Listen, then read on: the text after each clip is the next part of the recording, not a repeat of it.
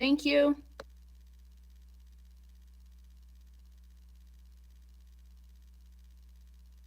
Hello, co-chair.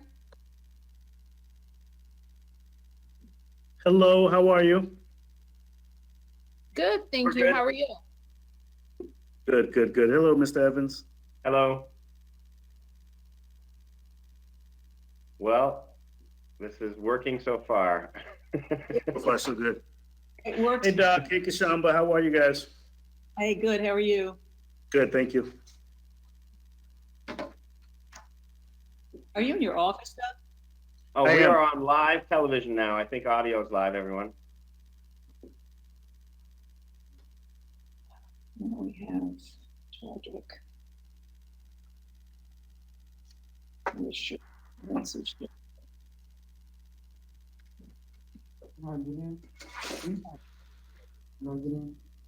Good. All right, are we ready?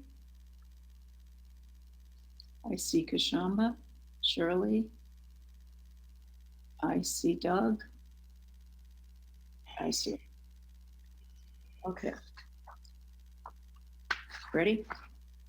Thank you. I'd like to call to order the Riviera Beach Community Redevelopment Agency workshop meeting on April 22nd. It is 6 o'clock. Mr. Evans? I have to take roll call. Roll call, thank you. Commissioner McCoy? Here. Commissioner Miller Anderson? Present. Commissioner Lanier? Here. Vice Chair Lawson? Here. Chair Botel? Here. Mayor Felder? Michael Haygood? Here. Scott Evans? Here. Also present, Tamara Sagan, CRA Clerk. Thank you. I'd like to have a moment of silence followed by the Pledge of Allegiance, and thank you, Walter, for putting the flag there, led by Commissioner Miller Anderson.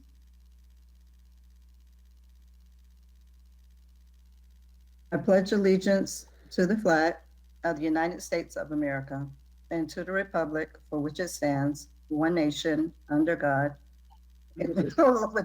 Wow, did I just forget the pledge? Invisible. Liberty and justice for all. Oh my goodness, my kids are gonna kill me. I say it every day. Sorry about that. This is a workshop, so we have one item on the agenda. Can motion to the agenda? Give a motion to approve the agenda. So moved. Second. Thank you. Madam Clerk? Commissioner McCoy? Yes. Commissioner Miller Anderson? Yes. Commissioner Lanier? Yes. Vice Chair Lawson? Yes. Chair Botel? Yes, Motion carries. thank you. I believe that there will be a presentation by Mr. Haygood outlining the process for hiring either doing a national search or doing it now. So, Mr. Haygood, please. Yes, well, we were trying to address, I guess, two areas, really not to recommend to the board one process over another. We talked with the clerk's office, and I think not the clerk, the human resources office, and I think the director is out. She had a death in the family, so her assistant was going to be here for backup. Basically, I know of two ways that we could proceed, or that the board could proceed, as far as the recruitment is concerned. We discussed it briefly at the last meeting. The first is to do a national search, which would require retaining a firm, I guess a headhunter firm, to actually do as I understand it, the option is to do a national search. And the other means of doing it is to do a search I guess you could use a headhunter even to do just a search in Florida as opposed to a national search. I don't have a lot of information as to cost. I asked her, I think it was the last city manager recruitment, and she said it could go from $25,000 to $30,000. I guess it's really how involved are you going to have the headhunter. The other option is to do it on a local basis, the local being statewide, using some various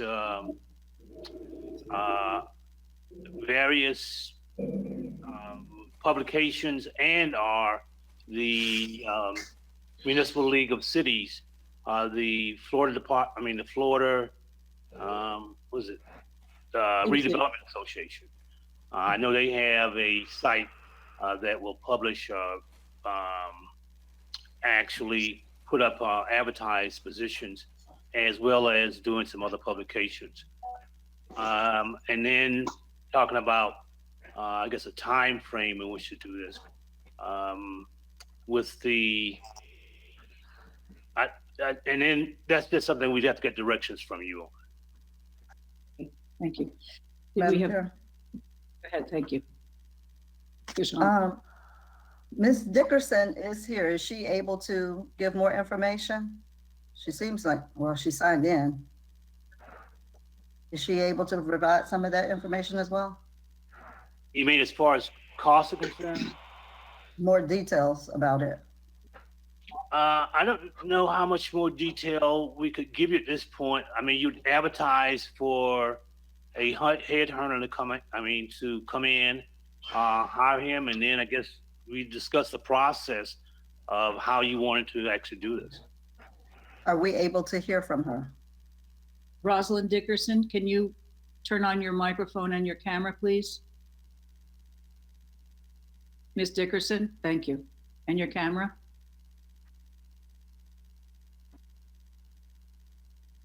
Ms. Dickerson, are you there? Good evening. This is Rosalind. I'm not able to turn on my camera, but I'm happy to speak as much as I can. Good evening, everyone. I do have Eureka Young on the line as well, in case there, are areas that I can't address due to limited experience with the city. But from what I understand, you're looking to hire the executive director for the CRA, and Mr. Haygood is correct. You could use an executive search firm, which is often the best approach or the best practice for the senior level positions of this nature. On average, a position of this nature costs about $25,000 per position. They would do the extensive search, sourcing, finding the candidates, presenting a candidate slate to you, also performing background checks, assisting. It really depends on the level of minutia that you want them to be involved in, but you would provide them with, what you're looking for in the next candidate, and they would do a broad search for candidates who would provide a matching skill set, knowledge, skills, and abilities. And they would pretty much handle mutually exclusively, of course, and then present you with candidates after they've screened and checked references and things of that nature. Thank you. Commissioner, have any other? Thanks. Madam Go ahead, Ms. Lanier. Chair. Yes, go ahead. I wanted to ask, what did the city use or what did HR use for the police chief? How did they do that?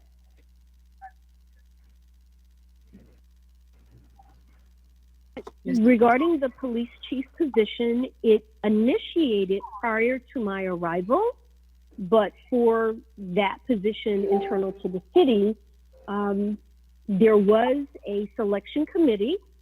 And when I came on board, I developed the interview questions and we facilitated the process as a team.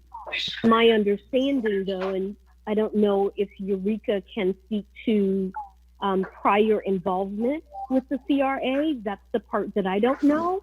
But for the police chief, there was a selection committee prior to my arrival, and then I participated at the point when I arrived, which was the interview process. So Eureka can. I just want to ask, so was it HR that did the search or not?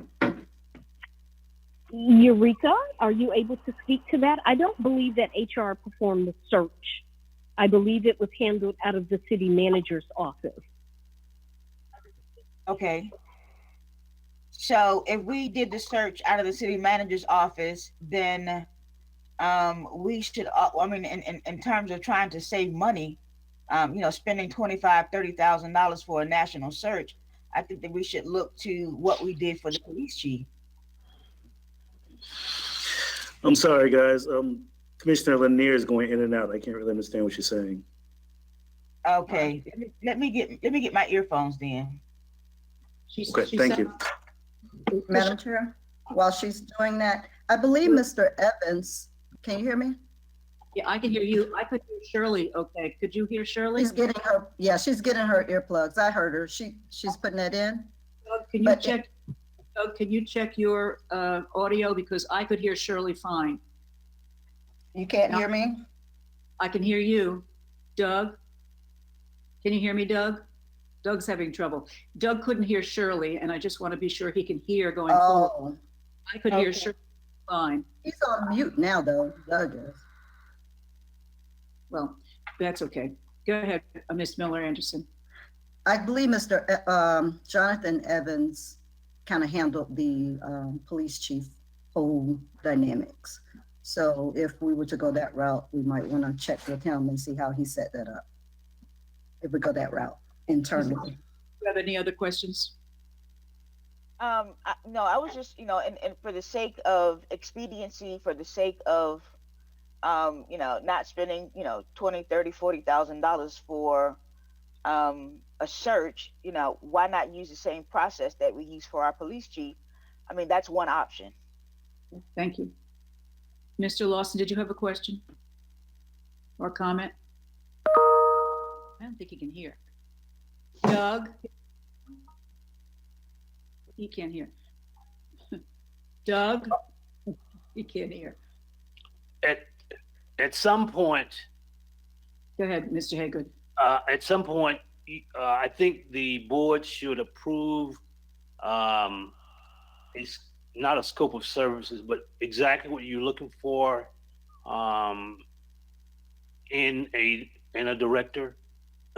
Years of service, familiarity with the CRA statute, or any other things that you would think would be needed in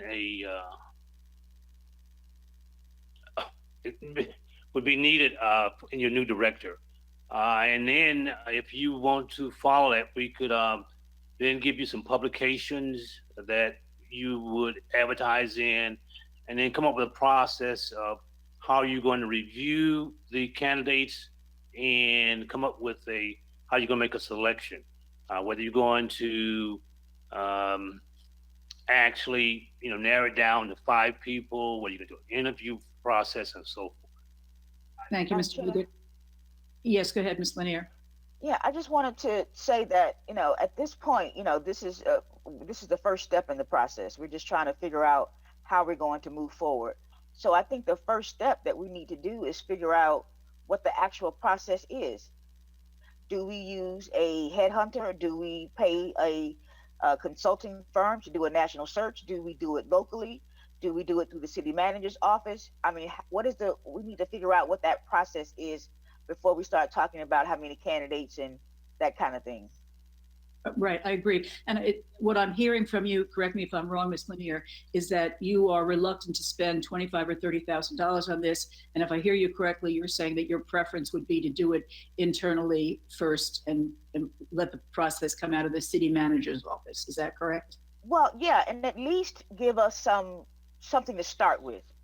you know, if we see something from the city manager's office or internally that we wanted to change, or if we see it and we say, no, we should go out for a national search, at least it gives us a starting point. And Mr. Haygood, I'm thinking, and Ms. Dickerson, if you're listening as well, I'm thinking that perhaps what you suggested could be accomplished first by our HR department to give us a straw man to work with, something that you would suggest from HR that could give us a starting point in terms of a direction, rather a description of the job and so on. That would be much appreciated, I would think. Mr. McCoy, did you have a comment? Yes, I did. Can you hear me? Yes.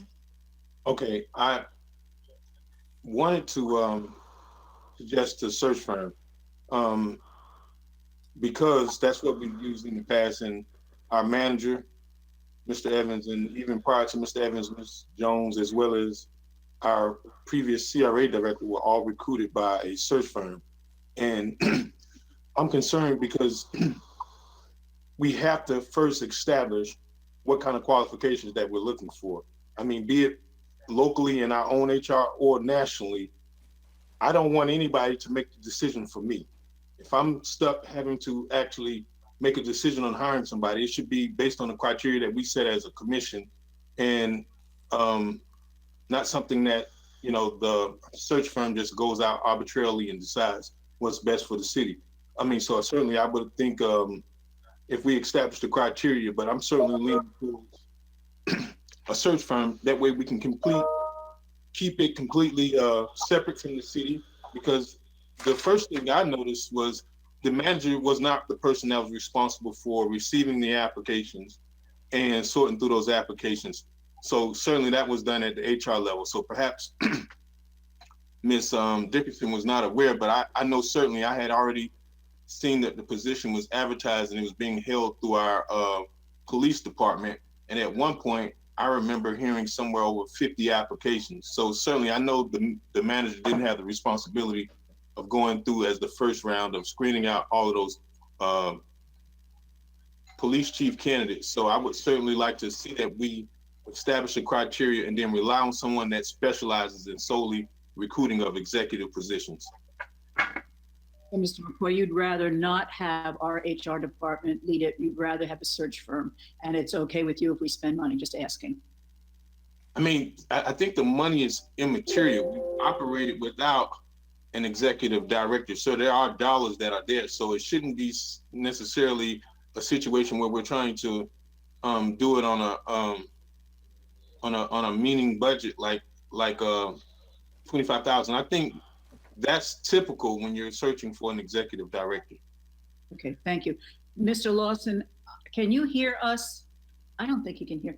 Mr. Lawson, can you hear us? Would you turn your mic on? I can hear you, but it's just going in and out. So I'm not sure if I'm gonna go out and come back in. Maybe it's my connection, but let me go out and come back in, and then I just have two comments that I want to make. Okay, we'll wait for you. Let the record show that Mayor Thank you. Felder has a meeting. Mayor Anderson, did you have a preference as to using a search firm or doing it in-house with our own HR office? I would just, you know, if we did our own in-house, I mean, Mr. McCoy was correct. I mean, from the ones that I participated on, they've always been a national search. If we did the local in-house, I would need to know exactly how we reached out to other people outside. You know, I know the only downside to that sometimes with the national search is that you have a recycling of the same people who have been trying to get a certain position. They've been hanging out there for a while. So you do have to kind of think about that. But I would suggest that we try to, first of all, identify what the scope of work, what the job description is going to be. And then we can determine, you know, if that is something that we want to do based on, you know, do we have the talent right here in Palm Beach County? Do we know if it's some people in the state of Florida? We may not even find anyone here in the state of Florida. It may be out. And I think if you go outside of the state, you may look into having to have a national reach. And that's where that search firm would come in. I think that one, I don't think we need to concern ourselves with the money, like Mr. McCoy said. I mean, 20, 30,000 for this, that's typically what it is. But if we want to get a cast our net pretty wide, I would think the national search would be the way. However, if we spoke with not going through the city to do it, but surely, you know, hopefully someone in HR could handle that process. And if not, then the national search would probably be the way to go. So it sounds to me like, Although the applications do come in, you know, even when we did the national search, they came in through HR, but they weren't heavily involved with it as the search firm was. so I think we might all agree that the first step, even before we decide how we want to do it, is for the HR department to develop something for us to look at in terms of a job description and necessary qualifications. And once we have that, we can make our changes and modifications to it. And then we have to decide whether or not we're going to do it with a search firm or first with our HR. Mr. McCoy. Thank you, Madam Chair. So, Mr. Haygood and Mr. Scott Evans, were we able to come up with anything on how this process was done in the past as far as language and what that, I guess, baseline criteria that was used in the past when we last recruited a executive director for the CRA? I have not pulled it yet. I don't remember, to be honest with you, whether it was done by, maybe Scott might, whether it was done by a search firm, or whether HR did it. I don't recall. My recollection is we advertised it in multiple places and then received the applications and then had I think the commission went through, selected their top ranked ones, and then they made a choice. Once they got it narrowed down to about, I want to say maybe 5 or 6, then they started interview process and selected. So it sounds like you didn't use a search firm. You advertised widely and did it in-house. I'd have to research it, but I believe that was the case. Madam Chair, Yes, Ms. Lanier. I just also wanted to say that we also need to, when we're talking about scope of service, when we talk about, it's okay, when we talk about scope of service, we also need to talk about the makeup of the CRA. There are a lot of CRAs across the state that work closely in conjunction with the city. And I think if we're going to look at, you know, especially in the whole frame of it, I say this all the time, in the whole frame of COVID-19, we need to be realistic about the next few years and how we're going to move forward in terms of saving money, in terms of how we look at the CRA structure and the city structure, and how either we can combine those or that we can make sure that we're getting the most bang for our buck for this whole, because it is a part of the city. Thank you. I just want to put that out there in terms of scope of service. I'm glad you did. It sounds like perhaps we want not only a description of the job from HR, but also potentially how the structure could look. And if they could provide us with a couple of different options. So for example, does the CRA become a department of the city? Does the CRA, you know, how does that interrelationship work? I think it would be good for us, as you say, Ms. Lanier, to have a discussion, a conversation. And I think that conversation should be have that with the city. Hello? Who's there? Hi, this is, I'm sorry to interrupt. This is Eureka. Hi. Eureka, the HR department. I know prior, the HR department was not involved in the selection of the previous CRA director. And so if there is, if HR would be being involved in something happened. Madam Chair. Cutting out a little. What happened? Cutting out, Eureka. All right, let me just finish, Eureka. Let me just finish what I was saying. So in addition to providing us with a command for, yeah, but can you hold 1 second, please? We heard you say that HR was not involved in the search process the last. But what I was saying was, based on what Ms. Lanier was saying with regard to not only should we look at a job description, we also might want to look at the organization itself to see, does it serve us better as a community to have the CRA come under the city? Or what is the relationship between the CRA and the city? Are there any cost benefits to combining certain things? So I'm thinking that perhaps Mr. Evans and the HR department could provide us with some examples for us to look at of where the CRA, in other cases, in other cities, where the CRA is in fact a part of the city, so that we can begin to have a discussion about that. And I think we should have that discussion in the future. So if possible, could we have that within the next, say, 30 days, even 2 weeks? It shouldn't take long to do it. And by what I mean by that is not only a job description, if we were to go out either with it, depending on, doesn't matter how we do it, if we were to go out with a search firm, or if we were to allow the city to do it for us, the HR department, the city to do it for us. In either case, we need a good job description. We need a set of qualifications that we want for that person. And in addition to that, we'd like to have some examples of other ways the CRA and city relationship could be structured. Does that make sense to everybody? And I'll go alphabetically. Ms. Lanier, does that make sense to you? Yes, it makes perfect sense to me. As I said before, framing everything in COVID-19, framing everything with, what for sure is going to be a recession, framing everything in terms of trying to keep people safe, and how you're going to, every city, every municipality now is talking about cutting costs and how we're going to go down this road in terms of trying to consolidate services, trying to move forward whole. So yes, I agree with that. And I also agree with the fact that I do have some models that are from across the state, from city of Jacksonville, city of Palaca, city of Northwest Miami, that has a consolidation, but it's like a hybrid. It's not really a consolidation, but it's a hybrid of the city and the CRA doing business together. So there are different models that are out there that are in this state, that are in South Florida, that operate the same way, so that if we can get an idea of how the actual person who's going to run the CRA is going to do, we also need to have an idea of how the CRA itself is going to be presented.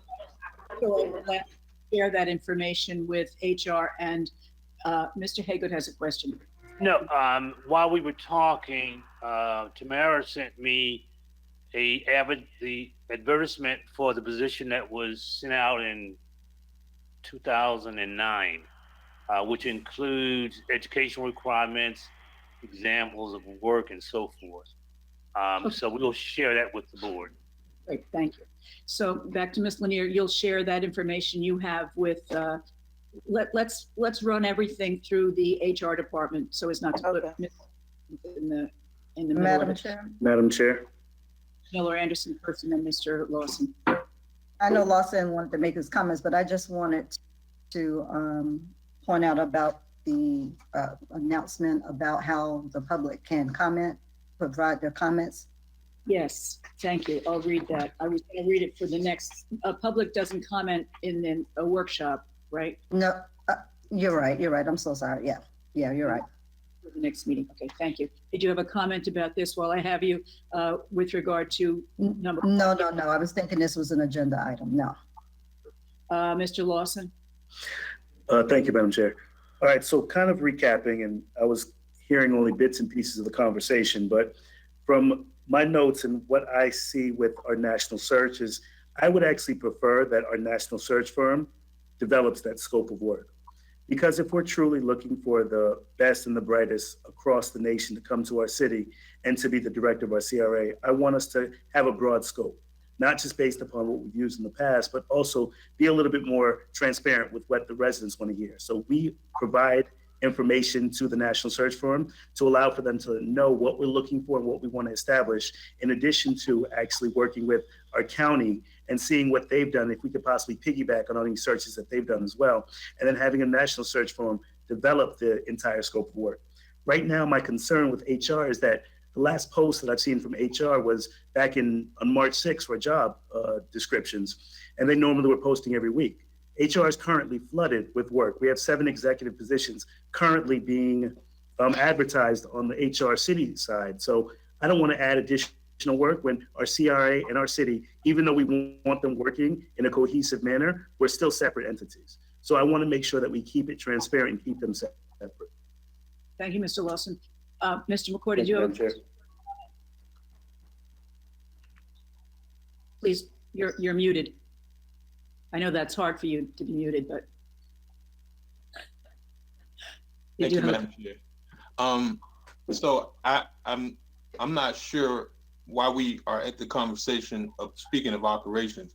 I think we started this 2 weeks ago when we had the conversation. These are two mutually exclusive things.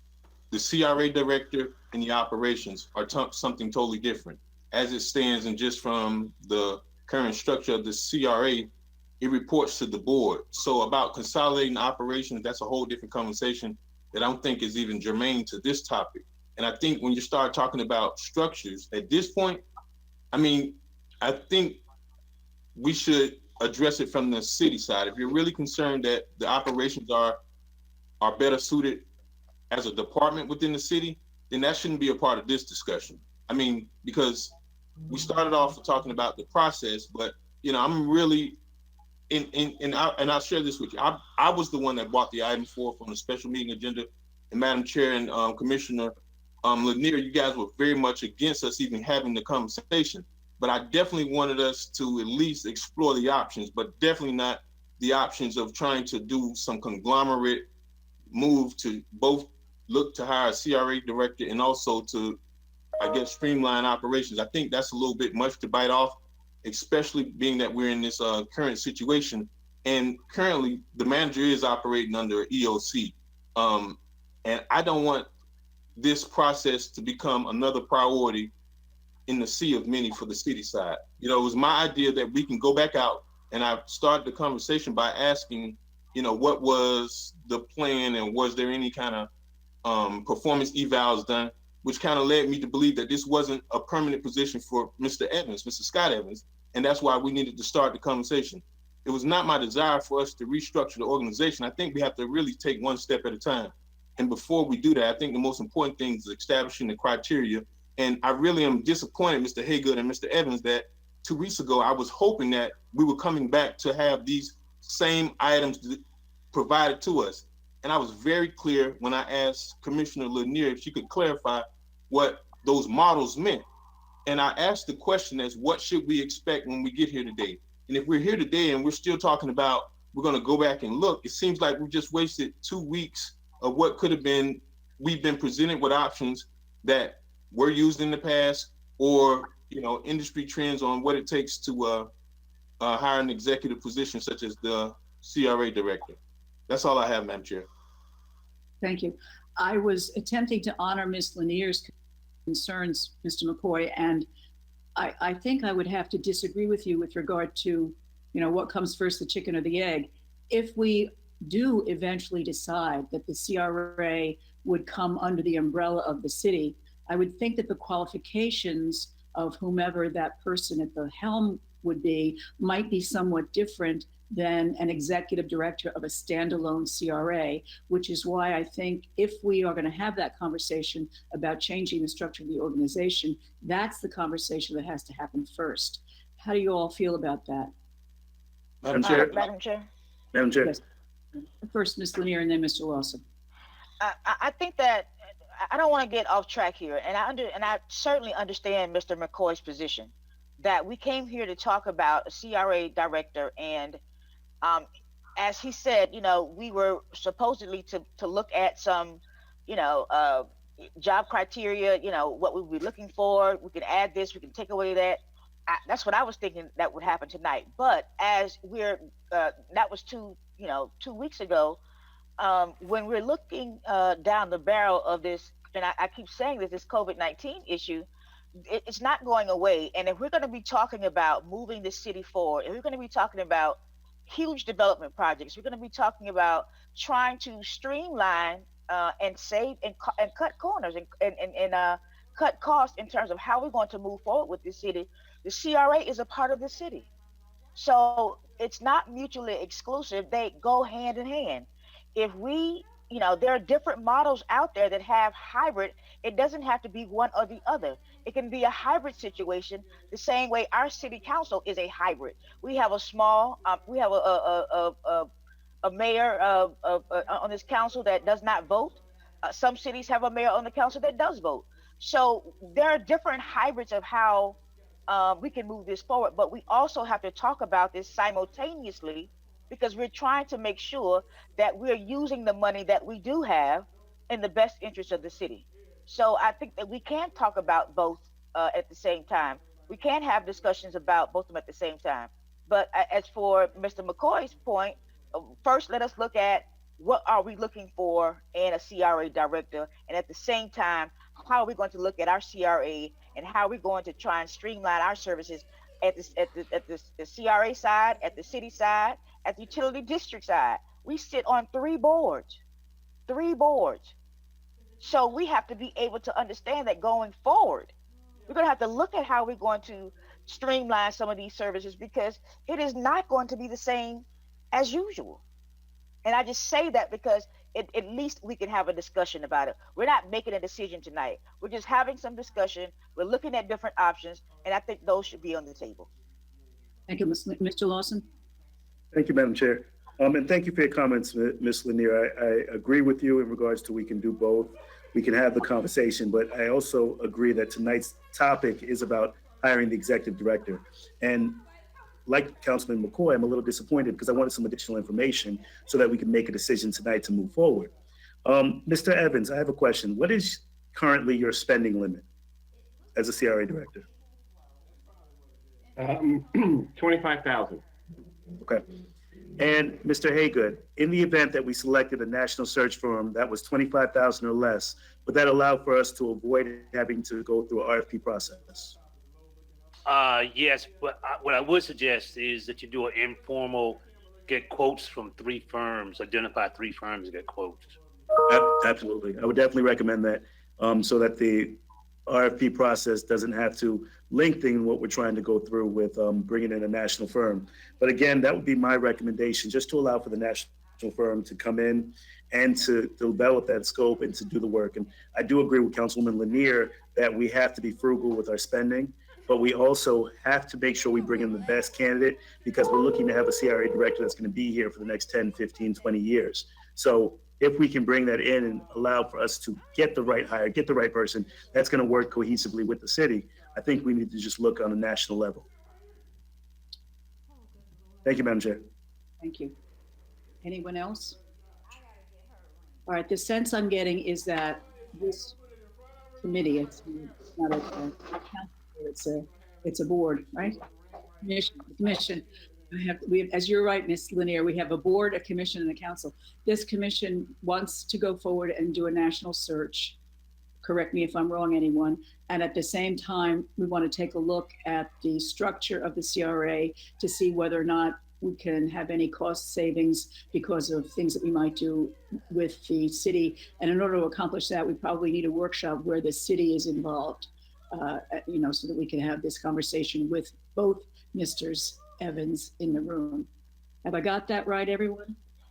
Yes, Madam Chair, and I will just add that if you want to, the board wants to move forward with the national search, then that's fine. But I still say it's a waste of money when we have people internally who can do that. But if that's where the board wants to go, then that's fine with me. Well, now maybe it's not fine with you. Ms. Miller Anderson, did you want to say something?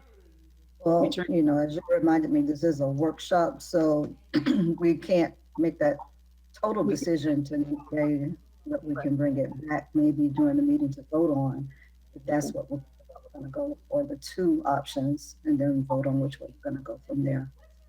So we'll bring it up. Would have more information because Mr. McCoy, you're still wanting information, or you just want to go straight with the national search? Mr. McCoy.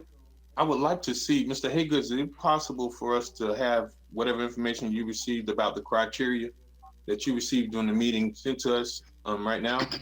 And then certainly, I'll email it to you now. I'll try to email it to you now. If for some reason my skills aren't that good, we certainly will get it to you, later after the meeting. I'll send it out. So well, everybody needs to have it. Yes. I'm a little concerned about getting information at 6:38 and then trying to act on it in some way at our meeting. I would prefer to have the information and at least have a day or so to digest it myself. you all feel. I wasn't suggesting that you do that in order to vote on it this evening, but Mr. Mc- at least my suggestion would be that you bring it back to your regular meeting. We'll circulate the information we have from the last meeting and bring you back quotes from 3 firms. Either we can, I would think that you want to be involved in that decision, but if I'm hiring the search firm. We would. So we'll bring that to you at the next meeting and a proposed scope of services or job description.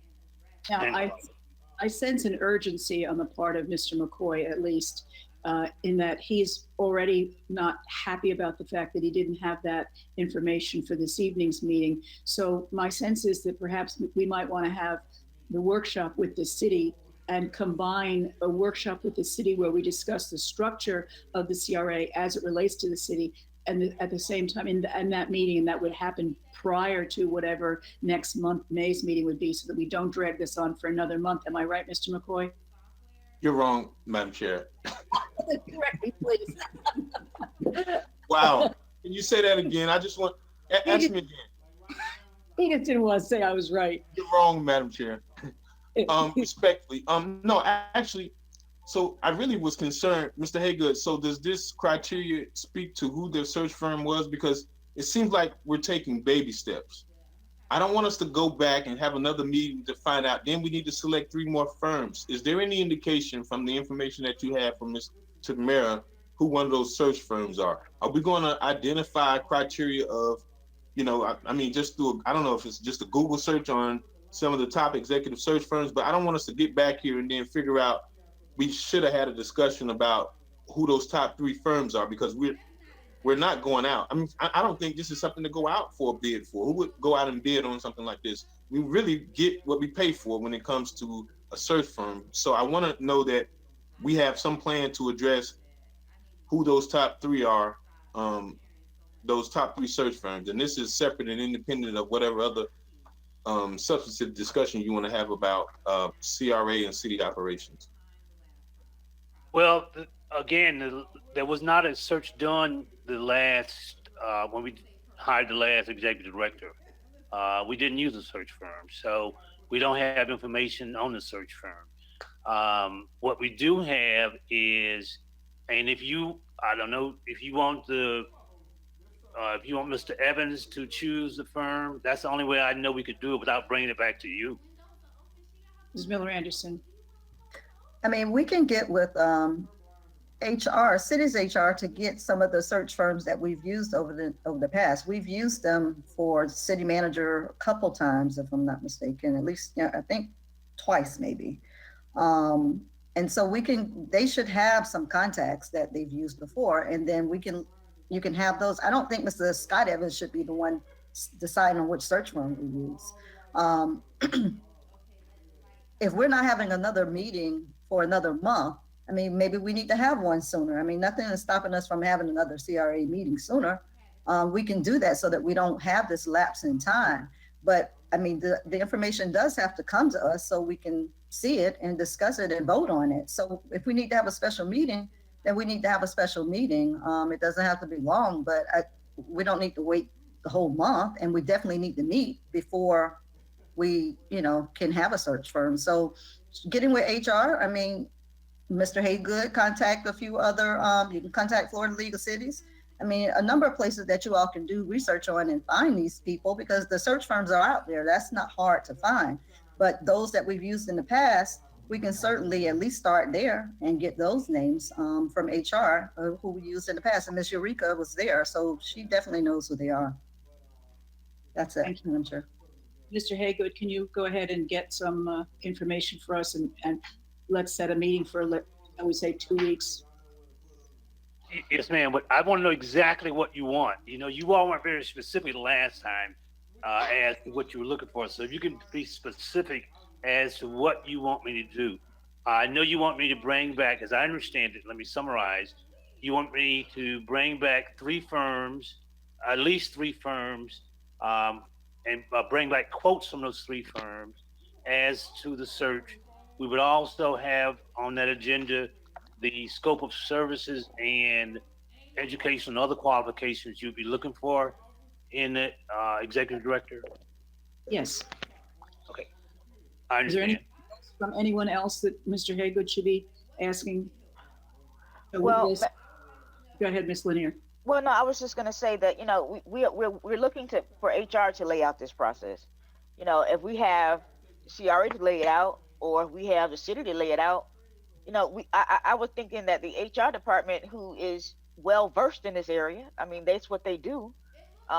They've, you know, I'm sure that they have, as Miller Anderson, Councilwoman Miller Anderson has suggested that they have, you know, a numerous search firms that they can bring back to us to be able to choose and make that decision. That decision should lie with us and not with, you know, anybody else. Thank you. So, Mr. Haygood, would you please work with Ms. Dickerson on that and bring back, would you please work with Ms. Dickerson on that? And Ms. Dickerson, would you please be at the meeting in 2 weeks and be able to answer any questions we might have? And Mr. Evans set a meeting for us for 2 weeks hence. Does that satisfy everyone? Yes, ma'am. Is there anything else for this workshop? Question. So 2 weeks puts us at the 6th, and I believe we have a city council meeting that day. We can do it the day after or the day before.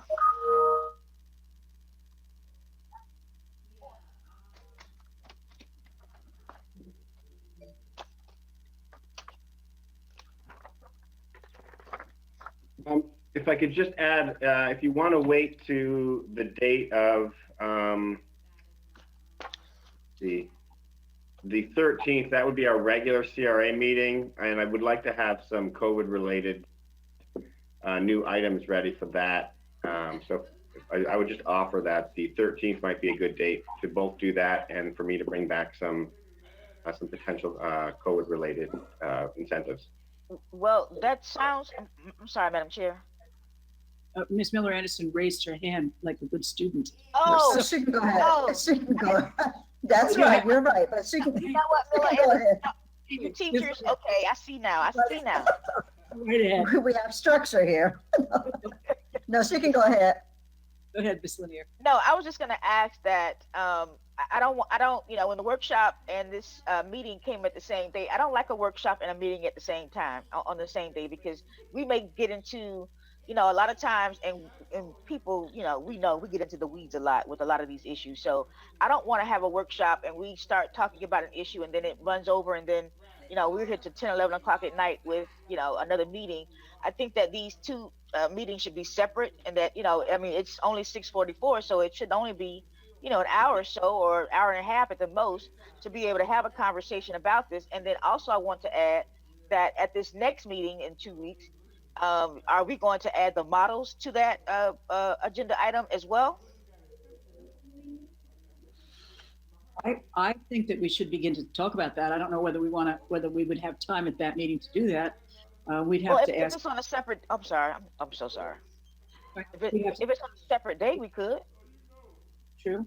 How is the 7th for everyone? Thursday, Ms. Miller Anderson.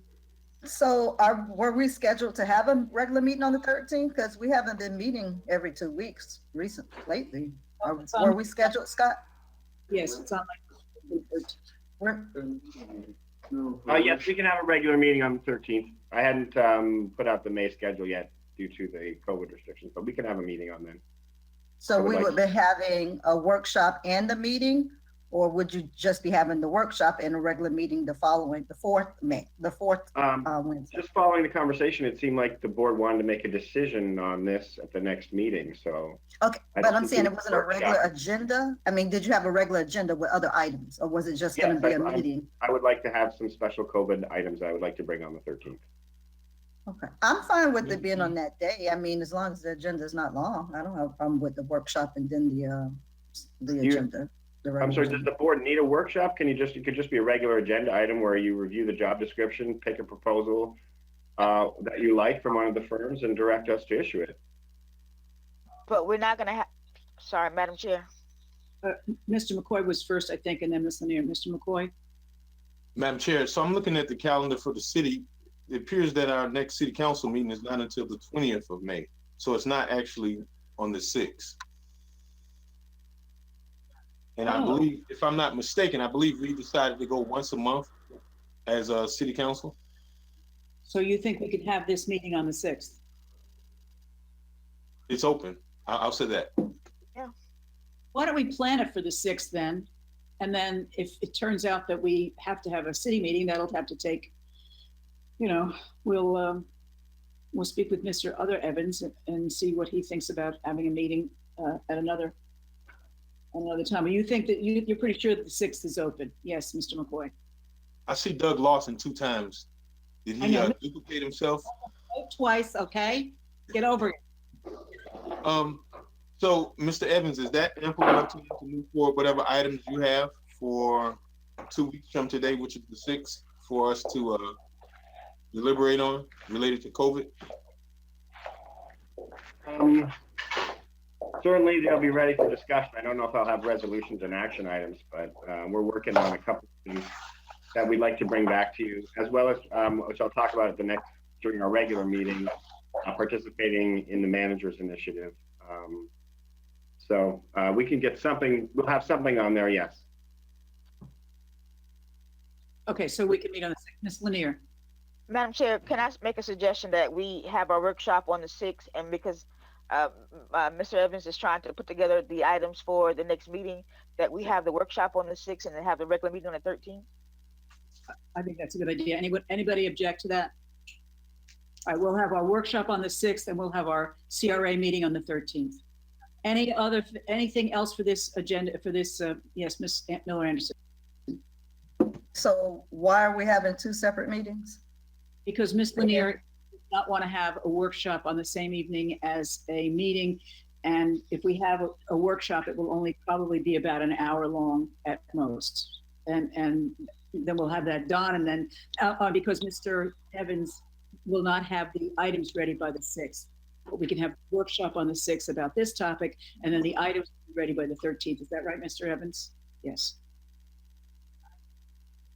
So may I ask, what is the purpose of the workshop? I thought you were going to take action on the items, at least selecting the search firm and I guess approving a scope of service or whatever. You can't do it in the workshop. Ms. Lanier? Madam Chair, we were supposed to have information tonight about making this decision, or at least trying to move forward. So the workshop will afford us the opportunity for you to bring all the information that you have in terms of scope of service, information that you have in terms of criteria for the position, information that you have in terms of how we're going to, the process that's laid out. We don't want to piecemeal this. We want a whole process. How we're going to start with this? How we're going to end with this? We're going to do a national search. Okay, bring the national search to the table so that we can be able on the 13th to make a final decision. But I don't want having information piecemeal and sent to me over the next 2 weeks, and then we get to the meeting on the 13th and we still don't know what's really going on here. So if we have a workshop on the 6th, because as Mr. McCoy has said that he wanted to, he expected this information tonight. We have this workshop on the 6th. We can move forward. We can look at all this information. On the 13th, we can make a decision. Ms. Miller Anderson? Madam Chair. I believe we are having a meeting on the 6th for the city. So just check. I don't know if you have an email or something. And then the other thing is, we can have a discussion and deliberation on a regular agenda, so we don't have to have all of these different meetings. I mean, typically our CRA meetings don't last as long as city meetings. I mean, if we can get this information ahead of time, like you should, you can have your meetings, your agenda meetings with Mr. Haygood and Mr. Scott Evans if you need to, or HR, if there are some additional questions that you need to get hammered out.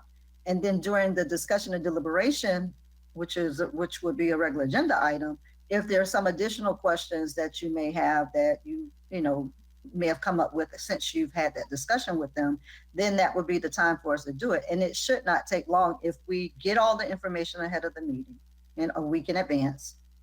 We have the discussion with the HR and Mr. Haygood. And then we can come to our regular meeting, have it as a discussion and deliberation item.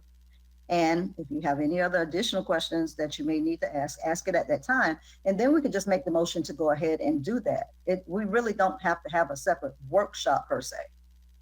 Because with that, if we got all of that information in advance, at least a week in advance, I mean, more than that if you can, but definitely it needs to be posted. All of that should be posted as well a week in advance. And that would allow us to meet with them so we can have the one-on-one discussions, and then we can have the come together during a regular meeting. We don't necessarily have to have a workshop.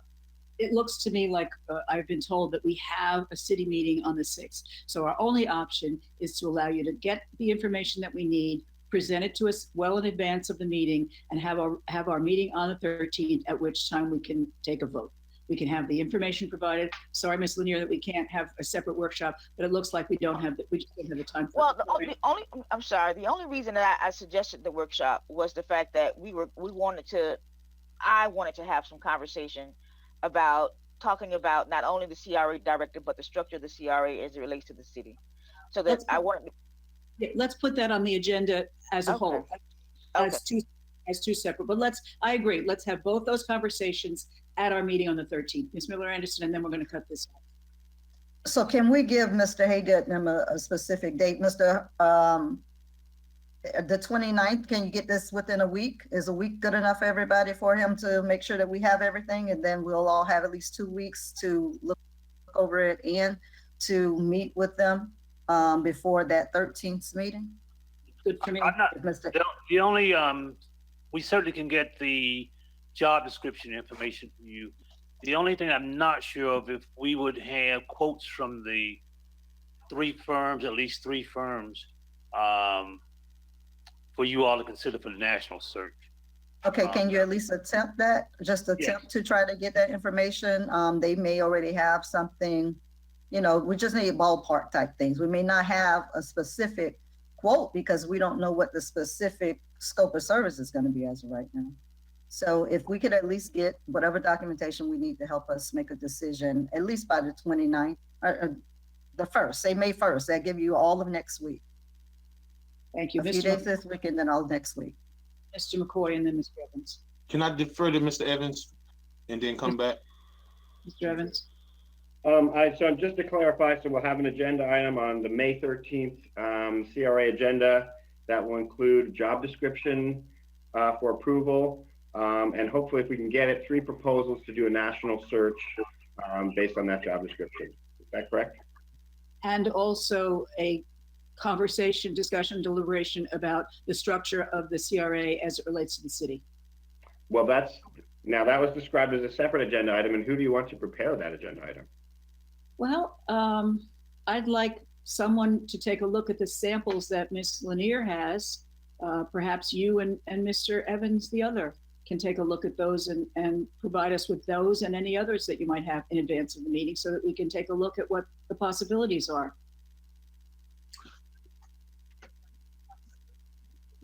Okay, I can do that. All right, good. I think Mr. McCoy. Madam Chair, Yes, sir. I must be hallucinating, but I'm seeing Commissioner Lawson 2 times on my screen. I've got active cameras. Wait a minute. Let me go back to everyone. I'm literally looking at him 2 times. Now he's gone. Oh, he's done. How many do you He's see? hallucinating, Madam Chair. So, Madam Chair, they're hallucinating. yeah. So actually, I wanted us to be very specific because I'm looking at the minutes that we had at our last special meeting.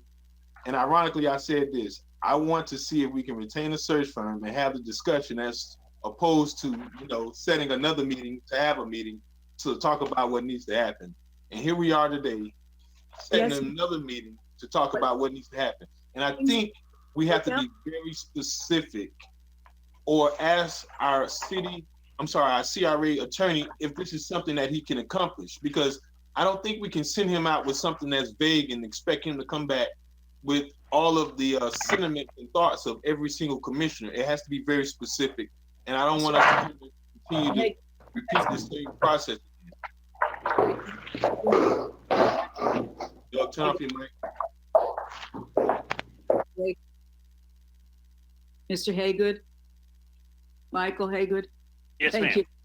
you. Do you feel that you have specific enough direction? Well, what I've been told to do is to circulate a scope of services and qualifications, and to bring back quotes from at least 3 firms to do a national search. Mr. McCoy, are you satisfied that Mr. Haygood has sufficient explicit? Well, I thought we were good at our special meeting, but that sounds good to me. Okay. Madam Chair? Yes, Mr. Lawson. Thank you. Also, in regards to the qualifications, can we have that discussion so when Mr. Haygood comes back with those qualifications, that we can make sure that fits within our scope of what we're looking for, so they don't have to go back and try to add that in later? Going to send us these samples in advance. Mr. Haygood, is that correct? Yes, what I'm going to send you was I guess I could get some additional ones, but my intent was to send one that we used the last time when we did a search for the executive director. So I could circulate those. If you want to send me comments on those, I'll then try to change or incorporate your comments and bring that back to you at the meeting on the second meeting in May, The 13th. the 13th. Okay, is there anything else before we put this bed? Yes, Ms. So Williams. about our third direction, First, Ms. Miller Anderson. He said he's gonna give us the information at the meeting or before we have the meeting, so we can take a look at it. I'm going to circulate it tomorrow. Okay. Okay, that's it, Madam Chair. Ms. Lanier. and the last thing is I wanted to make sure that Mr. Evans, the other Mr. Evans and HR, and we come up with an item for just the discussion piece of the direction of the CRA. Yes, he has that as a separate agenda item. Yes, Mr. Evans. Okay. Mr. Evans, separate agenda item. Mr. Evans. Scott? We have it. Is anything else before we call this meeting to a close? Yes, Well, Madam Chair. Oh, wait, I'm next. Madam Chair. Go ahead. Who are you talking to? You. Okay. It was brought to my attention that on the website, it was advertised that we were taking public comment for this workshop. And it's on the city's website. Normally, we don't take comments for workshops, but it was put on there as public comments would be accepted. Do we know if some came through to the public comments at rbcra.com? Because that was on the that is on the website currently. Mr. Evans, did any public comments come in? Yes, my staff is monitoring that. Shirley, did you get any comments? Yes, I received one comment from Ms. Bram, and she stated that CRA Director Clark, make sure that you chime in to let them know that you do have public comments. Who is Clark? I think I you meant think- clerk. Clerk. Oh, yeah, so but are there comments, other comments that came in? Because we advertised that, like I said, we normally don't have that on there. I don't know, I guess that was an oversight with adding that section on there. Well, But I think it would be appropriate to take any public comments during our regular meeting. If there are none, you're saying there are none, Mr. Evans, at this point? There are no public comments except Ms. Bram's? That's the only one. There are no public comments at this moment.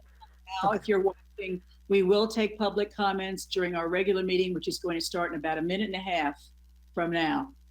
Anything else from the rest of us on this topic? Mr. Evans?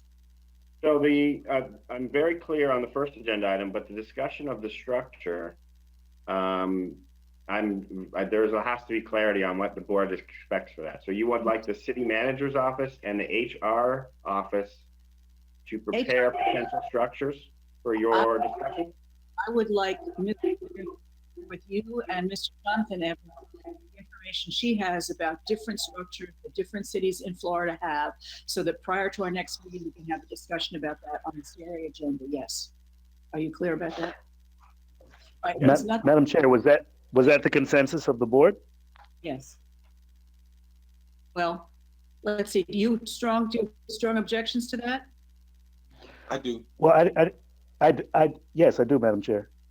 I didn't realize we were going through Mr. Evans and our HR department to do these steps. I thought our legal and the National Search Board was going to kind of create the expectations for us. All we're getting from Mr. Haygood is a sample job description and somebody's got the order one. Someone's got, I'm hearing my. I think it's Mr. Lawson. His sound is coming out of two different.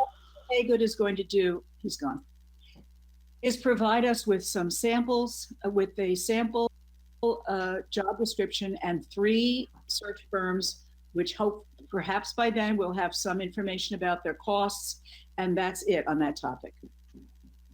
And we are not using HR to, is that your question, Mr. Lawson? Your mic is off now again. Your mic is off. Yes, thank you. Yes, Madam Chair, that was my question. What were we directing our staff to do? Because from Mr. Scott Evans, his recap was that he was going to contact HR and Jonathan Evans to outline this process. I didn't know that's the steps we were taking. No, that had nothing to do with the search. The search is Okay. going to be Haygood, search firms, 3 search firms, potentially with costs. We don't know yet. He's going to try. And he's going to give us a sample sort of a job description, qualifications, and so on. Item number different from this, item number 2. We want to have a discussion, not a vote or anything, a discussion based on some things that Ms. Lanier is going to provide to both Mr. Evans's with regard to structures of different CRAs. That's separate, has nothing to do with this search. Are you okay with that? Thank you. And Mr. Evans, if you could outline exactly what you're going to be doing between now and the next meeting so we can be prepared with that. Because I wasn't clear with your last explanation, so. I was trying to recap what the board said. I did not come up with that. I was just So trying now, I understand. Now I'm asking again, what are the next steps, Mr. Evans? Okay, so I will review what Ms. Lanier has will send to us, and I'll meet with the city manager, and we'll outline the various different structures that are utilized around Florida, and have that as an agenda item for your discussion. That's separate. I'm sorry. I wasn't talking about the consolidating departments. I was talking about the executive search. Mr. Evans, Scott Evans has nothing to do with that. Okay. Mr. Haygood is going to provide us with 3 firms, potentially with dollars attached, but maybe not, and a job description, qualifications, et cetera, that we can use as a straw man to take a look at to see what modifications we want. That's it. We're going to be doing that with Mr. Haygood, search firm, et cetera. Are we all good with that? It's 7:07.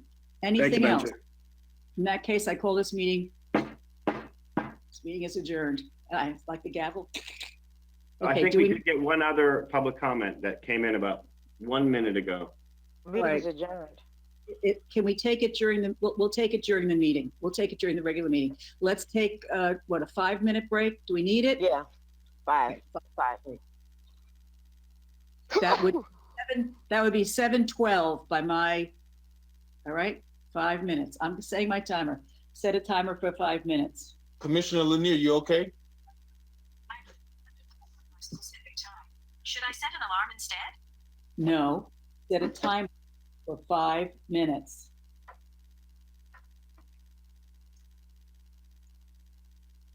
Okay.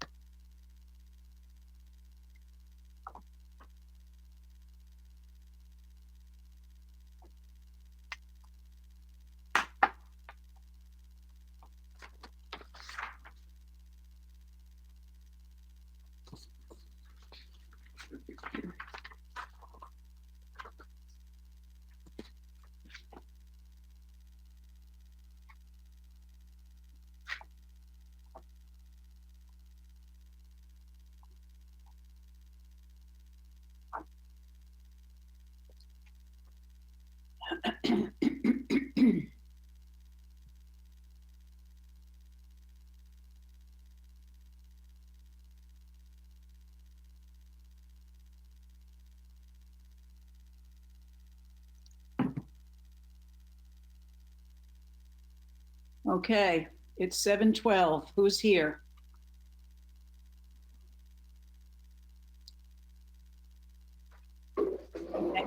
Lawson. Hey, Doc. If I need to take a break, I'll I'll wave at you first, and I'll turn my camera off. Thank you, ma'am. I don't think I will, but.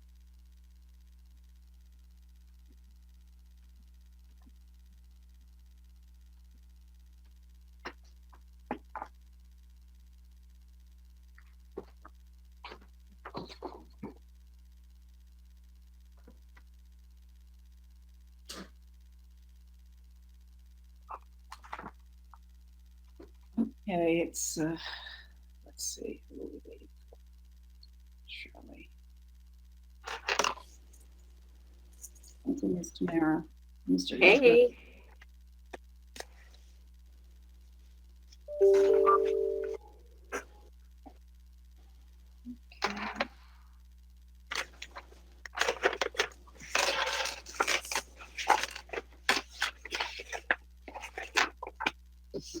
Back. We have a quorum.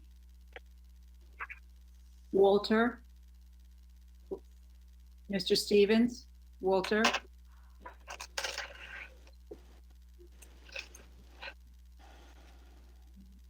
Were we off before? Are we off? Or are we back on?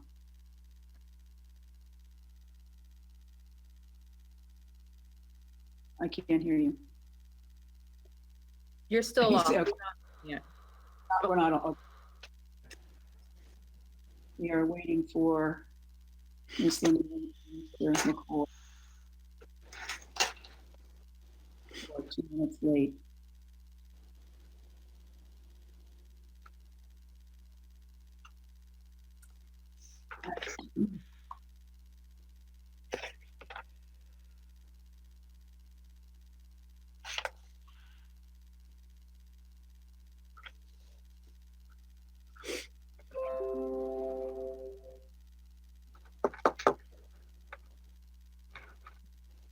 Okay, Ms. Lanier and Mr. McCoy. Mr. McCoy. Ms. Lanier? Mr. McCoy, be back in the room.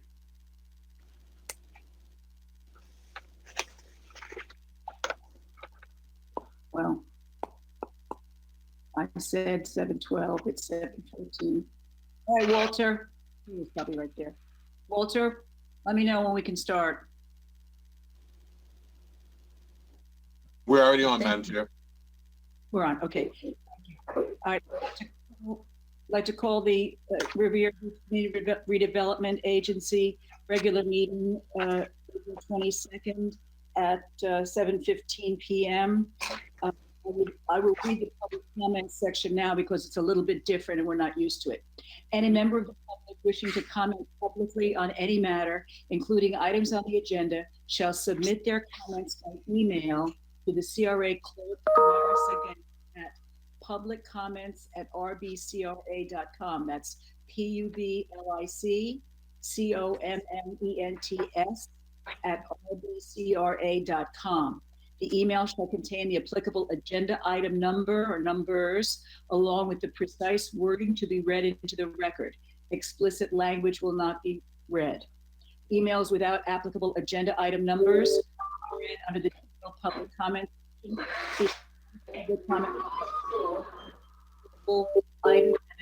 Public comment section until closure is announced by the chairperson or the clerk. All email addresses and submitted comments will be public record. I repeat, the email address is public comments, plural public comments @rbcra.com. The CRA or designee will read public comments into the record at the appropriate time for no more than 3 minutes. If you have any questions, please contact the CRA office at 561-844-3408. Is that phone line available to you now, Ms. Tamara? No. Well, then don't call that number. Email. Well, they can call it and leave a message. Correct. If they have questions about the process, call 561-844-3408 or email TSSAMEGUIN @rbcra.com. All right. Madam Chair, will you please call us to order? You are the chair. I mean, Madam Clerk, sorry. Madam Clerk, will you call us to order? Commissioner McCoy, Here. Commissioner Miller Anderson, Present. Commissioner Lanier, She'll be alone. Vice Chair Lawson, Here. Chair Boto. Here, would you please note that Commissioner Lanier has joined us? Yes, Madam Chair. Michael Haygood, Here. Scott Evans, Here. also present Samara Sagan, CRA Clerk. We had the Pledge of Allegiance and the moment of silence at the previous meeting, so we don't need to do it again. Am I right, Mr. Haygood? I think typically we do go through it, even. In that case, all right, in that case, we'll have a moment of silence and a pledge led by Commissioner Lawson. I pledge allegiance to the flag of the United States of America and to the republic for which it stands, one nation, under God, indivisible, with liberty and justice for all. Justice for all. All right, we have several items on the agenda. Can I get someone to call for approval of the agenda? So moved. Second. Madam Clerk? Madam Chair? Do we need to ask for additions and deletions first? We do. Yes. Thank you very much, Madam Previous Chair. Do we have any additions and deletions from the board, council, commission? No. Okay, in that case, we already have somebody made a motion and a second to approve the agenda. Madam Clerk? And the disclosures too. Any disclosures? Okay, sorry, any disclosures? No. Okay. Commissioner Lanier, Yes. Commissioner McCoy, Yes. Commissioner Miller Anderson, Yes. Vice Chair Lawson, Yes. Chair Boto. Yes, Motion carries. thank you. Can't read this. We have a consent agenda. Are there any public comment cards on the consent agenda? Do I read that first, the bit about consent agenda? Yeah. All matters listed under this item are considered to be routine and action will be taken in one motion. There will be no separate discussion of these items unless a council person so requests, in which event the item will be removed from the general order of business and considered in its normal sequence on the agenda. Do we have any items to be pulled? In that case, could I have a motion and a second to adopt the consent agenda? Madam Chair, did she answer you if there were any comment cards for the consent? Are there any, did you, Madam Clerk, are there any comment cards for the consent agenda? There are no comment cards. Thank you, Ms. Miller Anderson. Could I get a motion and a second to adopt the consent agenda? So moved. Second. Thank you, Madam Clerk. Commissioner McCoy, Yes. Commissioner Lanier, Yes. Commissioner Miller Anderson, Yes. Vice Chair Lawson, Chair Boto. Motion carries with Vice Chair Lawson absent.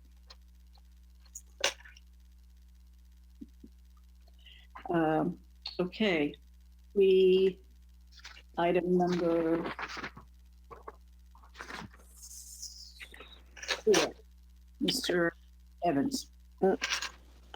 Item number 4 is an update from Merchant, who is our marketing.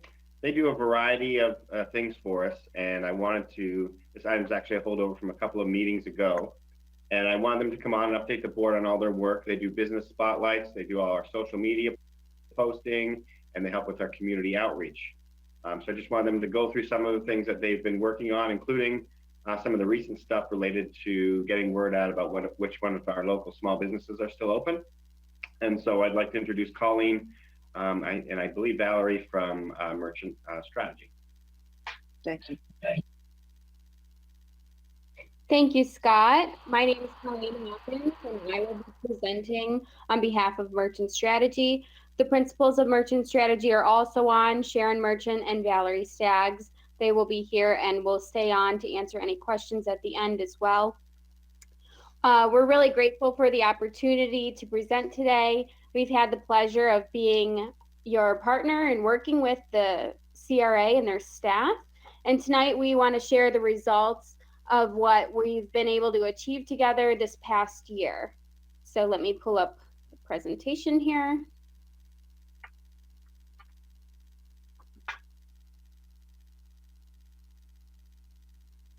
Okay. Can everybody see? Yes, thank you. Okay. So we have been working with the CRA in their public relations and marketing, as Scott Evans had mentioned earlier, with multiple initiatives, including the Community Business Spotlight, events, social media, e-newsletters, as well as press engagement. I'm going to dive in a little bit to each of these and how we've helped the CRA working together promote all of these various initiatives. Starting with the Community Business Spotlight. This is an awareness campaign launched in partnership with WMBX radio station X102.3.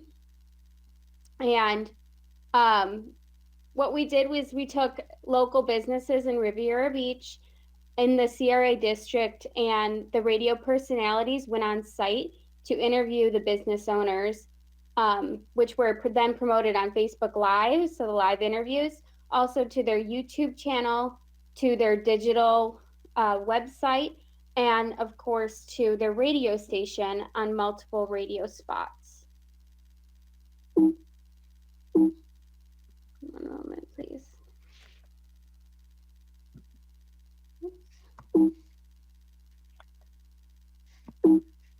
My presentation didn't want to go to the next spot.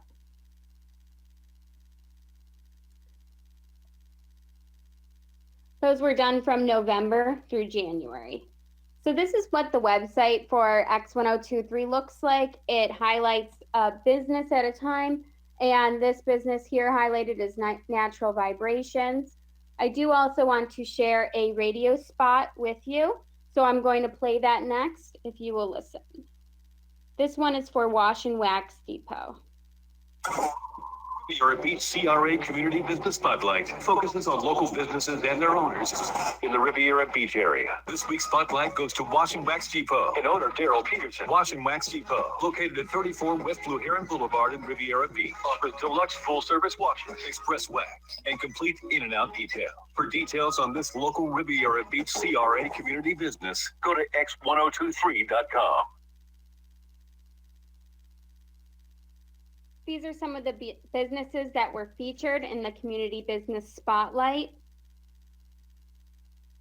Overall, the results, there were 520 radio spots, almost 2 million gross impressions, over 227,000 people reached, and the campaign reached 18% of radio listeners in the West Palm Beach market, ages 12 and older.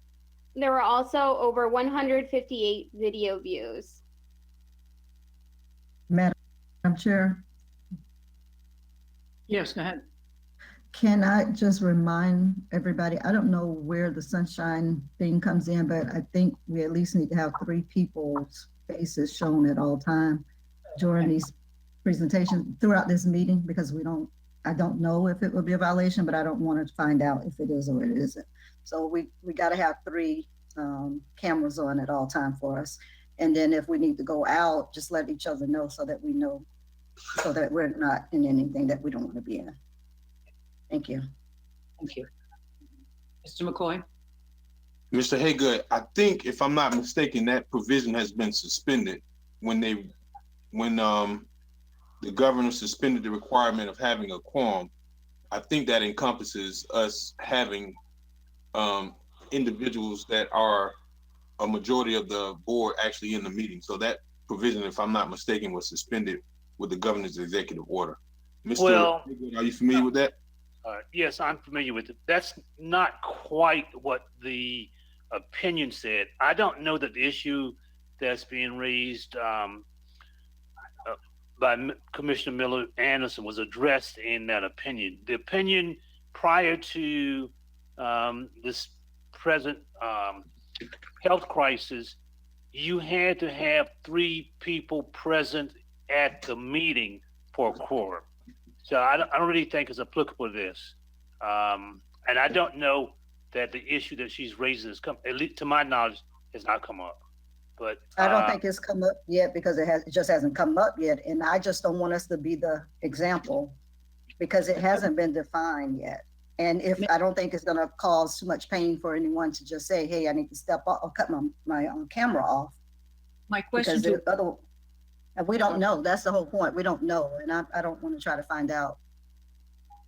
my question to Walter would be, are we in fact part of the video that's shown at homes now when we're like this, or are people at home just seeing what's on the screen, right now with the word events and so on? Walter? And I don't want to put the TV on to try to find out. I only see you right now, Madam Chair. You don't. You I just, only see you. You're the only person being seen because he has it probably set to be who's speaking.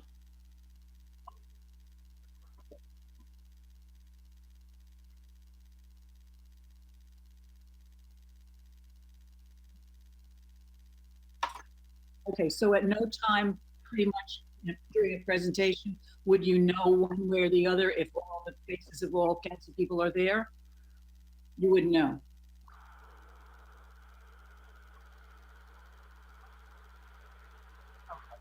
Thank you. Madam Chair, just one note that, we have audio only meetings every week, and those are public meetings. Right, okay, but Madam Chair, Marie Anderson is asking us to err on the side of caution, and I don't mind leaving my mic on, my camera on for most of the time, so I think we'll be okay. We'll leave them on as but much Madam as. Chair, Yes, Madam Chair, I just wanted to confirm with Ms. Lanier that during those phone conferences, we're not voting in those meetings. So, I mean, that's a little bit different.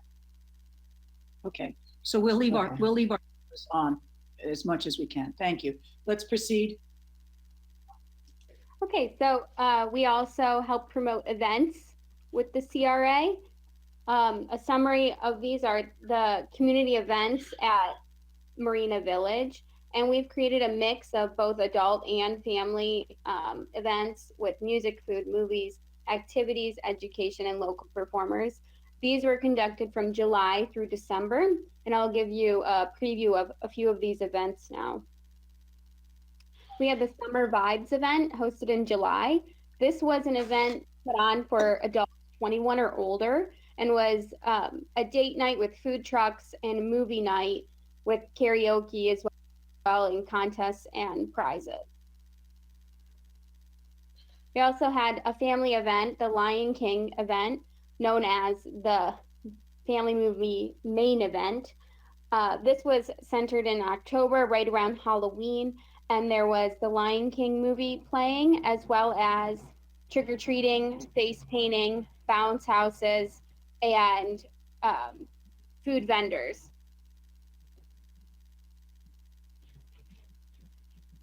Additionally, in October, we had the Breast Cancer Awareness Month, and this was ongoing throughout the whole month of October. It was a month-long education program with on-site resources available to the residents and community, and it was for educational purposes as well as in recognition of Darlene Hatcher, former CRA Administrative Director. And lastly, we had the most popular event in December, Winter Wonderland. This is a family event that was put on at the Marina Village with the tree lighting, parade with the fire truck, fake snow, pictures with Santa Claus, and local entertainment, as well as food, beverages, and the tiki market vendors. So the results of these events combined were that over 10,000 people were in attendance. including local residents as well as visitors, media engagement on radio, print, and television, and there was a major increase in social media followers and engagements in promotion of these events. The purpose of the events is to increase awareness of Marina Village and the event center and to get people into Marina Village for a good time.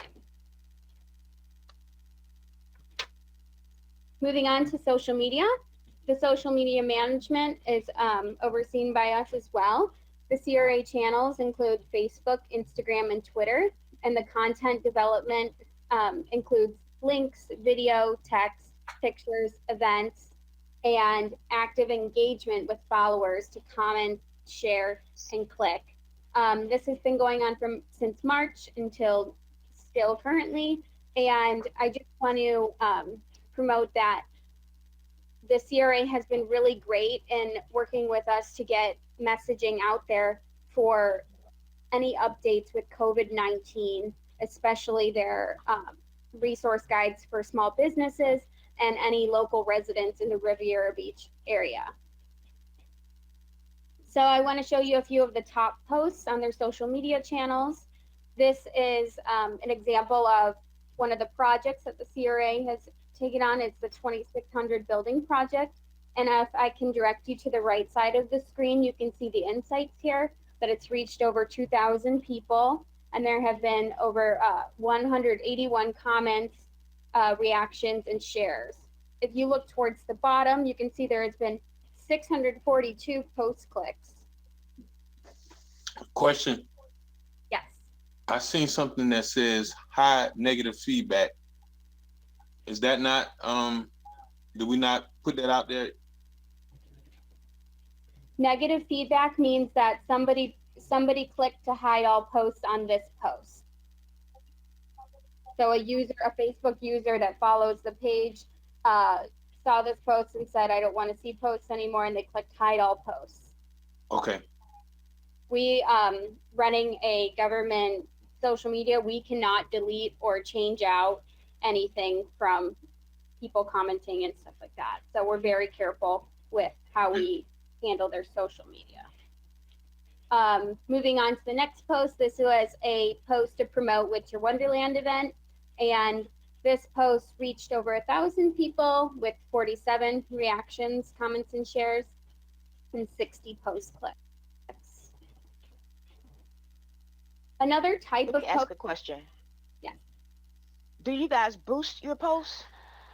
We do not. This is all organic.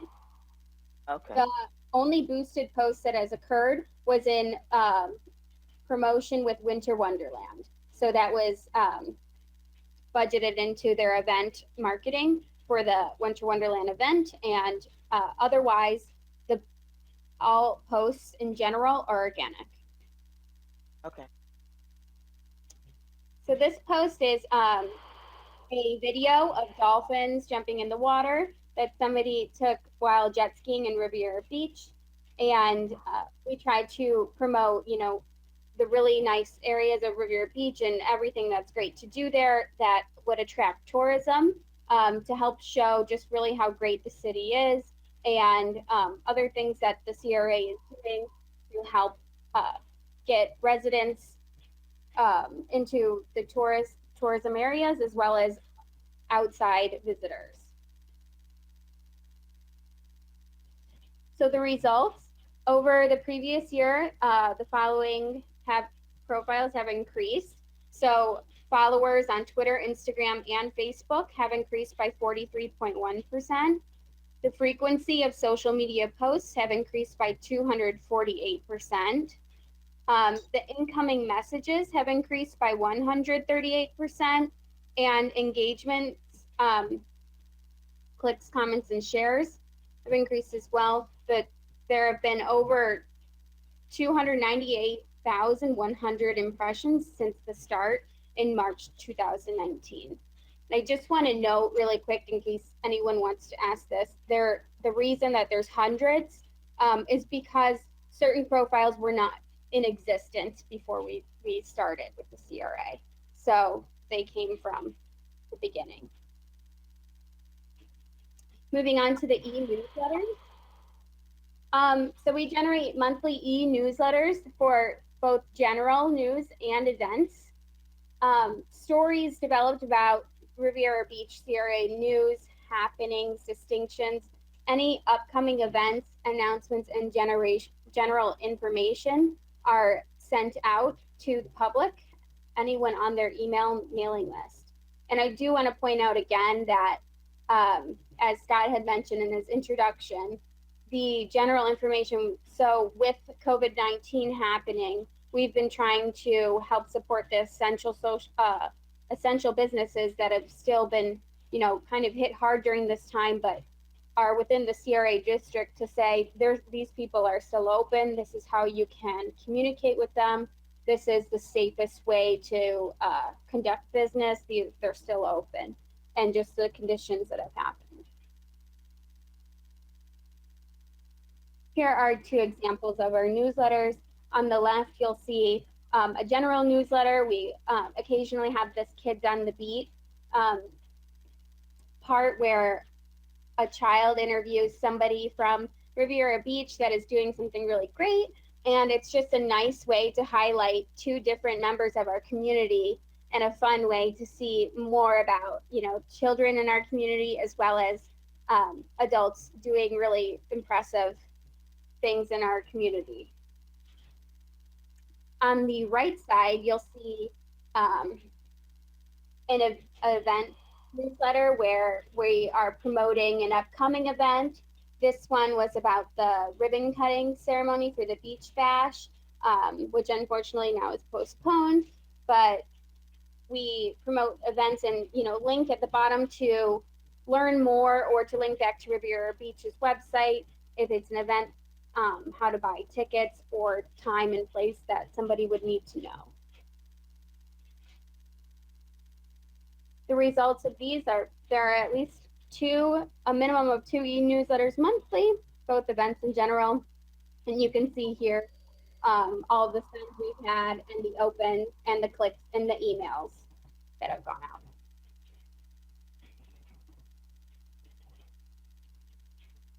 Lastly, we have press engagement. So we create series of press releases announcing various newsworthy and good news for CRA items. We develop press releases for any programs, grants, events that are newsworthy, and distribute them to local media, post them on their website, as well as to social media profiles, as well as they're sent out through our online PR service, and that has been going on since March as well. Here are a few examples that will appear. Newsbreak is a national resource. The Palm Beach Post and the Palm Beach Chamber of Commerce are both local, and then Florida Trend is a statewide publication. So the results, we have a minimum of 1 press release monthly, and there have been over 1,300 online press engagements. Articles in the media, as you just saw, include the Palm Beach Post and Florida Trend. And then when we send these out, they backlink to the CRA website to get more traffic there. I just want to thank all of you for taking the time to listen and allowing us to present, and say that we are very grateful to work with the CRA, and we love working with them. It is a wonderful relationship, and we hope to continue. Madam Thank Chair. you. Anderson? I just had a question about the Kids Beat. How are the children and the interviewees selected, and how is it advertised? So we work with the CRA staff to select children that would be picked for Kids on the Beat, and they maybe Anita, if you want to chime in and say how you select children. We work together, and then they're advertised via the e-newsletter. Yes, Okay. we've recruited, this is Anita Jenkins, Director of Neighborhood Services, and great job, Colleen, Valerie, and Sharon. We recruit children from a variety of ways. several of the children have come from our creativity station. I think one child participated with Parks and Rec summer camp. We had one child from the neighborhood, who accompanied her parent to several of the neighborhood watch meetings. So it's a variety of ways. And we put blurbs in our e-newsletters encouraging parents and children to reach out to us to become future reporters or subjects.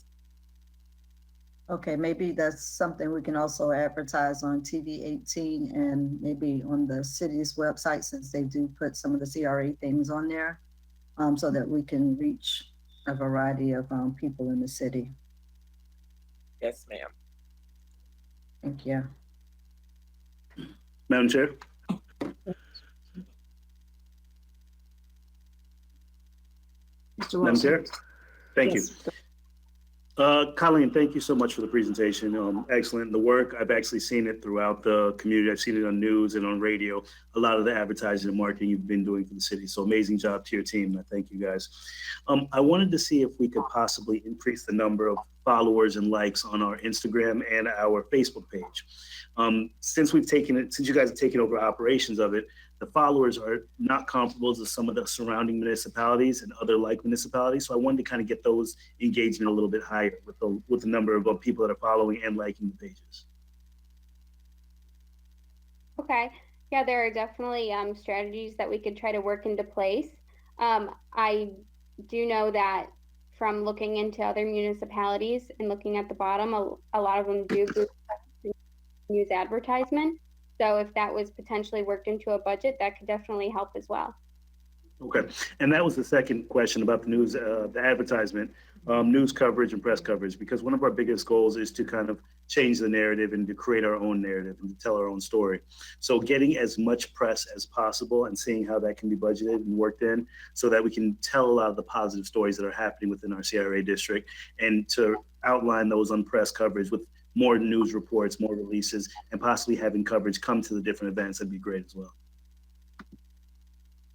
Yes, definitely. Okay, thank you, Ms. Colleen and Valerie and Sharon. Thank you guys so much. Ms. Sharon, I definitely have we have to get lunch sometime because we have to meet. It's been a year in the making, so we'll definitely connect soon, Ms. Sharon. You're buying, Doug. She didn't say that, I did. I'd be delighted. I wanted to thank you as well, and I've taken a look at that piece. I'm sure you had something to do with the recommendations during the COVID pandemic. That was excellent, very thorough, really a complete job and a beautifully put together piece. So thank you for that. I think it would be really lovely if we could enlarge what you do to incorporate the city so that we can tell the whole story and not just the CRA story. So that's something that we need to talk about as a council and not a commission. Anything else on this topic? May I respond, Ms. Botel, Dr. Botel? You may recall that the city actually put an RFP out for these services some time ago, and our firm was recommended for that, and it's kind of been put aside. So I think that Mr. Littles could probably bring that back to you if that's something you desired. I, for one, would like to see us do a comprehensive, CRA and city promotion of the good things that are going on, because lots of really good things. I mean, Mr. Lawson himself does most of them out there, and we want to make sure that we get. He does all the of right. it. We guys, we we do them all. We should take that up. We should ask Mr. Jonathan Evans to put that on an upcoming agenda. Anything else on this topic? Great. Thank you again, ladies. It was really a pleasure to have you here this evening, and appreciate it. Okay, Mr. Evans, item number 5. Oh wait, did we do any were there any public comments on that topic? There are no public comments. No more public comments. Thank you. Madam Chair, Yes. will they be exiting from the meeting so that we can at least try to bring us all back together here? Because we have like a bunch of people on here, so hopefully after they do their presentation, they leave so that we can Close your see each video other. and company. Thank you. Thank you all. Thank you. Thank you. Appreciate it. Thank you. Thank you. So no public. Okay, item number 5. New CRA plan update presentation. This is a presentation by Treasure Coast Regional Planning Council. As you know, they are hard at work on preparing our CRA plan update. And as a part of that, the work that they're doing, there are 4 different tasks that they've been working on. And I've just asked them to come and give you an update as they proceed along with those tasks, just to allow opportunity for the board to understand what they're working on, what the status is, and provide any comments so that when we bring you the final drafts, that they include some of your comments as we develop them along the way. And with that, I'd like to introduce Kim Delaney. Kim, you're still muted. I think unmuting the mic helps. Sorry about that. Yes. Kim Delaney from Treasure Coast Regional Planning Council, and thank you for the chance to update you on the work we've been doing on the tasks that have been assigned to the council. Also on the call, I'll be your lead presenter today, but we also have Dana Little and Jessica Seymour on the call as well, along with Jeff Costello, who's working with us in developing the tasks that have been assigned to us.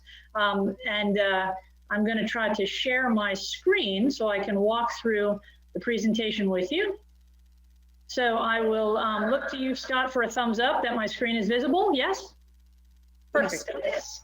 So great. So so there are 4 tasks the Regional Planning Council is undertaking on behalf of the agency, and it's a holistic view at the regulatory documents that underpin the agency, as well as particular program areas.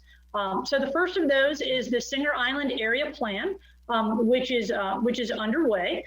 In that plan, we have completed site visits and documented the field conditions, and we're working on developing the base data so that we can provide the analysis for the Singer Island Area Master Plan.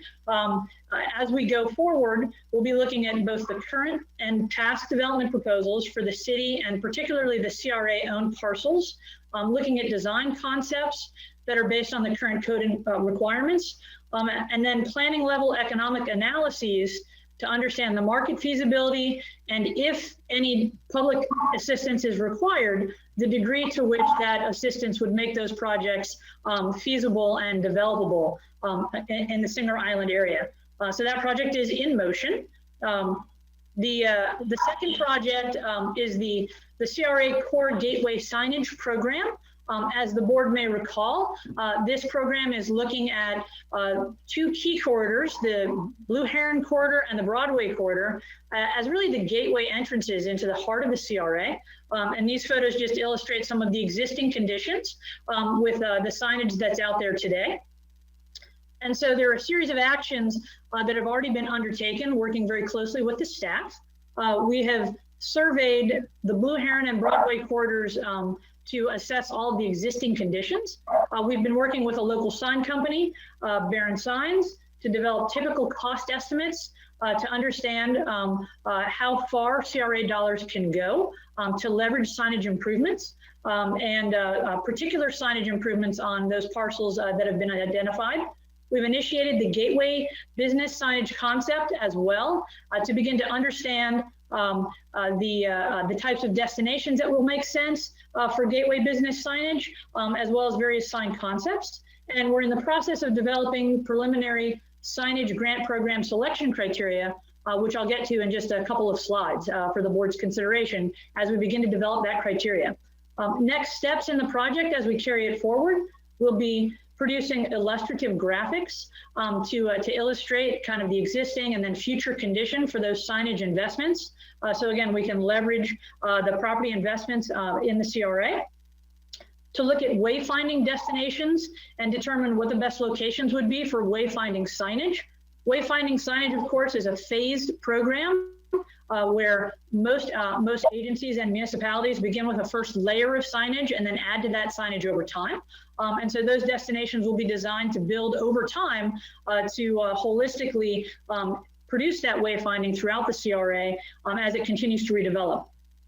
We'll also be finalizing the signage grant program selection criteria and then reaching out to property owners. With respect to outreach, again, we are working with your staff to model the communications the CRA tends to use and has great success with in reaching out to property owners, to develop the introductory informational flyers for the signage grant program with the details of that program. And we've begun to start to identify some quick victories, like, for example, this building on the Broadway corridor has existing non-conforming signage that, for example, represents a safety hazard because it has exposed bulbs. So simply by removing that signage and creating a credit back to the property, immediate improvements to the corridor, just as a very simple example, for the board's consideration. Question, what does a credit back to the property mean? One of the techniques that many agencies do when many agencies offer when they remove nonconformities is provide owners funds for when a new owner comes in to pay for new signage. The CRA is benefited if non-conforming signage comes down, for example, but it can't just be removed by right. And so that creates the leverage for the CRA to get rid of what many would say is an unattractive feature, right? And a sign with exposed bulbs, and then incentivize new signage when a new owner comes in. But currently, that's not something that we have. That's not something that we're doing in Riviera Beach, correct? Correct. No, Scott Evans? No, they're developing a new grant program. So based on the new program, that would be a consideration. This is just an example, am I right? Correct. Just an example of a way to immediately improve the appearance of a property if that becomes a priority for the board. And these will all be part of the priorities for the board to consider when we bring the program forward. Thank you. Okay, sure. Go ahead and move on to the next slide. And so part of the effort is standardizing the grant program language so that when we bring forward the different types of signage recommendations that make sense artistically and from a design standpoint for properties, that both owners and the board will understand where those components would be. So for example, there are pylon and monolith signs, rooftop signage, there are window graphics, channel lettering, there are all sorts of different techniques. So part of that effort will be to recommend a consistent standard for the CRA. That's what many communities do through sign programs like this one to improve the general appearance, and so that when you enter the district, it looks like you're in a particular district. And then work on designs with the individual property owners in a manner that carries forward their unique interests. Okay. With respect to program evaluation criteria, again, working with your staff, we're trying to model that criteria that we're, again, beginning to develop with the existing successful programs the CRA has, and also looking at what other agencies, both municipalities and CRAs, utilize for signage program selection criteria. So for example, this is the type of criteria that we think is most applicable to the Riviera Beach CRA. The location of the buildings, of course, fronting either Broadway or Blue Heron, leveraging other CRA grant dollars, for example, partnering signage grant dollars with other commercial revitalization dollars from the CRA, the efficiency of those grants, like, for example, the number of tenants in a building that are receiving an improvement, the code compliance, for example, thinking about that earlier building where we would be looking to remove non-conformities with existing signage to bring properties into compliance with the city's code, the net improvement of the visual appearance of the property, the condition of the existing sign versus the new sign, improving the effective age, for example, how old is the signage on the property, when would its effective life be at a point where it should be replaced, the general visual impact in terms of consolidating existing signage, where there are multiple tenants, and the ability to consolidate signage to clean up the appearance of properties, and also the tenure or the longevity, the length of property ownership for a property owner or the lease agreement. So the CRA investment in that property would be the best protected. So this is the type of criteria, again, we're in the process of developing, but this is the direction that we think makes the most sense based on the existing programs the CRA has, as well as the examples that exist in other locations. And this will all be coming to the board for the board's detailed review and approval. We just want to give you that status. So with respect to schedule, in the month of May, we'll be very busy developing illustrative business signage artwork and wayfinding artwork, again, to come back to the board for the board's consideration. We'll be testing the criteria against the field conditions to confirm that we have a suitable selection for the board. And then as we get into June, we'll be conducting site visits, developing detailed cost estimates, and then bringing the recommended improvements back to the board. We're anticipating in June for the board's consideration and potentially the award of those grant dollars to go ahead and get some of those properties improved. Okay, so that's the signage program at a very high level. The third program is the water quality and enhancement project. The board may recall this map as the map that was presented back in February. As we're looking at the watershed, we've delineated the watershed in that blue area, kind of the Palm Beach Inlet, Peanut Island Lagoon, versus the entire city boundary. And we know we have a multi-jurisdictional task. If we're going to clean up the water and improve the value of the water for the redevelopment of the CRA, we have to work with other agency partners and local government partners to be effective. And so we have been undertaking that. As the board will recall, the purpose, of course, is to identify, assess, and prioritize specific activities that will improve the water quality in the Palm Beach Inlet, Peanut Lagoon area, with the goals of improved water quality, improved property resilience, enhancing desirability and value, enabling future development and redevelopment, and also improving the quality of life for residents. We conducted a stakeholder meeting with 16 different entities participating, 7 local governments, including the Port of Palm Beach, as well as 9 agencies to identify what those opportunities were, again, to best leverage the CRA's focus and opportunities to improve the lagoon with its partners. The early findings for those activities are summarized on these next 3 slides. So the first category of early findings, coordination and regulation.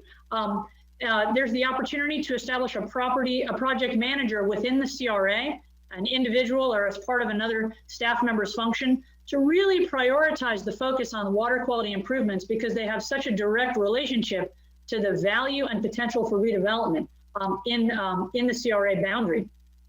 Updating the stormwater master plan to consider the allocation of stormwater utility funds, again, in a manner focused on perhaps those properties within the CRA to move them forward because of their leverage. Participating in the Lake Worth Lagoon initiative, that opens the CRA and the city up to grant dollars that come from the legislature and other sources, again, with a goal of trying to leverage or spend CRA dollars in a manner that leverages other investments to get a more holistic set of improvements. We identified the need to increase the maintenance of the stormwater system, better utilizing and more extensively utilizing the stormwater infrastructure to clean up the stormwater and debris before it enters the lagoon. The CRA can augment funding for street sweeping as well. Again, these are direct improvements that clean up the water that's discharging with every storm event into the lagoon area.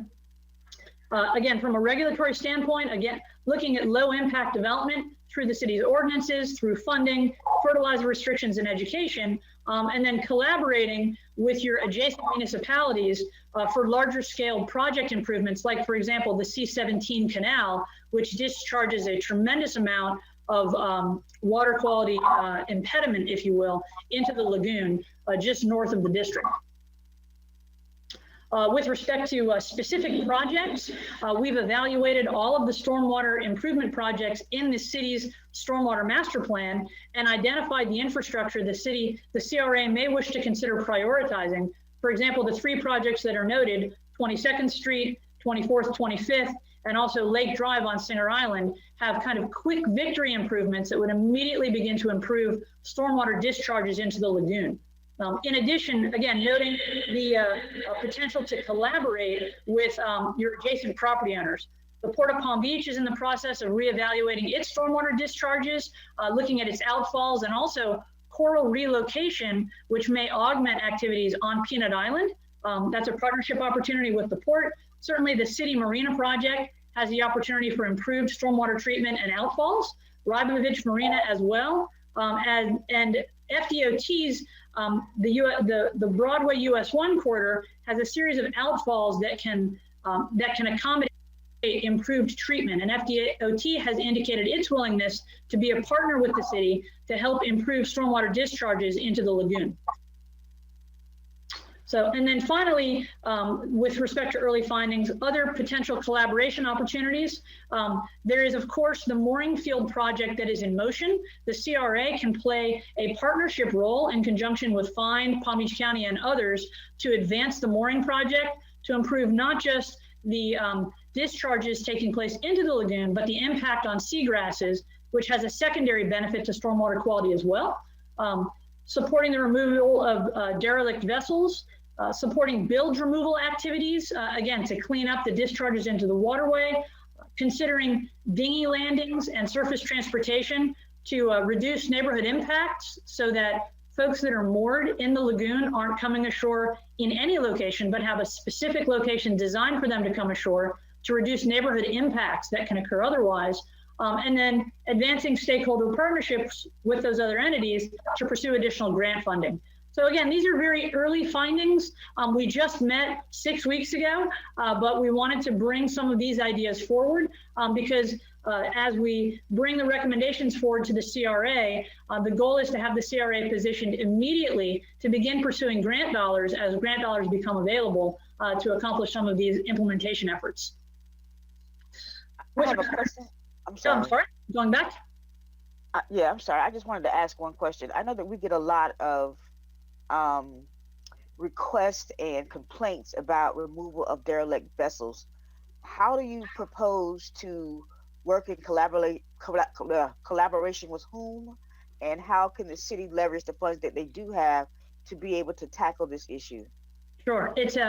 We spent about an hour. It's a great question that you asked, and it's a really complex one. It's one that we've been assisting Palm Beach County and the agencies with as we've been looking at the intercoastal for years. There's an organizing entity called Lagoon Keepers, which is funded by different public and private entities that helps manage the removal of derelict vessels, okay? It takes a long time, unfortunately, because you have to trace the ownership of a vessel before you're able to get it out of the water. So it's really, really frustrating. By the city helping establish a designated mooring field, that will, by default, enable the removal of derelict vessels within the mooring field. So that's kind of a 2-for-1 from the city's standpoint. Not only do you get a designated mooring field, so it's a more attractive place to come by boat. The boats that do come have to tie up and pump out, so they're not discharging dirty water into the lagoon. And they tie up to mooring balls, so they're not dragging anchor through seagrasses. That's one set of benefits. The other benefit, though, is you get to take out the derelict vessels when you get a mooring field established. So it's a significant improvement for the lagoon for that mooring field project to move forward. The CRA can play a partnership role with the city and also help bring down dollars from FIND and from the Federal Transportation Administration. I'm trying to remember the funding source that's being pursued, as well as congressional appropriations to help implement the mooring field project. So council member, that's one part of the answer, which is the mooring field helps you get rid of the derelict vessels. A long answer to a short question. So the second part of that answer is that you have also Lagoon Keepers. And Lagoon Keepers is a nonprofit entity that the city is currently working with, who goes out to tag vessels, document vessels, and put in motion the removal of those vessels. That's a partnership entity that the city or the CRA can partner with to help them do their work more effectively and more quickly. And so they were included in our agency outreach, and they'll be part of the recommendation plan that we bring back to you because they're already positioned to get those derelict vessels out of there. So it makes more sense to help fund an entity that's positioned to do that. Kim, Ms. Lanier, I just got an email today because obviously this topic comes up quite often in my constituency. And Sure. Got an email from Greg Reynolds, who's in charge of Lagoon Keepers. He says the continues as far as the state grant, which he has obtained in the past many times, to remove the first 3 vessels. There are currently 8 sunken vessels in the area of Peanut Island, north to Onion Island. We have 3 other vessels that have had issues in the last 2 weeks. They have not sunk yet, but they will. Vessels that the owners have died and no one tending the vessels, it's only a matter of time before they break loose again and cause damage or sink. When it sinks, then law enforcement is very clear it's sunken, therefore making it eligible for removal. The vessels have to be processed by law enforcement before we can provide and destroy the vessels. And he goes on, I will forward this to Mr. Evans, and then he can make it available to the rest of the board. Yeah, it's very interesting because I just see a lot of emails coming about this issue. Yeah, Excuse me, they've removed 7 vessels so far in 2020, just in the first couple of months. Anticipate removing 30 vessels this year. They average 22 vessels a year. So they're on top of it. Yeah. So, and they are the best resource in Palm Beach County to be your partner in getting the derelict vessels out of the water. So, and thank you, Dr. Battelle, for sharing that, because I didn't have the luxury of that email, but Greg was wonderful in our stakeholder meeting, because their job is keep the water clean, keep it safe for boating, and getting derelict vessels out of the water is one of the most important ways to do that. So that's good to know. And again, we'll be recommending that partnership. And advancing that partnership, the CRA can help fund that activity to accelerate it if it's a priority of the agency. Okay. Were there other questions, or would it be okay if I move forward to schedule? Keep going. I see Dr. me pulling the cane out already. I understand. So with respect to schedule, we are in the process of detailing the findings. As I mentioned to you just now, the kind of the high scale overview will be detailing those findings for you as part of your action plan, and developing a list of action items with priority. We will be then able to bring those findings out to the public, and direct mailing to, for example, the owners along the waterway, and the key industry stakeholders in the marina industry throughout the CRA. We'll be collaborating on prioritizing those items with the city to make sure that we're in sync with the city's stormwater improvement efforts, bringing the report to conclusion in May. And we expect to have a final presentation back to your board in June. And so that's the status with respect to that stormwater quality and enhancement work. Okay. So we only have 2 blue water downtowns in the Treasure Coast region. You have one and Fort Pierce has the other. So we're so happy to be able to assist you with this, because it's a unique resource to have that. The fourth task the Regional Planning Council is undertaking, of course, is the largest one, and that's updating the Riviera Beach CRA plan, which was last updated in 2011. There's a substantial amount of statutory change that has taken place in that time frame. And so, of course, a tremendous focus in that effort is to make sure your plan is in compliance with the current statutory requirements for CRAs. Thus far, we've conducted a number of site visits and team meetings with the CRA staff to get the project organized and in motion. We have been reviewing both the city's CIP as well as the community improvement projects and programs in the CRA to determine what the status is of those various activities. And next steps going forward, we'll be doing our stakeholder interviews, updating the economic and demographic data in the current plan, conducting a public information workshop expected in the spring, and then identifying the new and continuing projects to be prioritized in your funding cycles as you go forward. So that's the status with respect to the plan. Sorry that I took so long, but it's a lot of detail. My contact information is here, but of course, our entire staff is available on the call and as needed for any of the CRA members or members of the public as we carry out this work. Okay. Thank you, Kim. You're most welcome. Any questions? Again, we have no public comment, I'm guessing. There are no public comments. Thank you. Does the council have any questions? Thank you, Kim. Appreciate your, thank you. Mr. Happy to help. Item number 6. CRA Infrastructure Grant Program.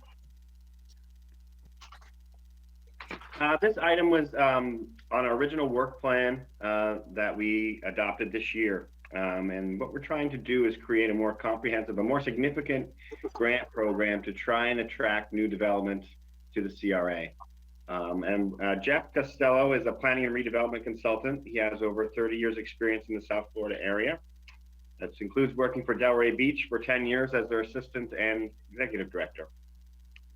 Jeff is currently working on the Treasure Coast Regional Planning Council team to help prepare our CRA plan update. And he's also working on a new grant program that would be funding infrastructure by utilizing TIF revenue, which would allow us to utilize future revenue to stimulate and attract new development now. And similar CRAs and cities use this, including Lake Worth, West Palm Beach, Delray Beach, and Boynton Beach. So I would like to develop this tool, and Jeff's been working on it. He just wanted to do a progress update for you, and eventually this would become a resolution and will be adopted into our policies and procedures. And so with that, thank you for joining us, Jeff. Thank you, Scott. Thank you for the introduction. Good evening, Madam Chair and Commissioners.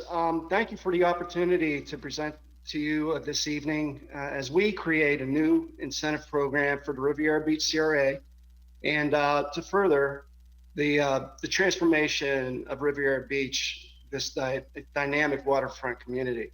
So I'm gonna just get this going here from the beginning. Let me know if I'm on. You got it? Do you guys see the presentation? Yes, we see it. Okay. All right. Thank you so much. I'll be brief, and but I just wanted to, as we kick this off, just a little refresher, if I may, with regard to what TIF is, and it is not a new or additional tax.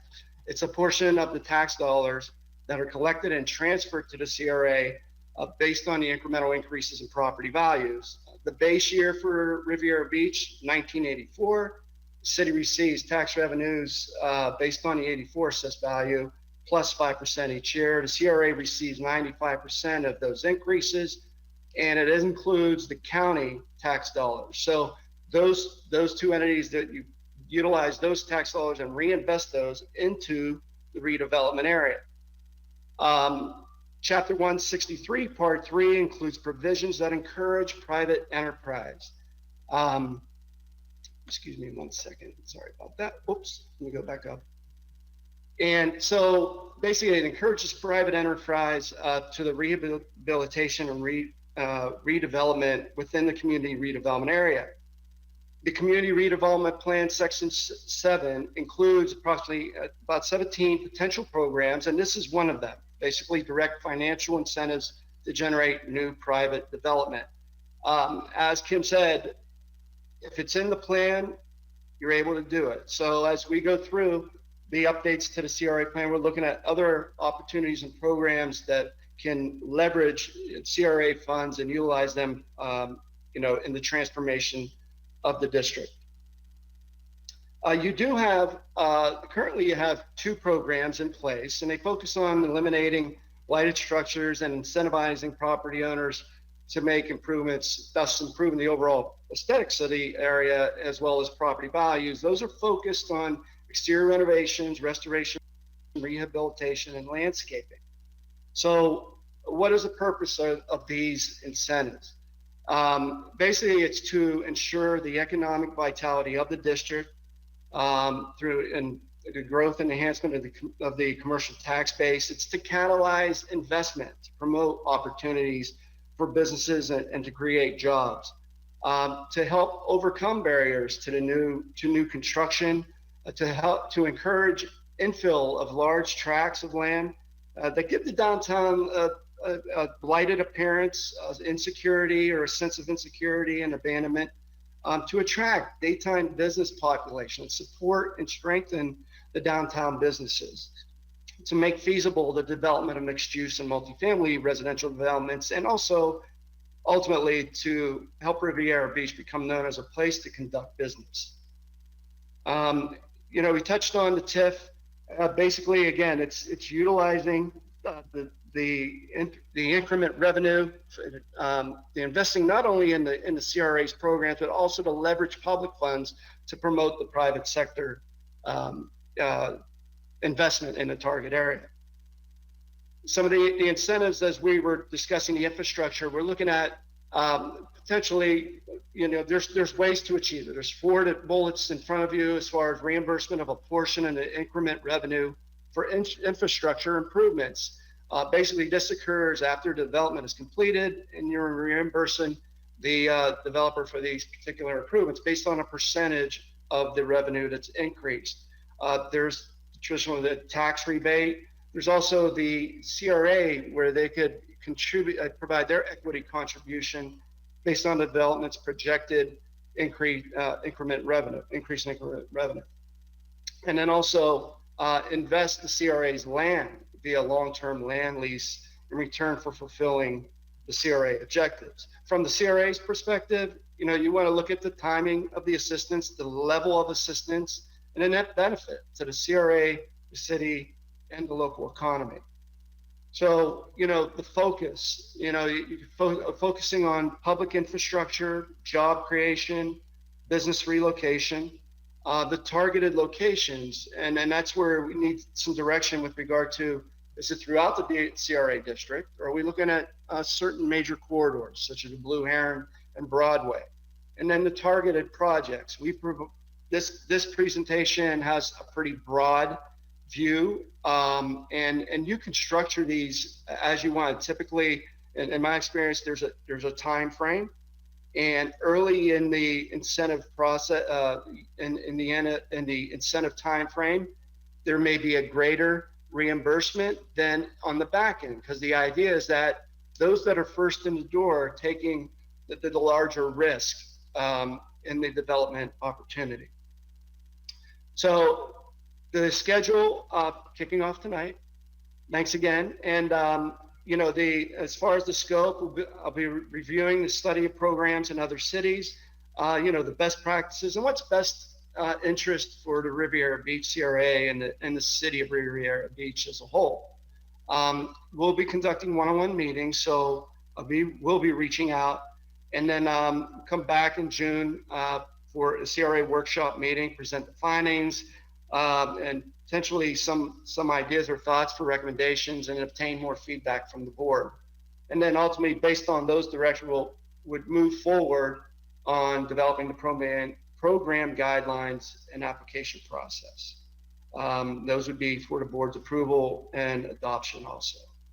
So I know I went through this quickly. I know but I did want to just take a moment and just to extend my best wishes to the board, staff, the community, during these very difficult times, and we'll get through it, and the CRA and the city will be in a position to move forward quickly out of the gates. So thank you again, and if there's any questions. I wanted to ask one question, Madam Chair. Yes, go ahead, Ms. Lanier. I just wanted to ask one question. Now, I always try and frame everything in the light of COVID-19 because, as you just mentioned, we need to think about that. So I also want you to at least start thinking about and moving in the direction of what they call, like small business stabilization. How are we going to move forward with that? How are we going to be able to bring this in so that, because, when we talk about new development, when we talk about, trying to at least maintain what we have, we're talking about a lot of small businesses in the city, and how we're going to look at stabilization of those businesses. So if you can kind of add that to the mix to be able to kind of look at some long-term goals and how we're going to be able to do that, that would be good for us. Okay. Anyone else? Thank you. Thank you. Thank you for the opportunity. Stay safe. Thank you, you too. You too. Item 7. Okay, let me get out of here. I'm gonna get out of here. Oh, wait. Just meeting.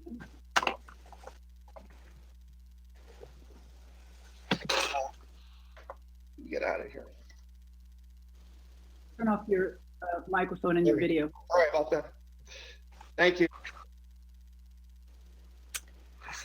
Presentation update of Broadway Underground Utility Burial Projects. And the acceptance of public comment cards is now closed. Thank you.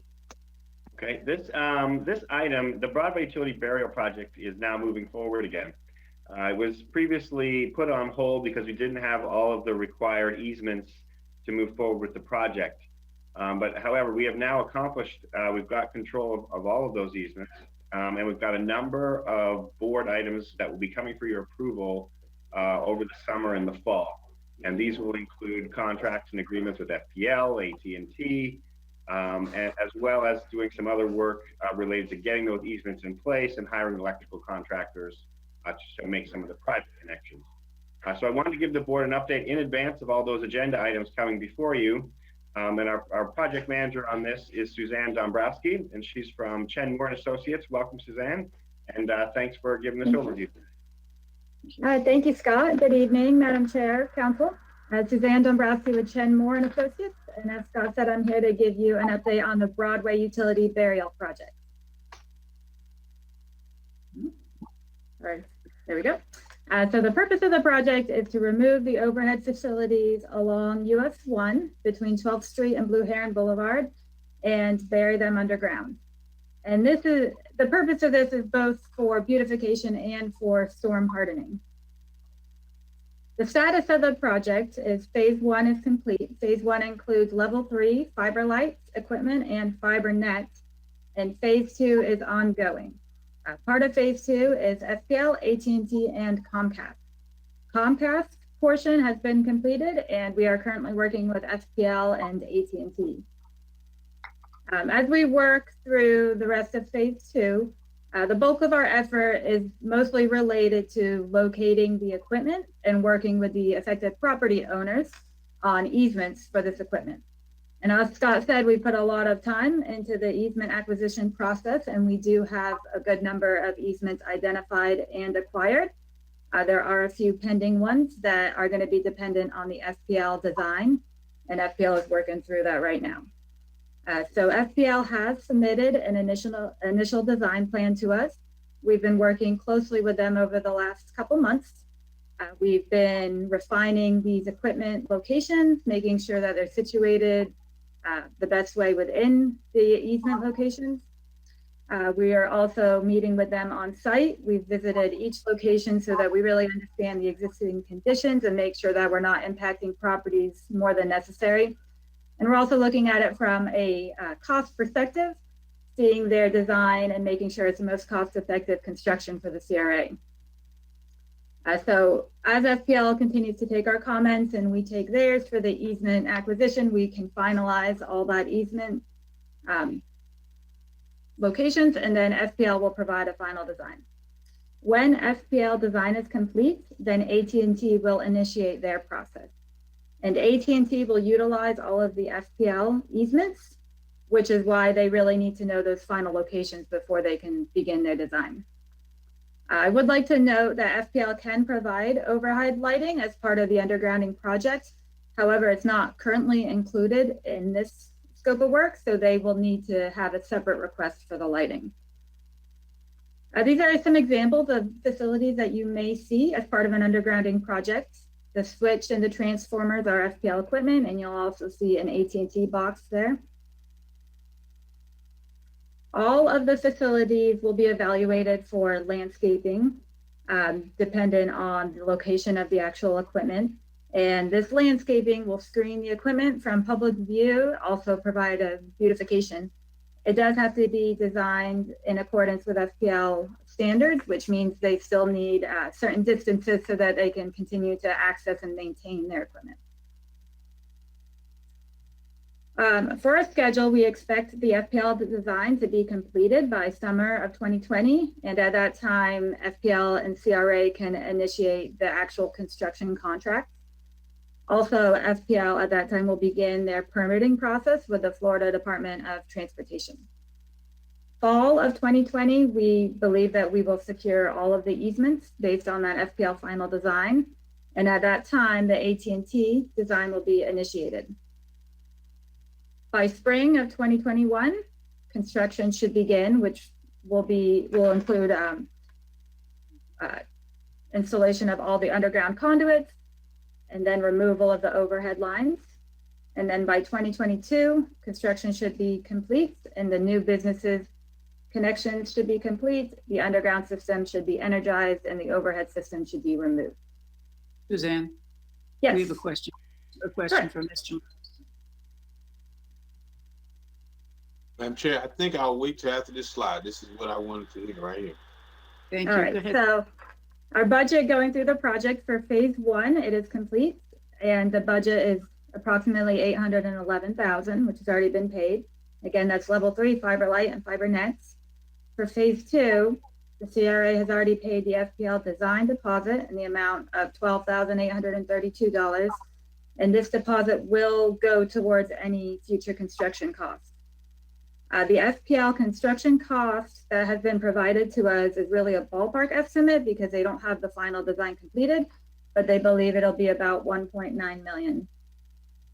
AT&T will not provide us a ballpark cost at this time because they haven't really initiated their design.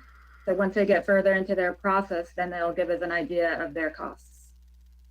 For Comcast, the construction is complete and it was 277,000.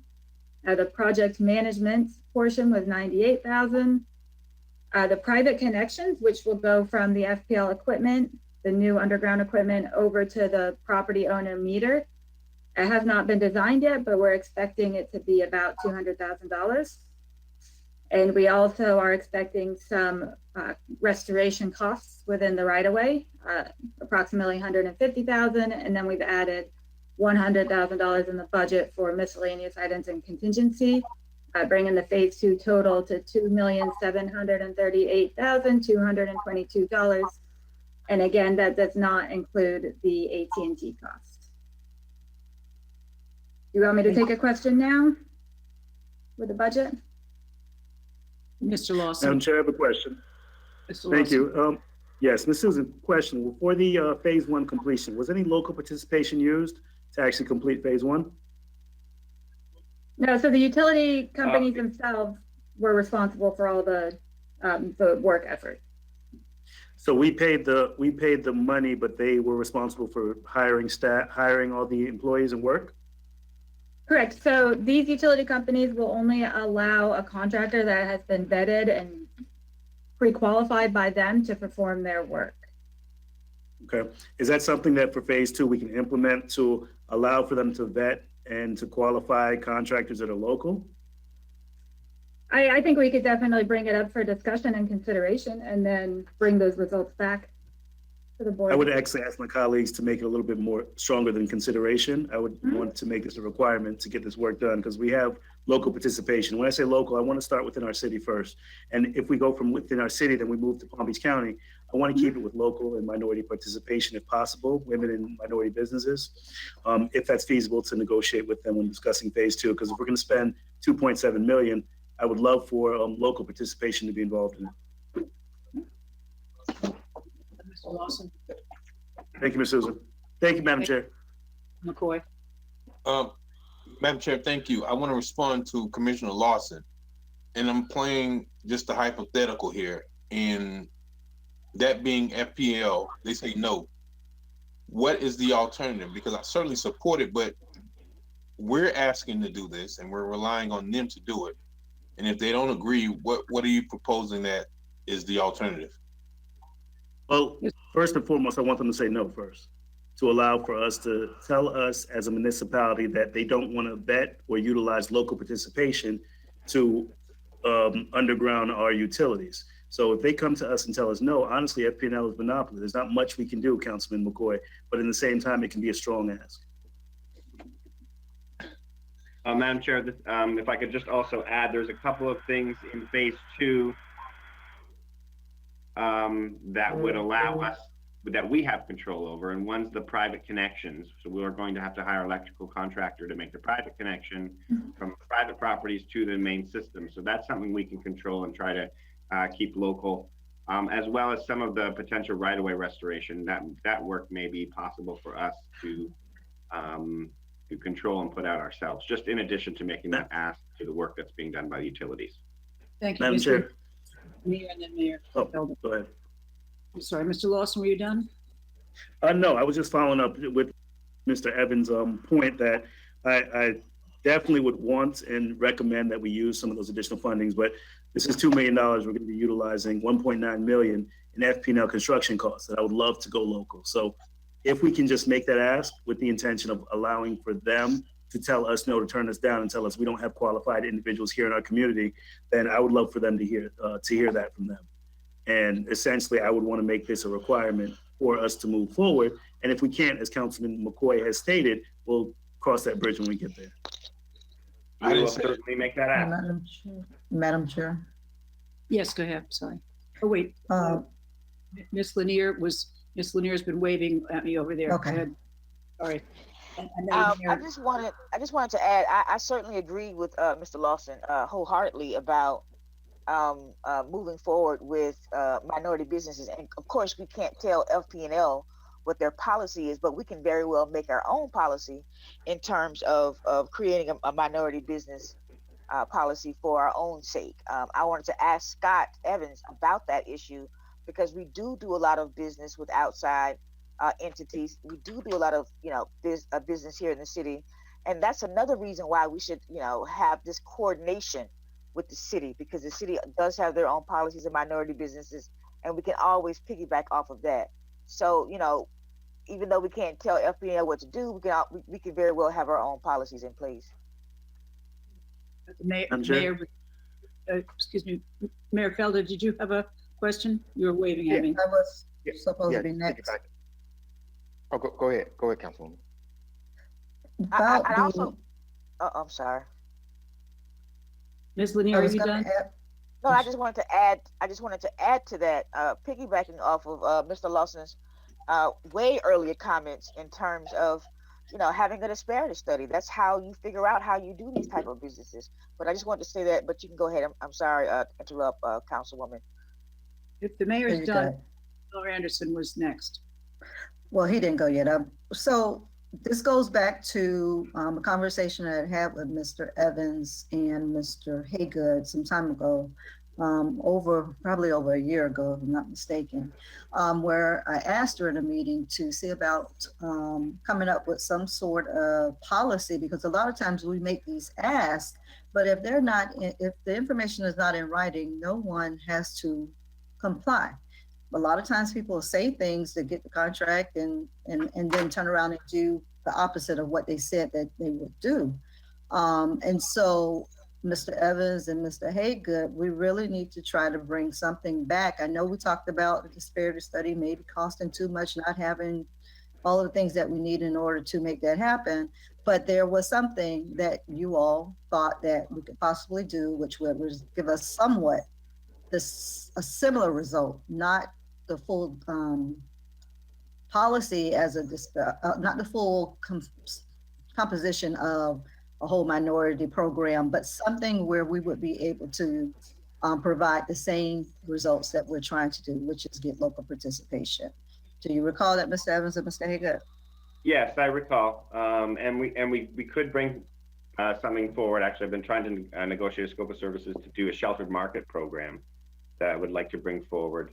Over the past year, of course, a couple things changed. One was that we replaced all of our policies and procedures related to procurement with the cities. So we are now following the city's policies. Now we can still move forward with our own sheltered market program, and we can bring that to a future meeting for you to consider quite quickly. Actually, we're already working on it. So. Well, in the meantime, can't you all just email us some information so we can kind of get an idea of where you're going with it and what it is and what it all entails, so that when we do turn around for a meeting, we're not learning at that time? Okay. Yep. I will send out the proposed draft scope of services that we're trying to negotiate. I'll email it to the board. All right. Thank you. Anything else from the Ms. Lanier? Oh, I'm sorry. The mayor, let's let the mayor have a word, please. Go ahead, Mr. Yes, going back to Pro Tem Lawson's bringing up, man, we do need a disparity study. I don't think, no matter what the cost is, I think for more than one reason, but just piggybacking on what he said about bringing minority businesses to the table, Councilman, is there any way that we can set a forum for our local contractors with some of the projects that we have going on. And so we'll have a pool for these developers to pull from. And also, kind of get ahead of what they're going to be looking for so we can kind of educate our contractors. This is what they're looking for. Get yourself ready. So when it's time, we will have a pool set for them. And so, we kind of help them along the way, because what I know, even from West Palm Beach, is when they were looking for local participation, the contractors really wasn't prepared. And so as the city of Riviera Beach, if we can kind of guide our contractors along the way and let them know what's coming up the pike and be prepared when they call you, I think we can help them out with that. But, I piggyback on what you said. I think we need to have more participation, but we also need to do a better job in preparing them for what's coming up. Mr. McCoy, thank you, Mr. Mayor. Mr. McCoy, and then Mr. Lawson. Thank you, Madam Chair. My question is actually twofold. The first is, has there been any incremental cost since FPL has went already through Broadway to change those wooden utility poles from wood to concrete? And I know that this has been budgeted for at least a few years, and I would imagine that there's some incremental cost now that we're just deciding in 2020 to move forward with phase 2 of this project. Mr. Evans, that's the first part, Madam Chair, if I can be reserved for the second part. I believe that the cost that we pay for, and Suzanne, you can correct me if I'm wrong, the cost that we pay for is to underground the facilities.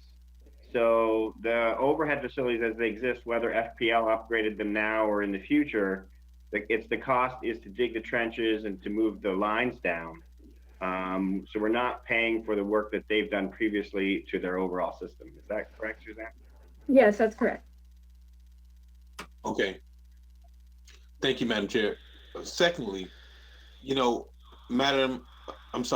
Mayor, and also Pro Tem Lawson, I respect what you're saying about local participation, but you got to remember, we control local participation when it's our project. FPL is not knocking on our door asking us for us to do this. We're asking for FPL to use their contractor to do underground utilities. And I can tell you, historically, they don't negotiate when it comes to those type of things. Like, their contractor is their contractor. And as you know, FPL service region is probably throughout half of Florida. And I don't see that we can really demand or even suggest who they should be using, especially when it comes to minority participation, as much as I agree. But I don't see that we're going to tell a multi-million-dollar, billion-dollar conglomerate that they need to be using local people. And, Mr. Mayor, I really say this respectfully. We're in 2020. If we're at a point right now that we need to be telling local contractors what they need to do to compete for city dollars, CRA dollars, or FPL dollars, they don't deserve a seat at the table. Is that serious?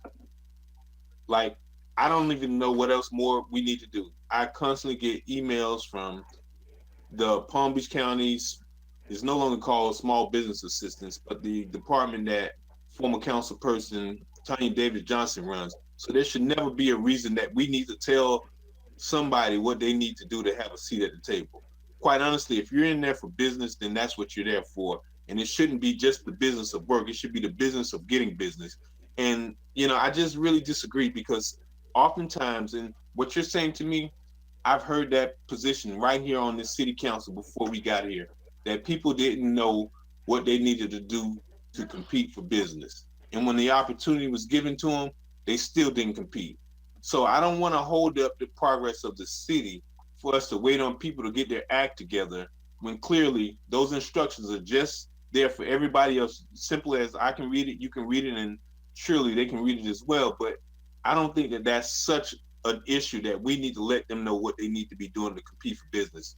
This is really where we are at this point. And, I've really seen something that came down that was very disturbing to me today, but I defer those comments about what local government should do. And this came from Mitch McConnell, who's in Congress, as it relates to local government. So that's all I have for that, Madam Chair. I know the mayor wants to respond, but let me say this.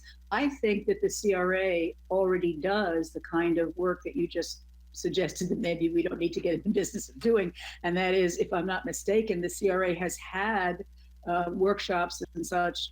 Scott, perhaps you and Anita Jenkins can chime in, workshops to educate local businesses about how they contract. For example, that if I'm not mistaken, Ezra Saffel ran one of those sessions. I would also just like to say that I think we can accomplish what the mayor is suggesting and what you're suggesting, Mr. McCoy, in that we can at least ask FP&L if they would share with us the kinds of skills that they typically need in hires, and then we could engage in training. I've been working a lot with Carpenter Electric. They're a fairly local organization. They hire a lot of our people at Carpenter, and they're willing to do training. And so, as Mr. Evans suggested before, if we had that last 200, let me put my glasses back on. Put them on. If we have that last 200,000 of the CRA providing connections from the FPL equipment to the property owner's meter, that could be on us. I mean, that could be that we have more control over than FPL. Now, I'll ask the mayor if he wanted to respond. Yeah, Councilman McCoy, you're absolutely right. We're not telling the $1 billion company what to do. I think we're merely just asking them, would they participate in having minorities, work with them. I don't think there's nothing wrong with that. The only thing we can get is a nay. And of course, if they tell us no, they're going to go in with that project. But I don't think it hurts, or I don't think we're trying to slow the progress down. But we do have some minority businesses that want to participate. And so the only thing we can do, we can leave them to the water, but we can't make them drink. But at least we're giving them the opportunity. So, I mean, you're right, but I don't think it's going to hurt us to have a seat talking to FPL about, if it's something that they can look at, and not just probably for this project, but you're going to have other projects that's going on. What would it hurt? We're the board. You guys are the board. What would it hurt to sit down with a $1 billion company to help get some minority some work? I don't see anything wrong with it. Mr. Mayor, I sat through in 2016, and I can tell you what it hurts. It was the position of the prior board that said, this person is getting too much business, and the opportunity or the conditions or the climate wasn't correct.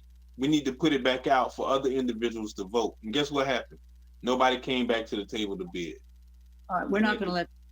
Delayed the project. So, I mean, you're asking me what it hurts.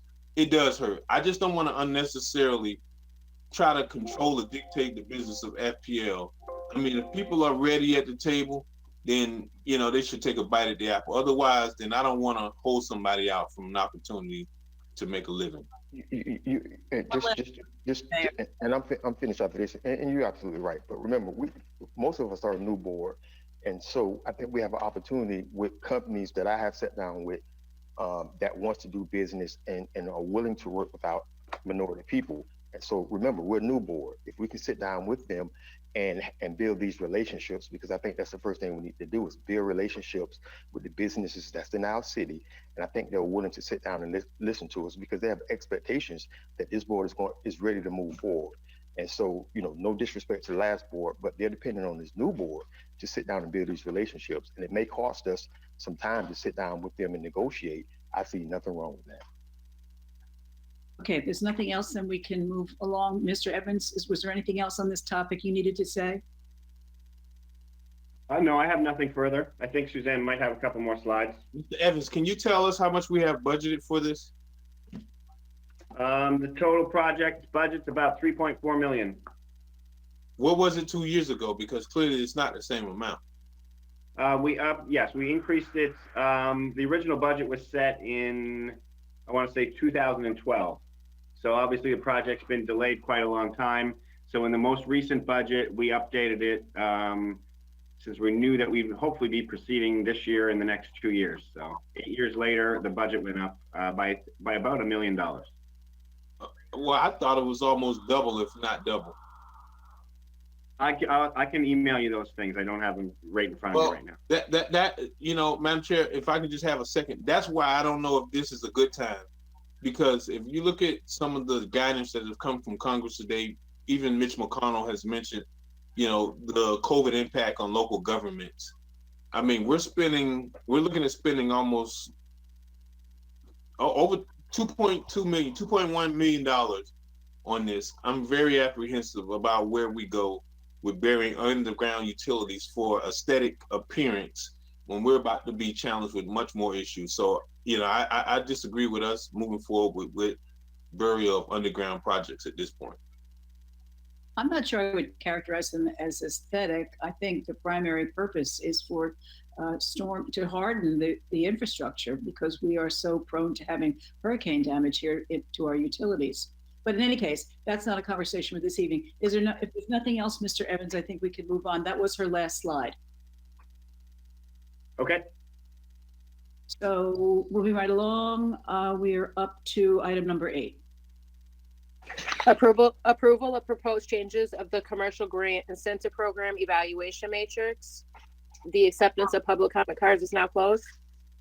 Madam Chair, just since we're approaching 9 o'clock and we have a number of items, I would recommend that this particular item, which is consideration of changes to our future grant matrix, as well as possibly the policies and procedures for the Marina Event Center, those are 2 items if the board wanted to move them to the next meeting, that they could be, those would be appropriate ones.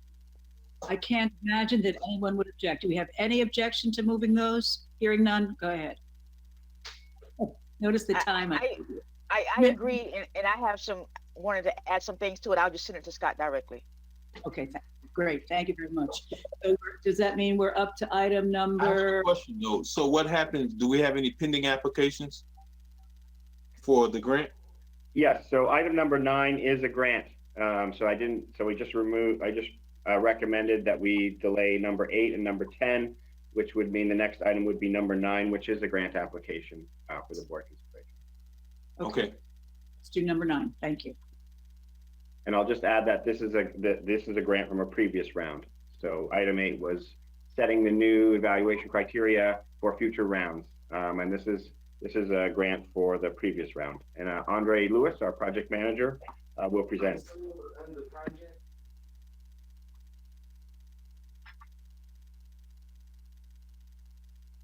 Andre? We have to read the resolution into the. Yes, I'm here. Pulling it up. A resolution of the Board of Commissioners of the Riviera Beach Community Redevelopment Agency approving the commercial grant incentive program grant agreement to assist local businesses and improve properties in the community redevelopment area for a total of $40,000, authorizing the chairperson and executive director to execute the grant agreement, providing an effective date. The acceptance of public comment cards is now closed. Can we get a motion to approve? So moved. So moved. Second. Yes, good evening, commissioners. So we're going to go through the commercial grant program applicants for round 3. So just to give you a little bit of background, back in September 25th, 2019, we had a grant incentive program budget that was approved for $250,000. October of 2019, the board approved round 3 to move forward to accept applications. January 30th of 2020, the agency closed acceptance of these submissions, and we received 4 qualified applicants. So the evaluation team was made up of myself, the consultant, CRA consultant, Paul Skyers, BB&T manager, Tara Bolden, and director of neighborhood services, Anita Jenkins. So this is the highest ranked respondent. This is Bush Canvas proposed new site at 2428 Broadway, and these are the current conditions.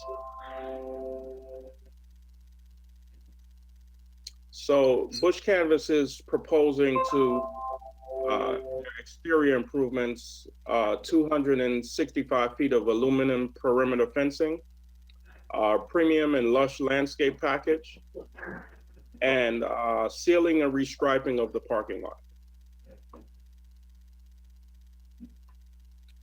So the second, third, and fourth respondents are all in the same plaza. They're at 25 East Blue Heron. And to consolidate all their requests, they are requesting facade improvement, lighting, signage, surveillance systems, and shutters. Another visual of the current conditions. So Bush Canvas again at 2428 Broadway, they're requesting for $40,000. Batty Seafood, which was currently closed, but they're reopening as a vegan location. They're also requesting $40,000. Batty Tax Alliance Tax Services, also $40,000, and Terry's Hair Studios for $4,000. So our recommendation is that we approve Bush Canvas to receive $40,000 in grant dollars. We also would like to get approval from the board to expand our investigation to maximize our dollars to improve the entire site at 25 East Blue Heron. And also just a reminder that the program will accept all improvements completed within 90 days prior to receiving board approval. And I'll take any questions at this time. Madam Chair. Yes, Mr. McCoy. Oh, sorry, Mr. Lawson, I heard first, and then Mr. McCoy. Thank you, Madam Chair. Okay, real quick, I wanted to give a disclosure. I didn't realize that was the direction of the grant, that they were looking to improve the entire complex. At 25 East, 31 East Blue Heron, 35 and 29, those are neighboring businesses to my business. So in the event that entire resurface or approval of refinishing that complex is what you're talking about, I'm not sure if that's the direction you're looking for, but I would want to disclose that I have a personal business there in that complex. But I guess I'm trying to understand more of what direction you're going with those additional grant dollars. Are you looking to resurface and re-sign the entire complex, or are you just working with those individual business owners in the complex? So that part of what the Treasure Coast study has been looking at is they've identified that property, and it was they're looking at all the properties and categorizing and prioritizing for the board's future approval. So two of the other business owners have submitted for a commercial grant application of a property that Treasure Coast has also already identified that needs a real comprehensive solution that could really make a large scale change in our corridors. So we're just temporarily, rather than proceeding with the individual grant applications, we just wanted to wait one more month before we evaluate those in order to look at the Treasure Coast recommendations and see how we could address the entire property, which would include helping those businesses who submitted for commercial grants. We just didn't want to spend dollars for two different projects if the outcome was not going to be coordinated with a greater effort that we're hoping to bring back to this board very soon. Okay, follow up, Madam Chair. Go ahead, and then Mr. McCoy. So that's why Mr. Lewis, is that why the entire application is not in there or the outline for the other two businesses? Because we're still kind of in the investigation phase? Could you repeat that? I'm sorry. Is that what the entire application, because I just see limited information on the other two businesses, and I see full disclosure from Bush Canvas. So I'm assuming that we're just still doing some research on those other two properties, right? Yes. Other three businesses. Yes, Okay. we're proposing to move forward with Bush Canvas's request, and we want to, again, look at a comprehensive look at the entire plaza, because if we have 2 to 3 respondents in the same area and they're asking for close to $100,000, we can use that and maximize our dollars and improve the entire corridor, starting with that plaza. Thank you. And Mr. Haygood, I just want to make sure that, just for the record, and also at the next meeting, you can give me a reminder of disclosing that in the event that this is brought back to the agenda, that I have a business in the complex. I will. The only item before you today, though, really is the approval of Bush. That's it. Bush Canvas. Okay. So it's just Bush right now. Okay. Yes. Mr. McCoy. You had Thank you, Madam Chair.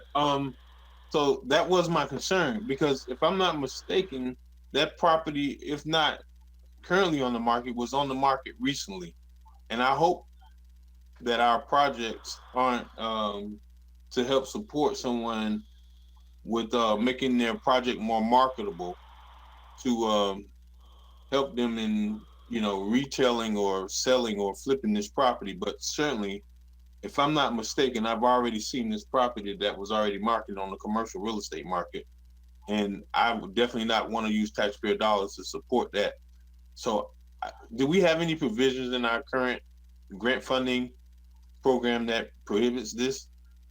Yes, we do. We do have a provision that if they attempt to do, just like you said, take our dollars, improve it, and flip it within a 5 years period, we will recoup those dollars. That's it? Yes.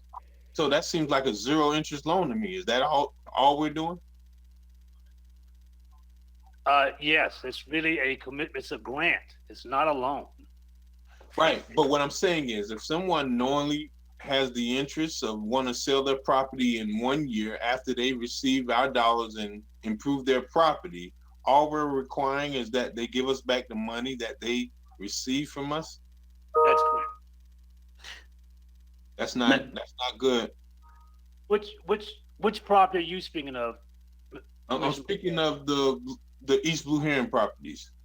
Oh, I think, if I may, we can ask Mr. Evans to take a look at that policy with an eye toward making it a little more punitive if someone sells, for example, tacking on some sort of an interest. That's something maybe we can ask Mr. Evans to bring back at a subsequent meeting. But for tonight's purpose, we're not even discussing that property. We're discussing the award to Bush Campus. But you make a good point, Mr. McCoy. And so we'll ask Mr. Evans to take a stab at increasing the punitive measures should somebody back out on that. Did Mr. Lawson have a question, and then Ms. Miller Anderson? Yeah, I did have a question. Thank you, Madam Chair.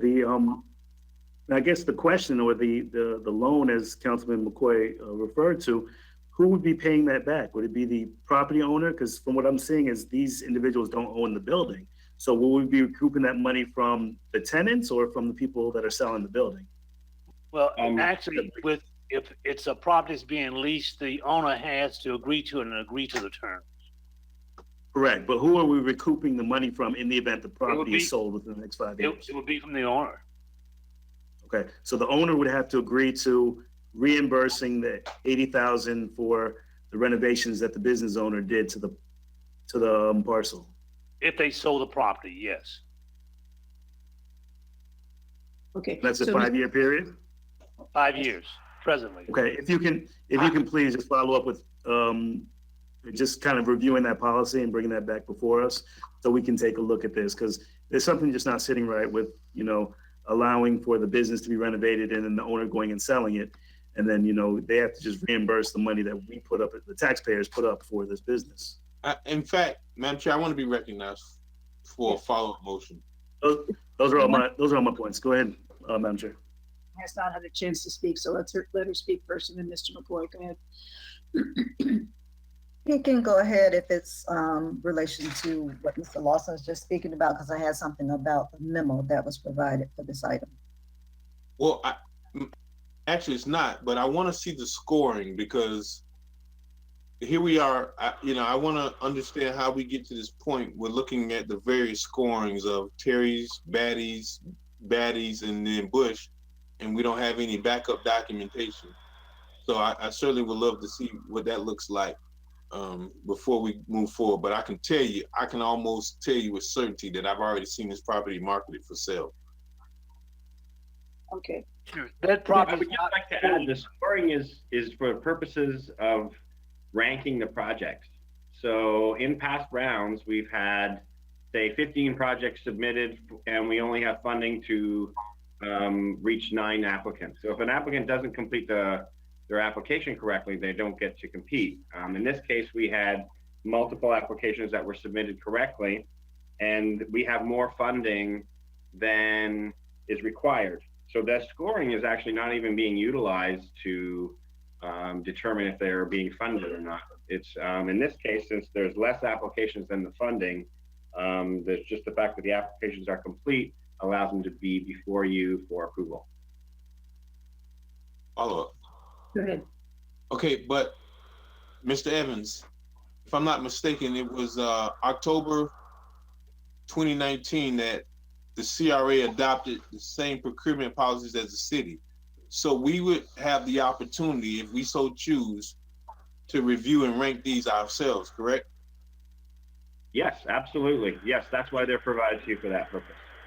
And I disagree. They're not provided to us because I don't see it in the backup. May I be heard? Well, we're only asking for approval of one grant, not multiple grants. Mr. Haygood, could you please I was clarify? just trying to say, this is not part of the procurement code.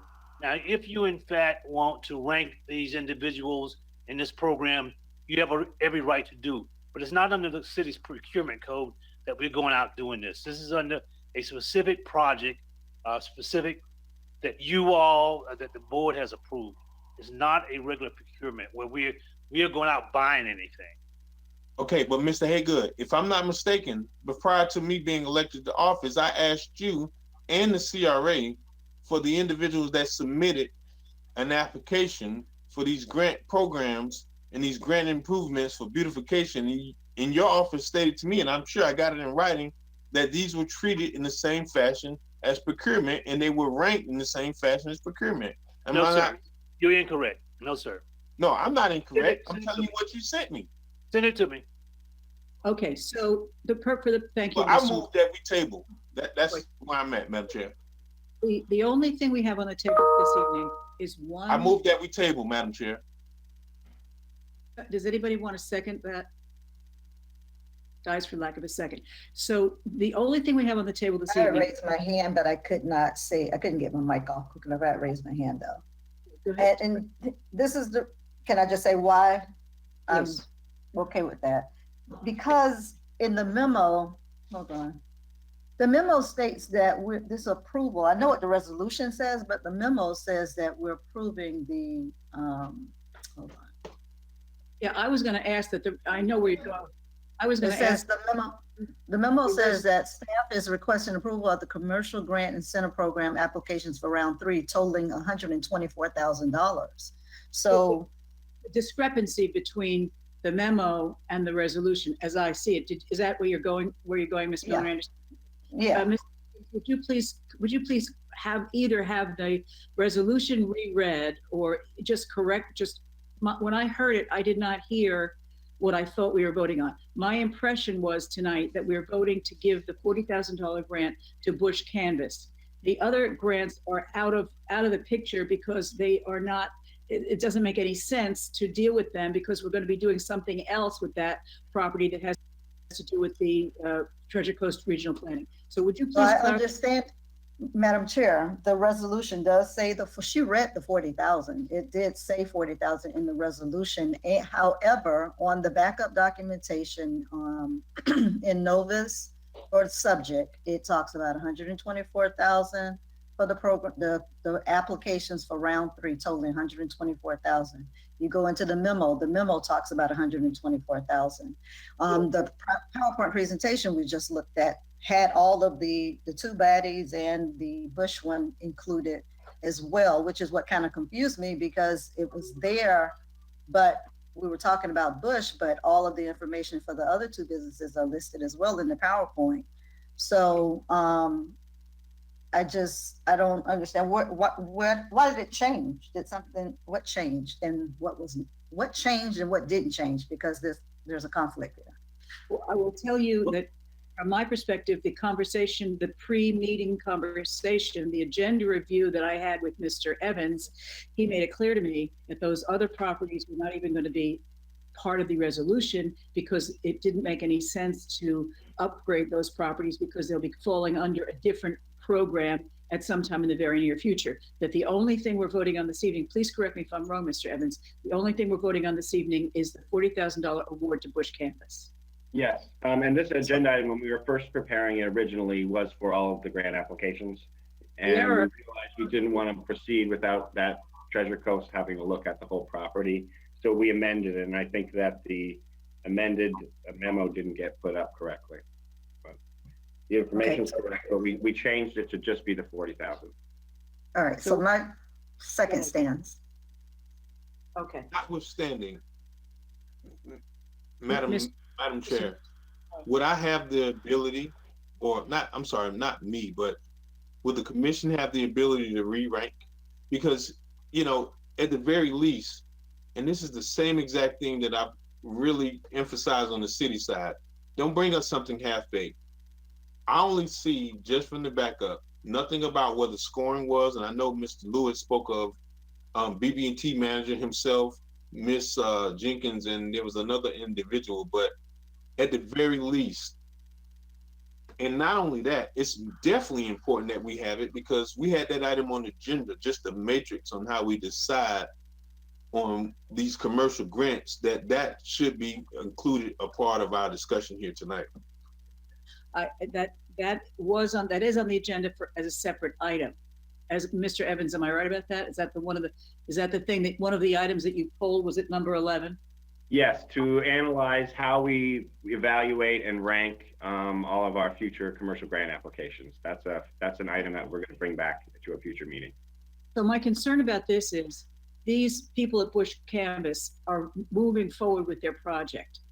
I think it would be appropriate for us, if I can be so bold as to say, that we should vote on this tonight, up or down. They have my complete support to vote on this tonight so that they can move forward with their project, given that the other 3 applications are not appropriate to move forward on in any case. Based on staff's recommendation, we still have that authority. Okay. Madam Chair, you need to understand that we don't have to accept staff's recommendation. That's our absolute authority. I would just like to clarify. Sorry. Go ahead, Mr. Evans. A staff recommendation has absolutely nothing to do with the scoring whatsoever. Our recommendation would be for the board to approve all the grants because they were all submitted, they were all complete, and we have the funding to fund all of them. So the reason you have only one grant tonight is because the other ones that were submitted for, we still plan to bring back to you, but we just want to make sure that we're not approving individual grants for property that we're looking at doing a comprehensive improvement to. So tonight's grant application is before you, not because they ranked high, because we've actually accepted all of the grant applications from that round, and we're proposing that they all get approved eventually. But we're only proposing to move forward on one at this time because that particular grant, that particular applicant is ready to go, and the other ones, we just want to take an extra month to make sure that before we approve those grants, that they're part of a coordinated approach to making improvements in the district. So if I can restate what you said, there really is no need for ranking because they're all being approved. Our recommendations for all of them to be approved, yes. So there's no need, we agree or disagree, there was no ranking. We could rank them, we could re-rank them, and they would still all be approved. Am I right? Yes, there's funding for all the grants, but it's up to this board to decide if they want to approve certain grants or not. The board has the ultimate authority to approve whatever grants they like. So tonight, what all you're asking is for us to approve the $40,000 to Bush Campus so that they can move forward on their project. Yes. Can Madam we, Chair. please go ahead. So help me understand this, and obviously this is in my district, and I do support trying to improve these areas because they're just so old and they need some work. But you're saying that they can't move on with their project until we approve this. So with these grants, are people dependent upon these grants? Because say we had a ton of applications, what if they did not get accepted or weren't ranked high enough to get accepted in the grant? How would they have made their project move forward? We don't try to evaluate the financial position of the individual grant applicants. So each person who, someone who has a lease within the CRA or if they own property have the right to apply for the grant. But no, my question is regarding the fact that if we don't approve this, they can't move forward with their project. Is that? Well, I don't know that. I don't have any understanding of that. I just know that they are anxious to move forward. They've already started some work on some of their projects, and we just didn't want to delay this.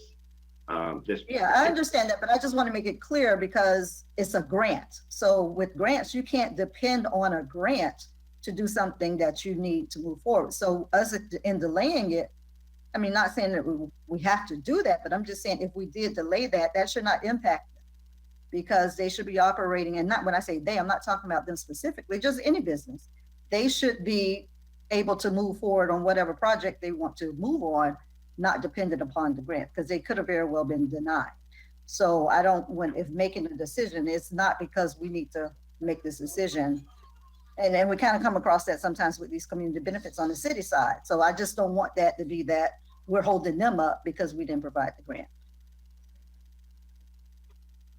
Anybody else? Madam Chair, there's a motion and a second on the table. Let's go ahead and put it to vote. I can, Madam Chair, I don't have a problem with rescinding my second, provided in the future, I really don't appreciate the documentation that we have saying one thing and then the resolution saying something different. That I seriously have a problem with that. I second that, Madam Chair. You know, and so because of that reason, I'm okay with rescinding my second because I don't want Bush Canvas getting caught up in our issue. But this stuff has to match. I will say no every time going forward if this stuff does not match. Mr. McCoy, did you want on that memo is April 22nd today. So I mean, it's not like it's an old memo and it had the old information. That memo was from today. So the new information should have been on there. Mr. McCoy, so I rescind my second. You want to rescind your motion to table? Okay, but Madam Chair, did you? You don't have a second. Does anybody else care to second Mr. McCoy's motion to table? Madam Chair, are you gonna really interrupt me? Oh, I would appreciate if you allow me to finish. Mr. McCoy, please finish. Okay, so Madam Chair, I raised two concerns. The first concern is, do we not have the ability to rank these ourselves? And then, that's the first part. And I want to ask you, and you not defer to a staff member. Me? Yes. Oh, well. It's either yes or no. Yes, you can rank them all you like. It doesn't change the. So that was the first question. Don't you think that should be in our backup, what staff rank these individuals? And it wasn't until it was brought up in the meeting tonight that they had the intention on awarding everyone. Okay, Mr. McCoy, did you have an agenda review meeting with Mr. Evans?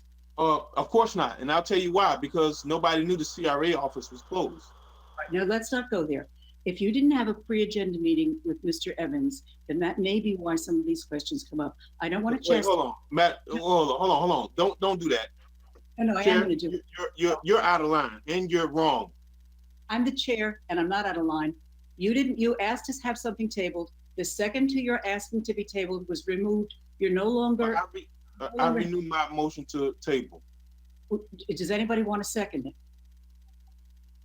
Dies for a lack of a second. Now let's move on to the question at hand, which is voting on the $40,000 grant. Does anybody else have any issues about this, or can we go ahead and move and vote? Mr. Madam Lawson. Chair. Yeah, I have the same concerns that Ms. Miller Anderson and Councilman McCoy have. I just do not want the businesses to suffer for the lack of preparation and the lack of execution from our staff. I want to be able to move forward, but moving forward, as Councilwoman Miller Anderson said, we need to make sure the documentation is accurate. Yes. The next concern that I want to address is the other three businesses and looking at this parcel that's currently listed. What is the time frame? What is the expectation? I know Mr. Haygood is coming back to the table with the policy that we have for issuing this grant. But in the event that the policy says that we have to recoup the money or that has to be reimbursed from the owner or whatever the steps are we're taking, what time frame are we going to be responding to these businesses? Because from my understanding, these businesses, all of them have been submitting applications for months. And if businesses continue to see that we're not fulfilling the grants that are being executed and put out into the city, they're not going to have faith and trust in the city to be able to issue money to them. That's my first concern. And then the second concern is also the marketing for this grant program. I really think we have to put somebody in charge of advertising these grant dollars, because to only have 3 applicants at a grant that's issuing up to $40,000 to resurface your business, I walk up and down these areas and this corridor, and I see a lot of businesses that need refurbishing and refacing. So why is it that we're not doing a better job advertising and marketing that and assisting with getting this dollar out? And if we are doing that job, then we need to really let these residents know that there's money here within the city that needs to be obtained to resurface the business.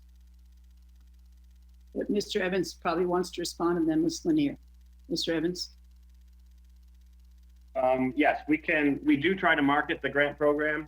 And sometimes we even go door to door on some of those businesses. But when we issue the new one, we will bring back to you the new round. We'll also outline how we're going to market it and make sure that Merchant Strategy is involved in trying to have an outreach to those business owners, because we certainly do have a number of properties that we need to improve.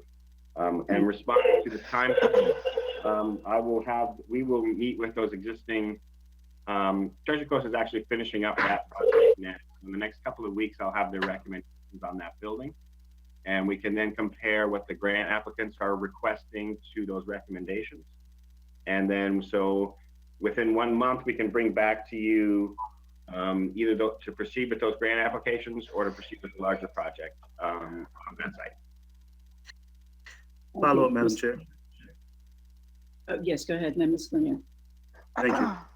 Mr. Evans, thank you for just meeting with them and just kind of keeping them abreast of what's going on. In regards to the actual sites and in regards to what we're doing with possibly issuing grant dollars for this location that these businesses are here, what is going to be the plan in the event that the business is going to be sold or advertised? What will be the next steps for them? For the applicants who are tenants, they'll need, of course, need that sign off by the owner of the property. So that's partly a requirement that they'll have to meet that hurdle. This existing grants that we issue will be under existing rules. So if we're going to make changes to the rules, that would be to future grant applications. Ms. Lawson? Thank you, Madam Chair. Thank you. Ms. Lanier? Madam Chair, I'd like to call the question, please. Do we have a second to call the question? Can we have a second to call the question? Second. Thank you. Madam Clerk? Well, do we have to vote on calling the question?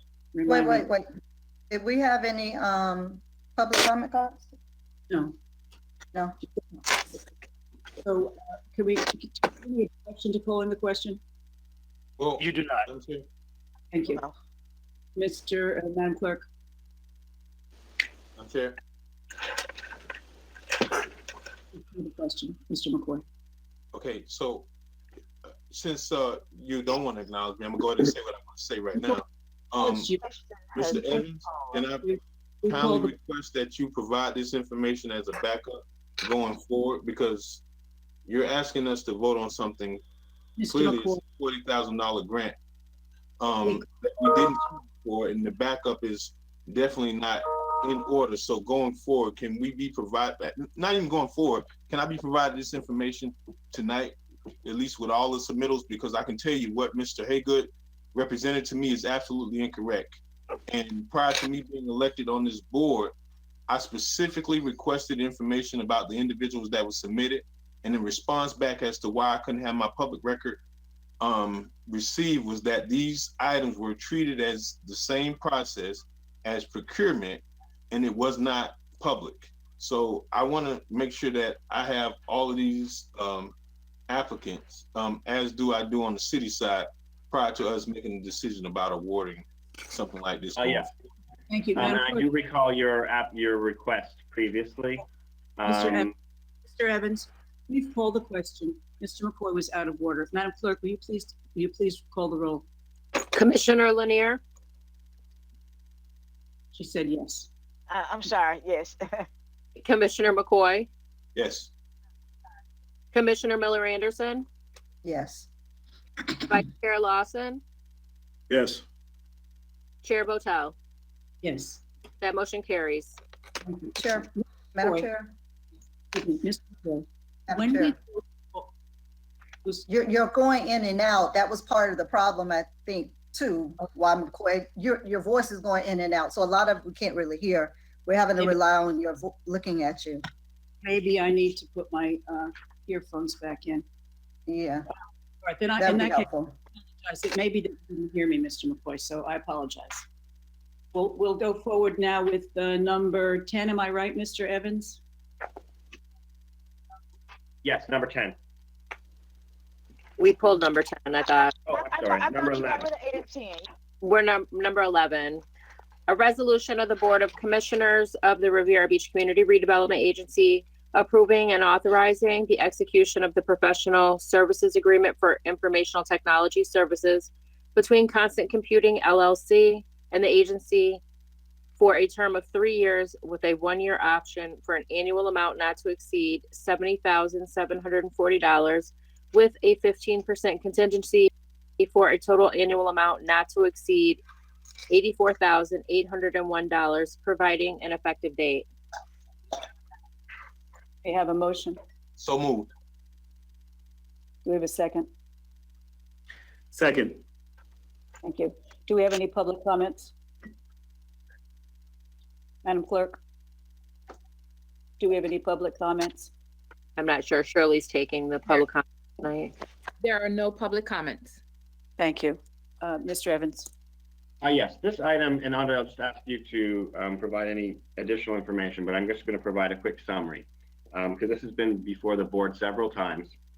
And what we've been trying to do is get all the information, and the city's IT department has been very helpful in helping us gather all the data that the board requested so that you could make a decision.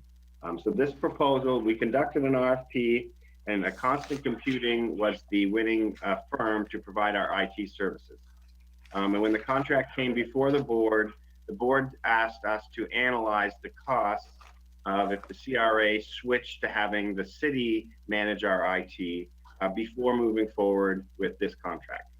So we have worked with city's IT department. They've been very helpful. They came over, analyzed our systems, did cost analysis. And so the final summary and the final data for this board to consider, we've summarized it in a few really key numbers. So the city has said that going forward, they could manage our annual maintenance cost for our IT for about approximately the same cost as our private provider.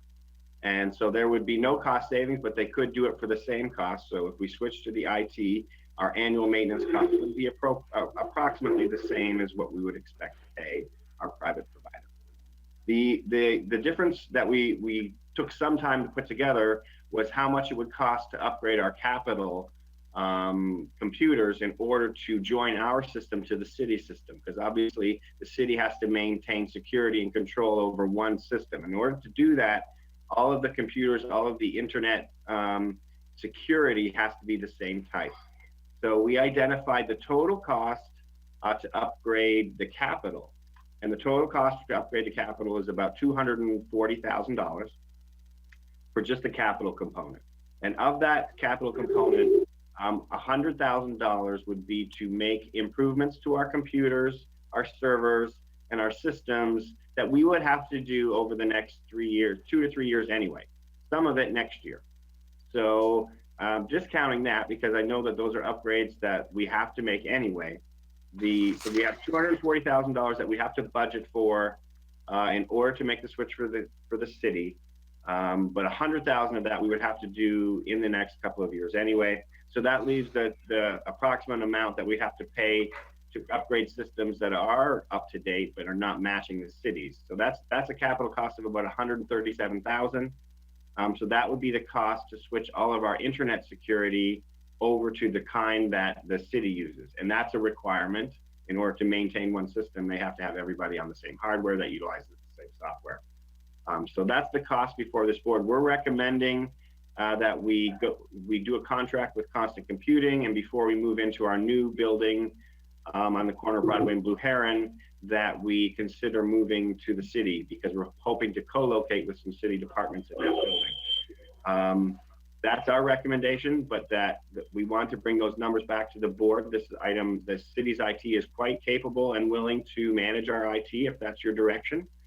We would have, if we were to do that, we would have to bring that back as a future agenda item, and the capital cost would be $240,000, 100 of which we would have to do over the next couple of years anyway, and about 137,000 of it, which we would have to budget for now in order to replace some of our internet security to match the city.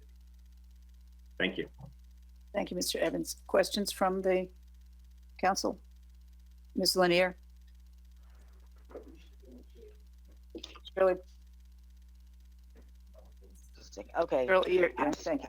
Yeah, I've got it. I've seen this item numerous times, and I was one of the ones that was hoping that that we can get some information out of the city in terms of how we would move forward. Now, if the city's IT costs are, you know, if you say they're the same, I'm sure they would be a little bit less. But wouldn't you not want the CRA and their systems to be on par with the city? And also, you know, the city last year had this whole issue where we had to pay money, and it was this whole hacking system. So the CRA is a part of the city. It should be just like how the city runs, and in terms of security, because we're talking about development, we're talking about doing, $200 million deals. We're talking about, 40,000 here, 2 million over here. So those systems need to be very secure. And I, for one, given that you've done your homework, Scott, and I see that the IT system that the city has would be on par, and you would have to make some upgrades, which you need to anyway.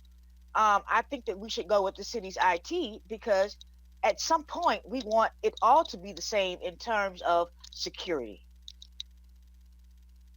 Thank you. Anybody else have Mr. McCoy? Thank you, Madam Chair. Commissioner Lanier, I can't agree.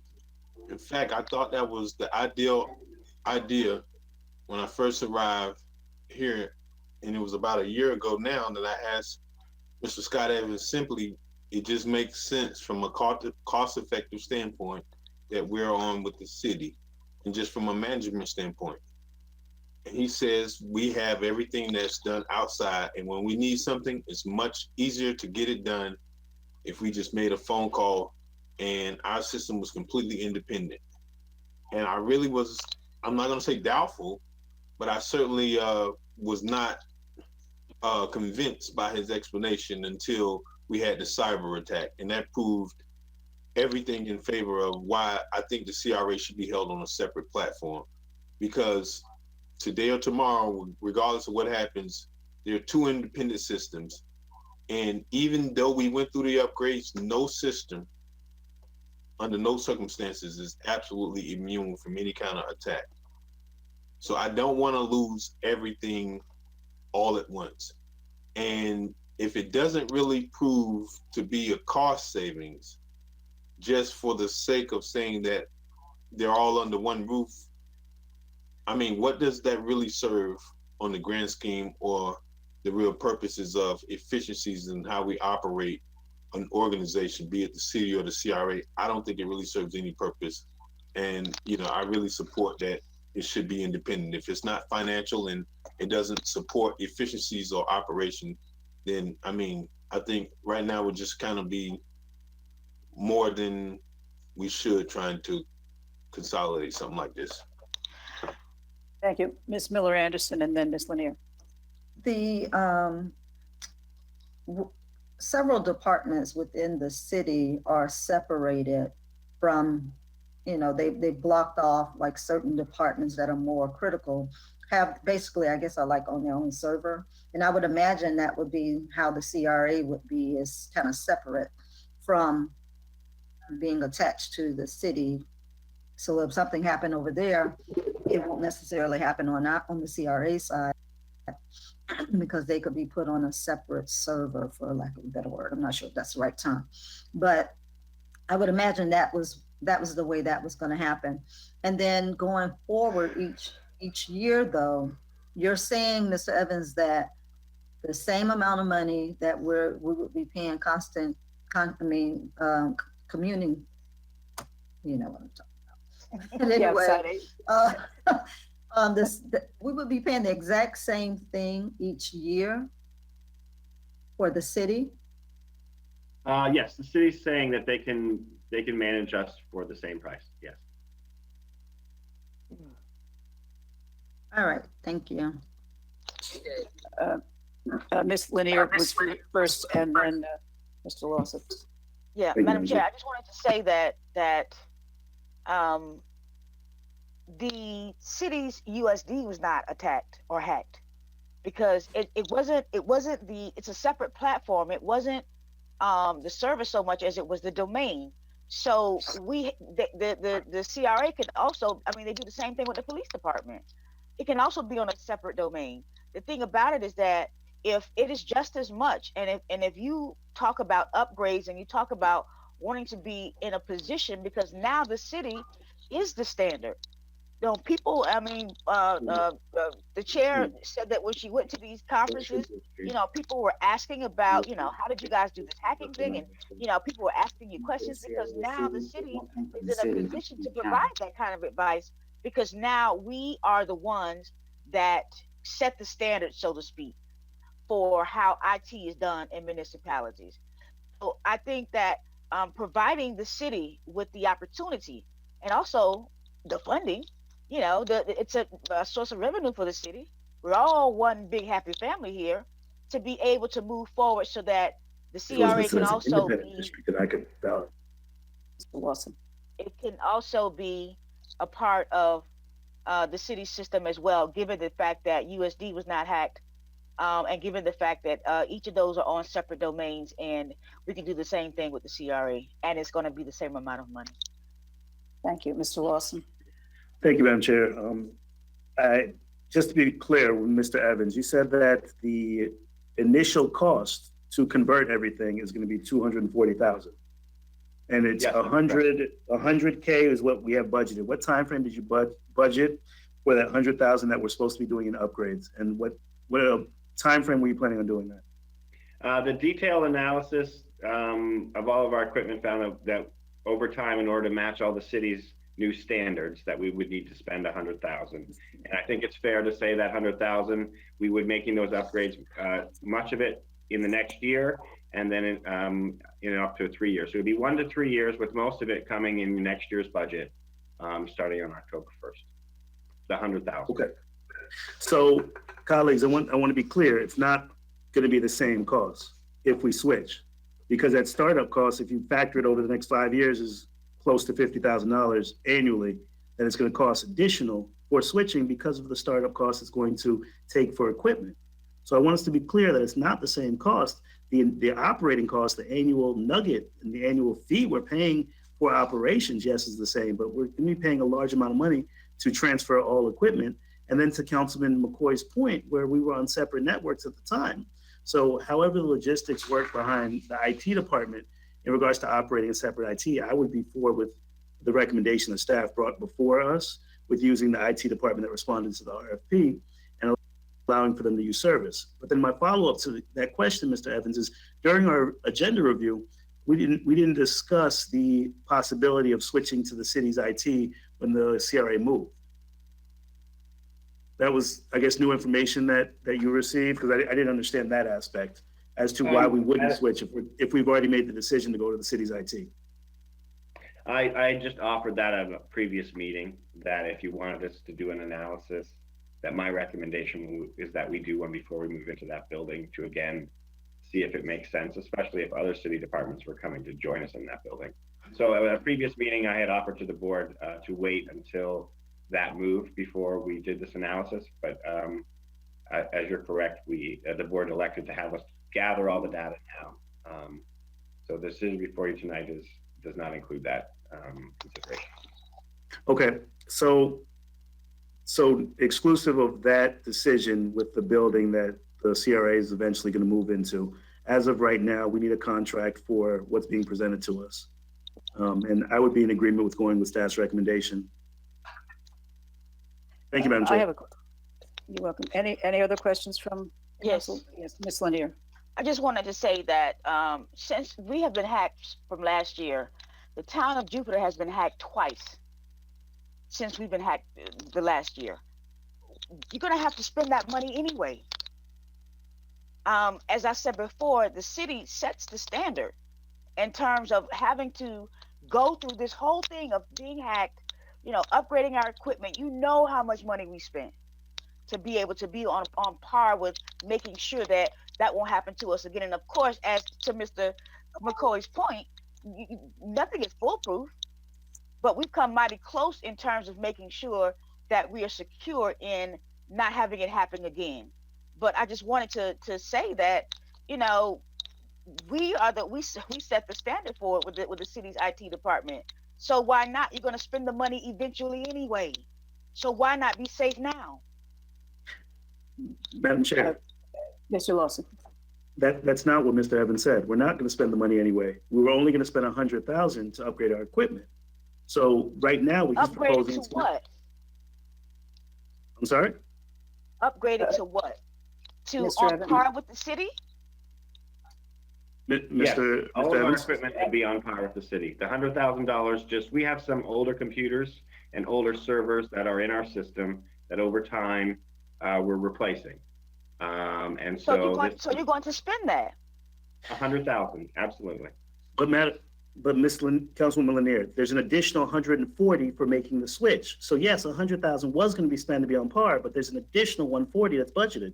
So that's my concern, because there's more money to switch that was not budgeted or planned. Okay, I have a question, if I might, for Mr. Evans, and maybe this will help. So what you're recommending is that we spend $78,000 to an outside agency.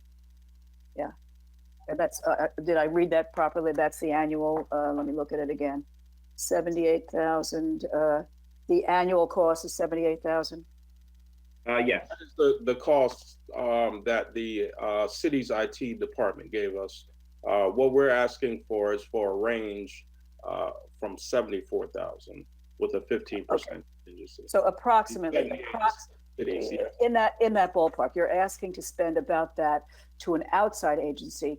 My question would be, if you spent it to an inside, if you spent it on the city, would the city have to expend additional dollars in order to ramp up to meet your needs? Or can the city's IT staff meet your needs with existing staff, thereby profiting the city to the tune of $75,000 to $78,000 a year?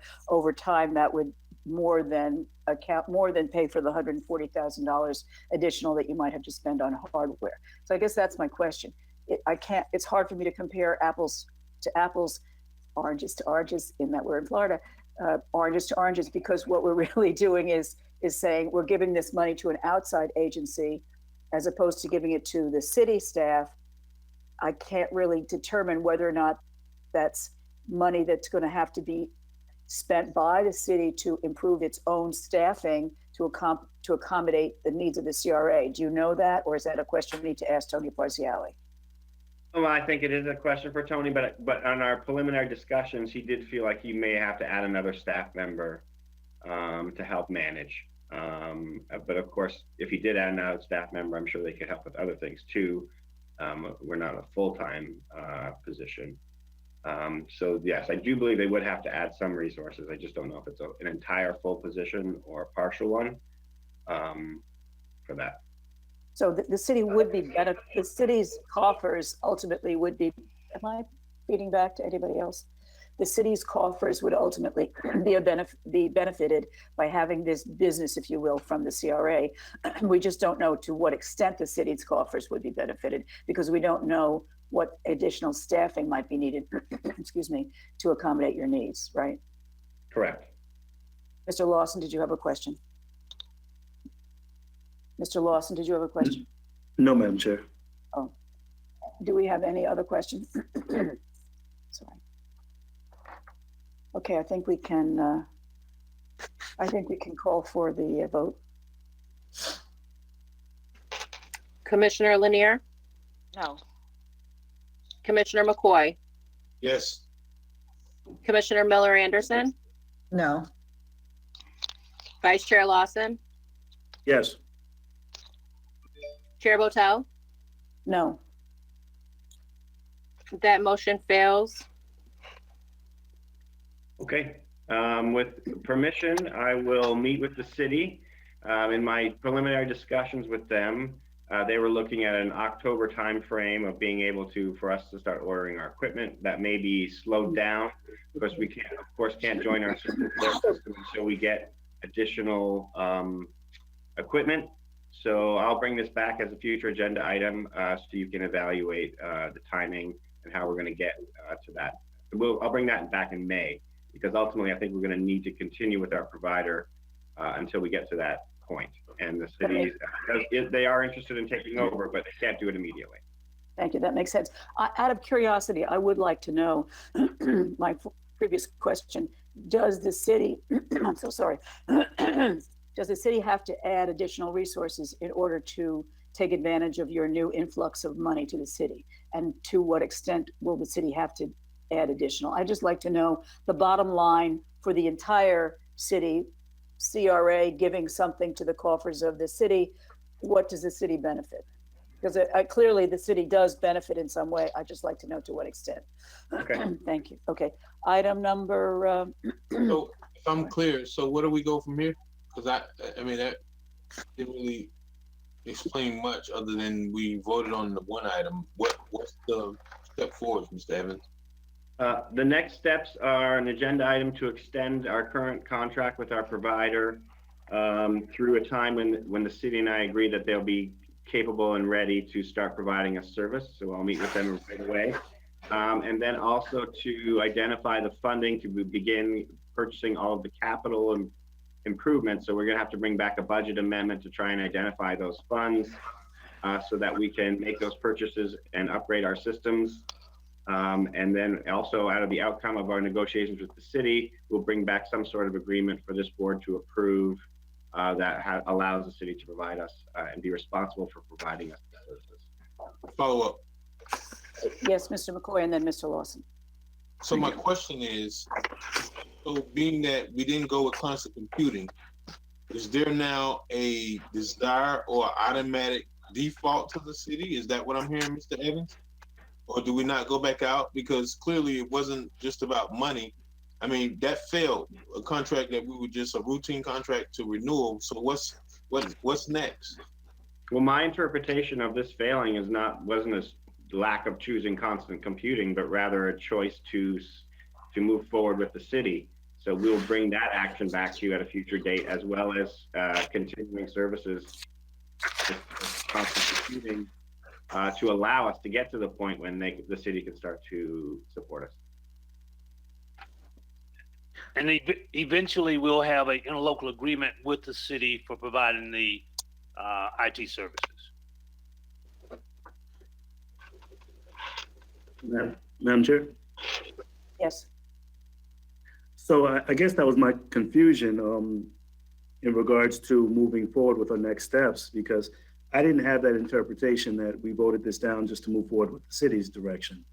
So I'm trying to figure out, is that the direction that we've given to Mr. Evans to bring back a contract negotiated with the city? Are we putting this back out for RFP? What direction are we giving to Mr. Evans right now? Because I thought just the motion we took was to turn down this contract. Ms. Miller Anderson. I mean, I can make a motion if that is good for everyone, or not go very good. Do I need to make a motion to look at the information and go with the city and then bring it back to the council? Would that be an appropriate way? Yes. Could someone second that, please? Second. Thank you. Madam Clerk? What's the motion? I'm sorry. Want to repeat that, Ms. Miller Anderson? To go with our second choice, the discussion that we just had about the option with the city, going with the city and providing that information back to us in the next agenda. You don't mean the next agenda. You want to. The information that Mr. Evans said that he would bring at the time frame in which he said he can bring it back. Okay. Yeah. Madam Clerk? Commissioner Lanier, Yes. Commissioner McCoy, Yes. Commissioner Miller Anderson, Yes. Vice Chair Lawson, Yes. and Chair Botel. Yes. That motion carries.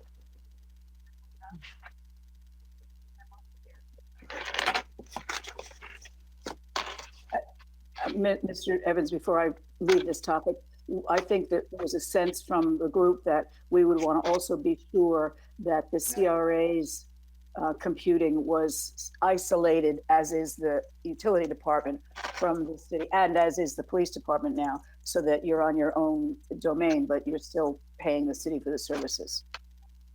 Madam Chair, Yes. I just want us to all continue to be cautious of all of the information that we give about our security of our systems, as we had to do for the last time. So just caution. Thank you. Okay, item, way up to 12. 12, thank you, 12. A resolution of the Board of Commissioners of the Riviera Beach Community Redevelopment Agency awarding a contract to Langton Associates Incorporated to provide grant writing services to the agency, providing an effective date. The acceptance of public comment cards is now closed. Do we have a motion? Do we have a So motion? moved. And a second? We have a second? Oh, come on, guys. No second? Dies for lack of a second, really? I can't second, right? No. Mr. McCoy and I have a different opinion on this. I think you can pass the gavel and second it. All right, then I You pass the can't gavel. do it. Robert rules don't allow you to do it.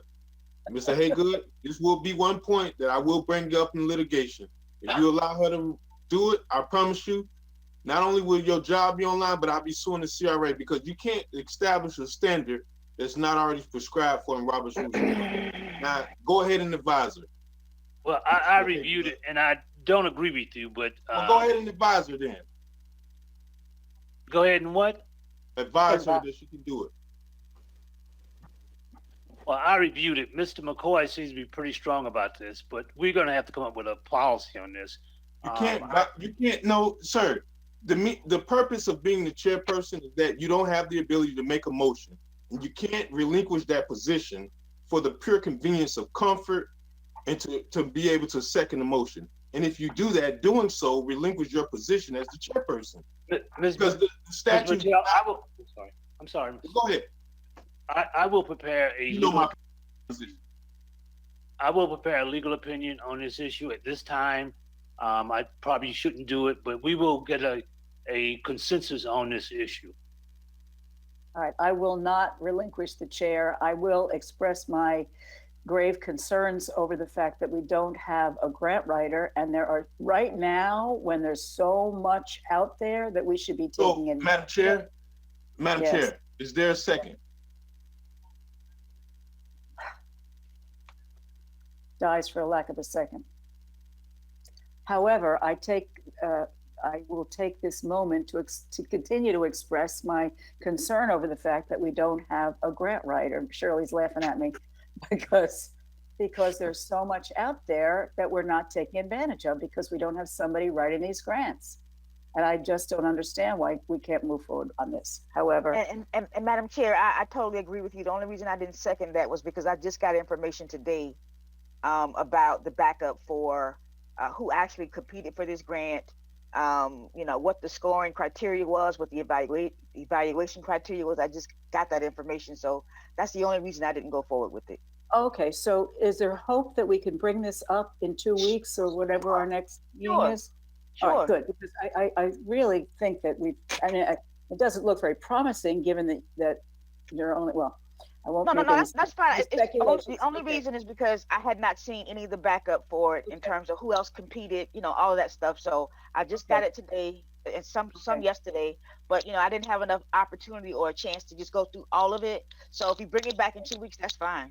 Well, one of the blessings of doing this remotely is that Mr. Langton doesn't have to get all the way down here to Riviera Beach and can come back in a couple of weeks and we can do this all over again. Mr. Evans, will you please put this on the next possible agenda?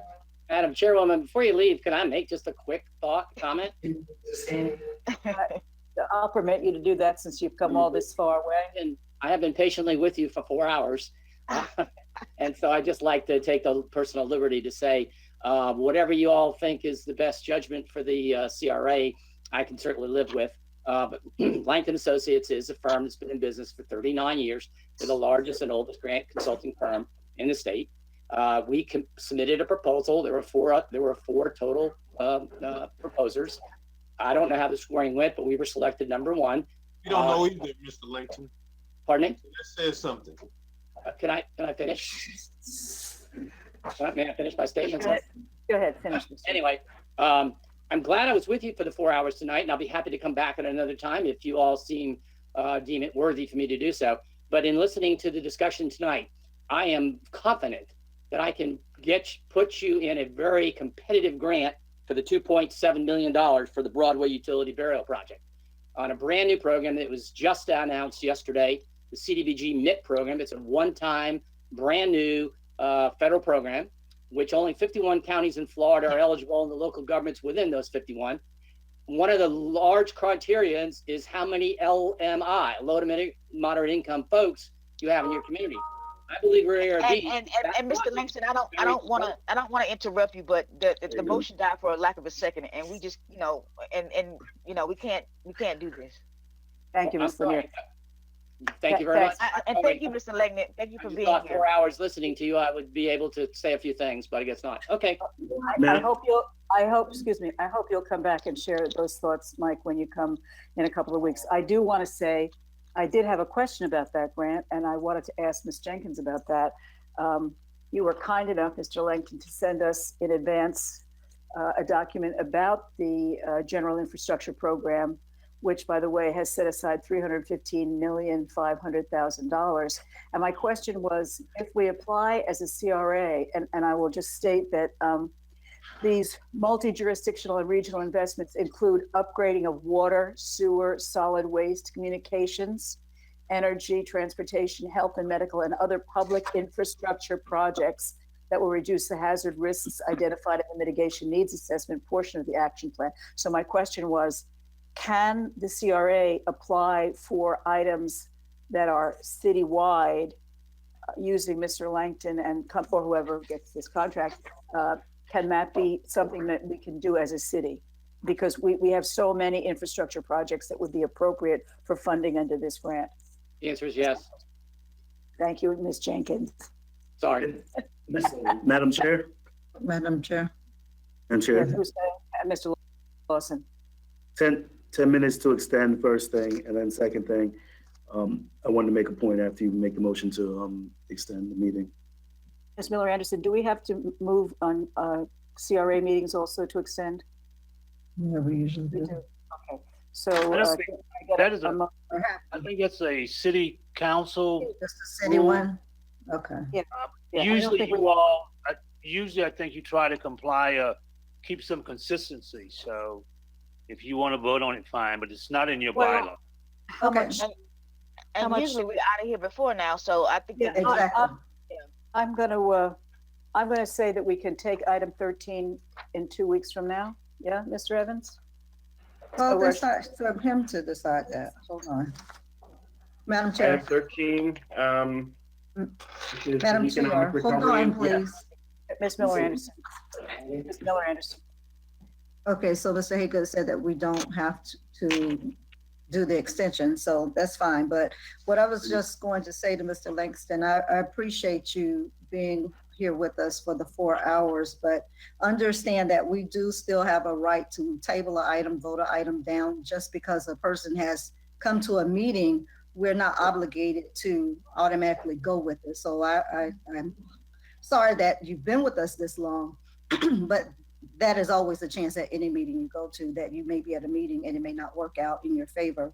But I do believe that I understand. I've been here for a little bit. I know you've been around for a while. One of the things that I was asking Mr. Evans is to see if we can get some of the information in regards to, like, what are the successes of the grants that have happened, how many, and those that we don't get, what can we do to make sure that we get it for going forward, or, just having some kind of follow-up. But again, Ms. Lanier asked for it to come back. You're making a motion to bring it. I mean. No, I wasn't. I was basically saying that I had no problem with the item. The only problem I had with the item was because I had no information about you know, how the whole process went, what the evaluation criteria was, who else competed. You know, I had no information of any of that until like today, yesterday. So I didn't Okay, want to. so- I didn't want to venture out and make a decision about something I just got. Right, right. So, I mean, it died for lack of a second. And So that's the end of that. Yeah. that's the end of that conversation. And so, you know, I appreciate it, but we can Yeah. come back at another time as you suggested. Thank Okay. you. So we're done with that item. We have item number.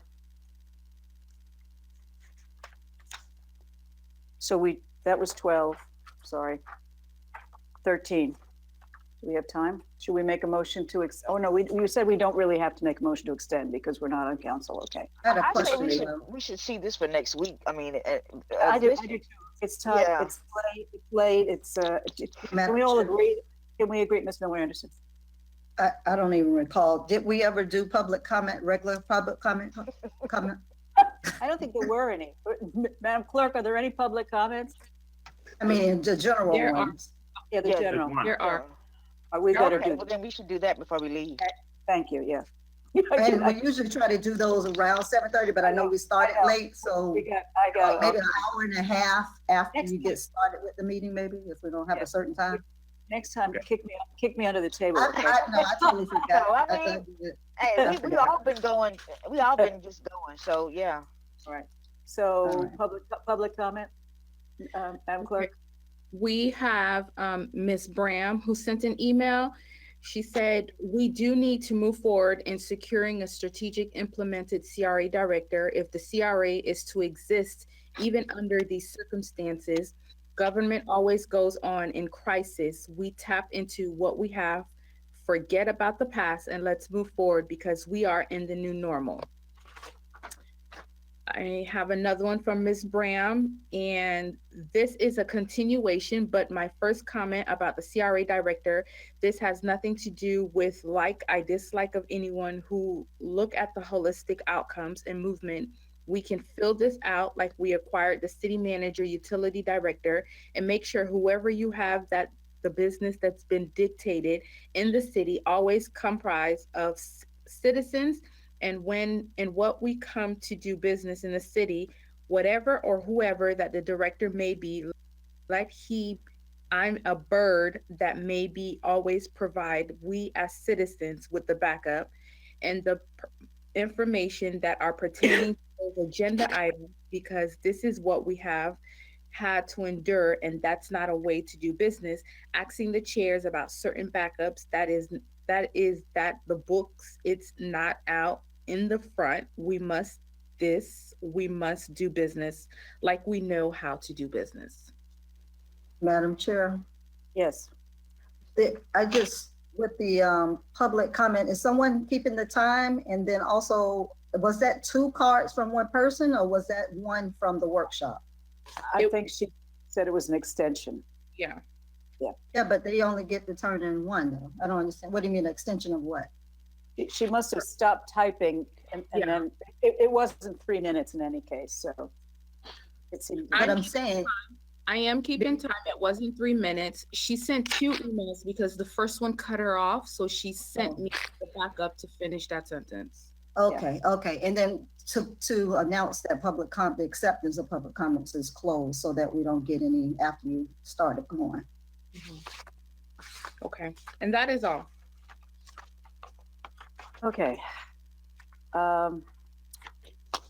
Report, so did we agree that we're gonna put item 13 on the next agenda? We'll agree. Any objection? No. Thank you. So there's public comment, and then report of the executive director, Mr. Evans. I have nothing at this time. Report of council, Mr. Haygood. I have nothing. Discussion by the council, starting with Mr. Lawson.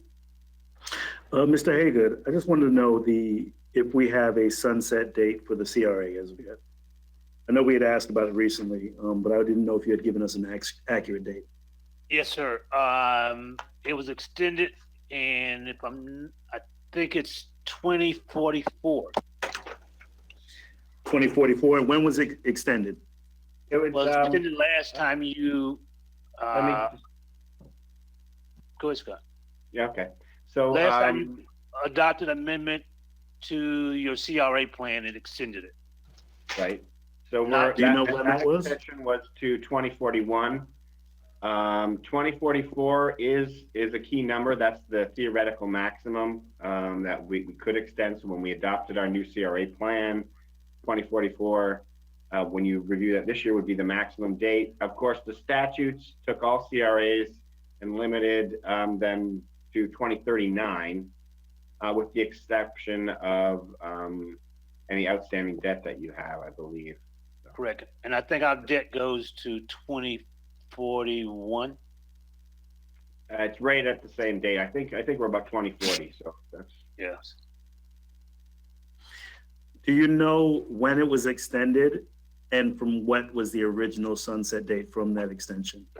yes, it was extended in July of 2011, and that extended us out 30 years through July of 2041. So that was 30 years from 2011? Yes, sir. Yes. What was not the to- sunset? I'm sorry. Not Go ahead, not Mr. to, Hagan. I think it's not to exceed 60 years from the initial establishment of the CRA.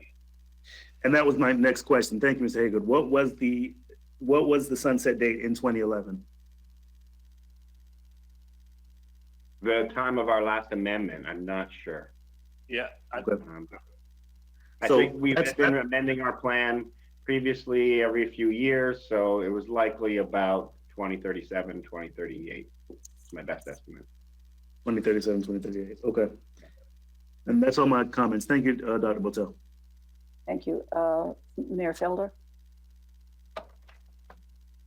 Yes, thank you, Chair. Just one question, Mr. Evans. Where are we with the Dairy Bell project?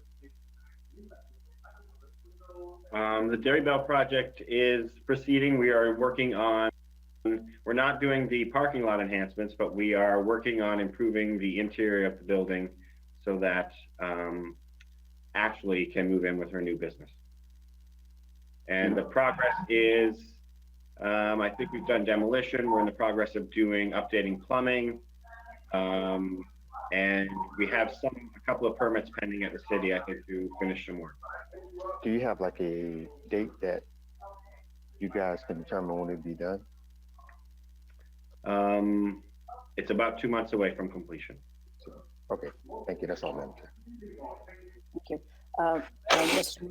Back to Ms. Lanier. I just wanted to say that, even like Mayor Felder said about the Dairy Bell project, it's from time to time, we should have a update on these projects, that we've talked about. Sometimes, we've approved projects, we've moved on, and we're approving additional projects, but I think that at some point we need to have an update. I mean, I'm not saying every month, but at least every quarter, an update of all the projects that we're currently working on, so that we have some idea of where these things stand, and we don't have to, take up time at the end of the meeting. Other than that, I'm fine. Thank you. Thank you. Mr. McCoy? Thank you, Madam Chair. A few things. So first, I want to put these comments to Mr. Scott Evans. So at least tonight, we had a couple items that we evaluated that were in front of us as a commission to deliberate on. And the backup just isn't there.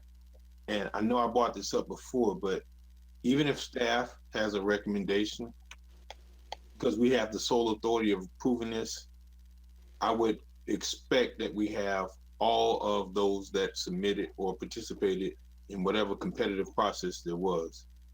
Because just like you, and even on the procurement side, we don't always get it right. And just because we're the final decision makers, I would like to have all of the information available to us so that we can have an opportunity to opine on it. And it really comes very late in the game, being that these items were only uploaded after 5 o'clock on Friday, and they weren't there. In fact, I was by the CRA offices on Friday, only to find out that there are no CRA offices, and also by the Marina Event Center to find out operations are shuttered there too. And I expect that we have some understanding or knowledge of this beforehand, and we shouldn't be caught by surprise when everything just suddenly shut down and there's a note on the door. Mr. Evans, I'm really looking to understand why is that okay, or why is that the case? Because I have Mr. Jonathan Evans that probably sends us 5 or 6 emails in one day relative to the operations, and nobody, at least when I spoke to the chair and then the past chair, was even aware that the CRA operations had shuttered. I mean, I expect at the very least a communication as to what's going on, especially if we're in the city and we refer individuals to the CRA. It's a little bit embarrassing to send someone somewhere and you guys aren't even open. So that's my first question as to what's going on with the operations of the CRA, and then also down at the event center. And then secondly, I want to find out, well, if you can handle that, I definitely want to ask a question related to public records. So the CRA has closed our offices, and we're following the directives from the governor. We are operating remotely. But you don't work for the governor. Let's remember that, Mr. Evans. And I believe City Hall I is think a closed courtesy also. would be to send the commissioners that oversee the board some communication that operation isn't We utilize constant contact, so we put out notices of the changes to CRA. We have all the board members on those constant contact notices. What I will do is I will make sure, if those aren't getting through to you for some reason, when we do our notices of what's happening in our offices, when we're closing, when we're open, I'll make sure that I personally send you that information every time that we do an announcement. So, Mr. Evans, you sent it out by constant contact? Yes, yeah, I believe we send out by constant contact notice of our office closure. So when did you close the CRA offices? I want to say April 4th, something like that. Okay, No, well, April 6th, I think. at least me and 2 other commissioners were not aware of it, because I thought maybe this was something that was only provided to the chairperson. And when I spoke to both of them, they said that they didn't know that the operations weren't closed. So I don't know if I understand or even agree with that. Okay, do you want the staff to be working under these conditions? I mean, I think that we're following the exact procedures and protocols that the city have been doing, which is to direct all staff to go home and work remotely. So that's exactly what we've been doing. We attended all of the conference calls held by the city manager. They came up with policies, which we've been trying to follow also. So we're just trying to be safe and continue our operations. And I'm hearing that you're not getting enough direct communication from me related to those, and I will improve that. Okay, well, Ms. Botel, you look like you want to say something, but certainly when I asked you about No, go ahead. Finish you had a second thought. you weren't aware of it, and then nor was the past chairperson, and if I'm not mistaken, this was just last week, but I don't buy that, Mr. Evans. In fact, I think that's at the minimum that's not gonna work, because even when I look back at my emails, I even made a joke that we got an email from the CRA to tell us about all the other businesses that was closed, but there was no indication that the CRA was closed. And I specifically went back to look, but Mr. Evans, I think as a member of the governing board, I don't need a constant contact email. I think something a little more formal, and I think we get emails, and I think the board can probably agree. Probably, I wouldn't say too much because I really appreciate what the work Mr. Jonathan Evans is doing, but at least 3 to 5 times a day as to what the current state of the city is on the city side. And then only when I needed a meeting room to do a teleconference that I found out the CRA was closed just by dropping by. And I mean, that's clearly not acceptable. And to the chairperson's comments about why I didn't have an agenda review, I think I probably had more than anybody, because routinely I met with you every week before the CRA meeting. And, you know, I would say that this probably was an oversight, but I don't believe it. March 20th of last month, I requested public records from Ms. Shirley Desir, who I was told was the custodian of records. And not only did I tell her about my record request, when I told her, you called me back and asked me and confirmed that I actually requested those records. And here we are over a month later, and I still don't have it. I mean, please help me out. Am I missing something, or should I expect something different? No, I wasn't aware that you had anything that you weren't expecting. Mr. Evans, should I remind you what I requested? I believe you requested a copy of my contract, which we sent like the next day, I think. That's what I recall. Okay, well, I requested your schedule, and I also requested your calendar, because it seems to be that every time I go to the CRA, nobody knows where you are on Fridays. You might remember that conversation when you called me and asked me, why do I want to request your calendar and your schedule? Yes, I do recall us talking about you were looking. Is that not a legitimate public records request, or should I put it in writing? Absolutely. You are quite welcome to my. We are a month later. Is that not reasonable time?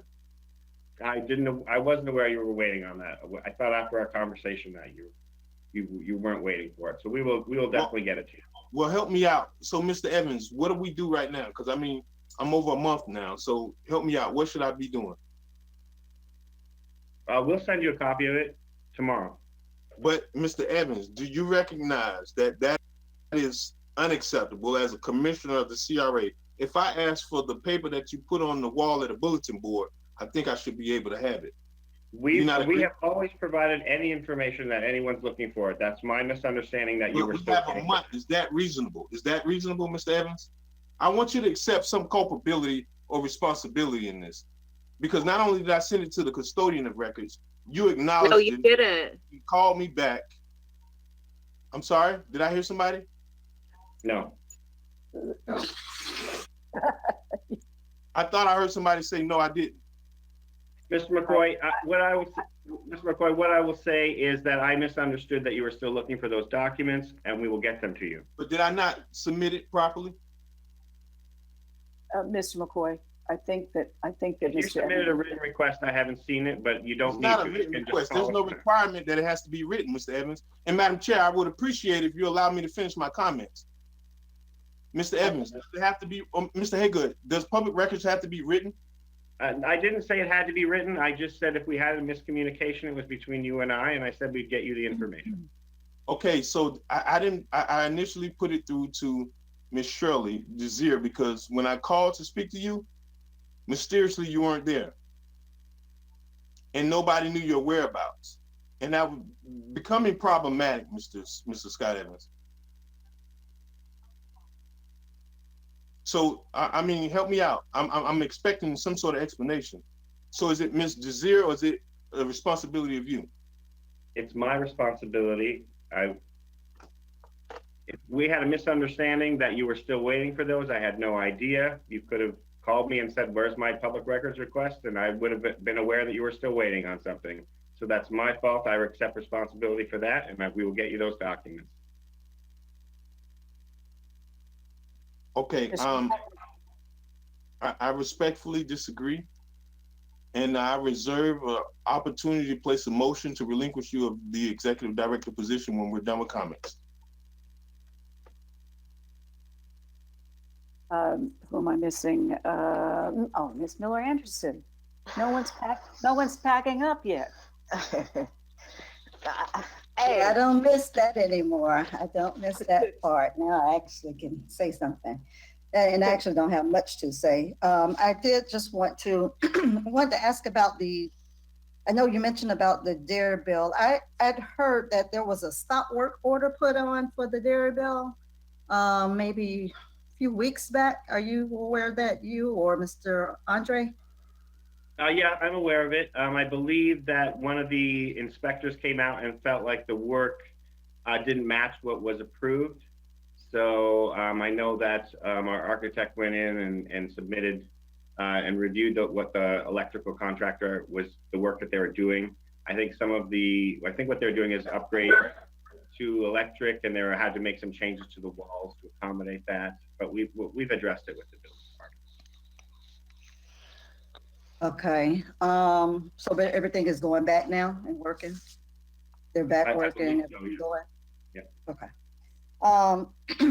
Then also I do want to just kind of reiterate the points about the communication.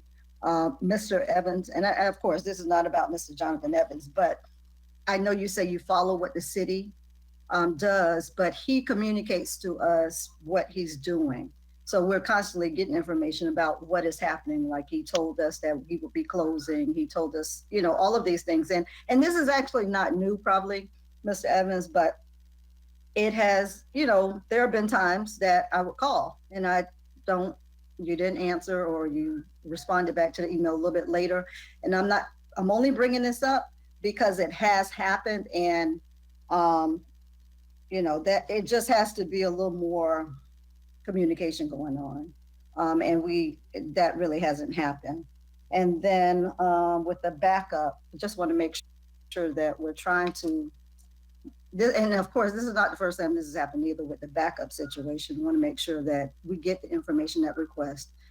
Also, the information that's posted is accurate, and as well as the presentations that we're doing are accurate, so that we have everything that we need.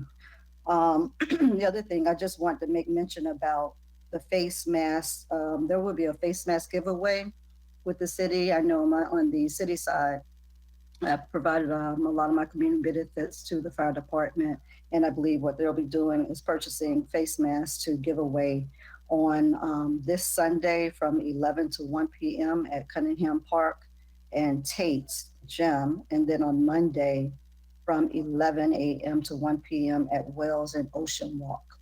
So that's for the community to be aware of.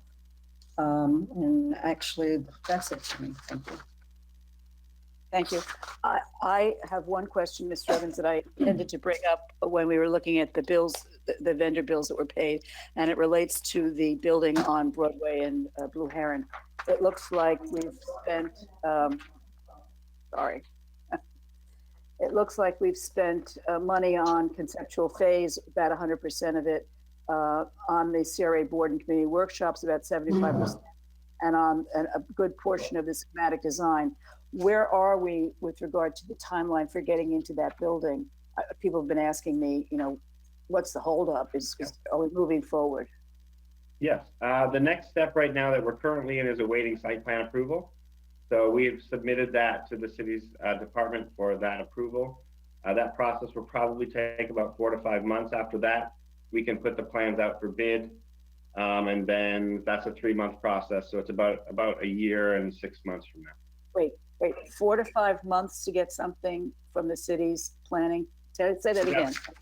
I don't think I heard you. The site plan approval process is where we are right now. So we're expecting that to take about 4 months. You don't have an inside track with them people? Don't you know any of the council people over there? You could say, move it along? We can do that, yes. Can we get on an expedited list or something? I will see what I can do. Absolutely. Please. That would be good. I want to say thank you, Mr. Evans. Happy Earth Day. It's the 50th anniversary of Earth Day today, and very happy to have participated in a call with my friends on the Palm Beach North Chamber Sustainability Group. We'll be doing some exciting things in the future. I wanted to remind parents, if you have a child, a school-age child at Lincoln, Washington, Bethune, or JFK, please let your principal know. If you cannot get to the feeding sites, we will provide transportation. Mr. Evans, Jonathan has kindly provided us with drivers, and our friends of the Riviera Beach Schools volunteers have been working along with Valley of Love Ministries over on Blue Heron. So if you need food and you can't get transportation to the site, please let us know. I think Mr. McCoy had something else before we adjourn. Mr. Evans. Yes, go ahead, Mr. McCoy. I think he can hear you. Okay, yes, so I want to understand what has to happen next, because clearly, I don't even know if I want to think that this is something that was overlooked. I really want to believe that that's the case and not willful, but I really don't have the desire to even move forward at this point.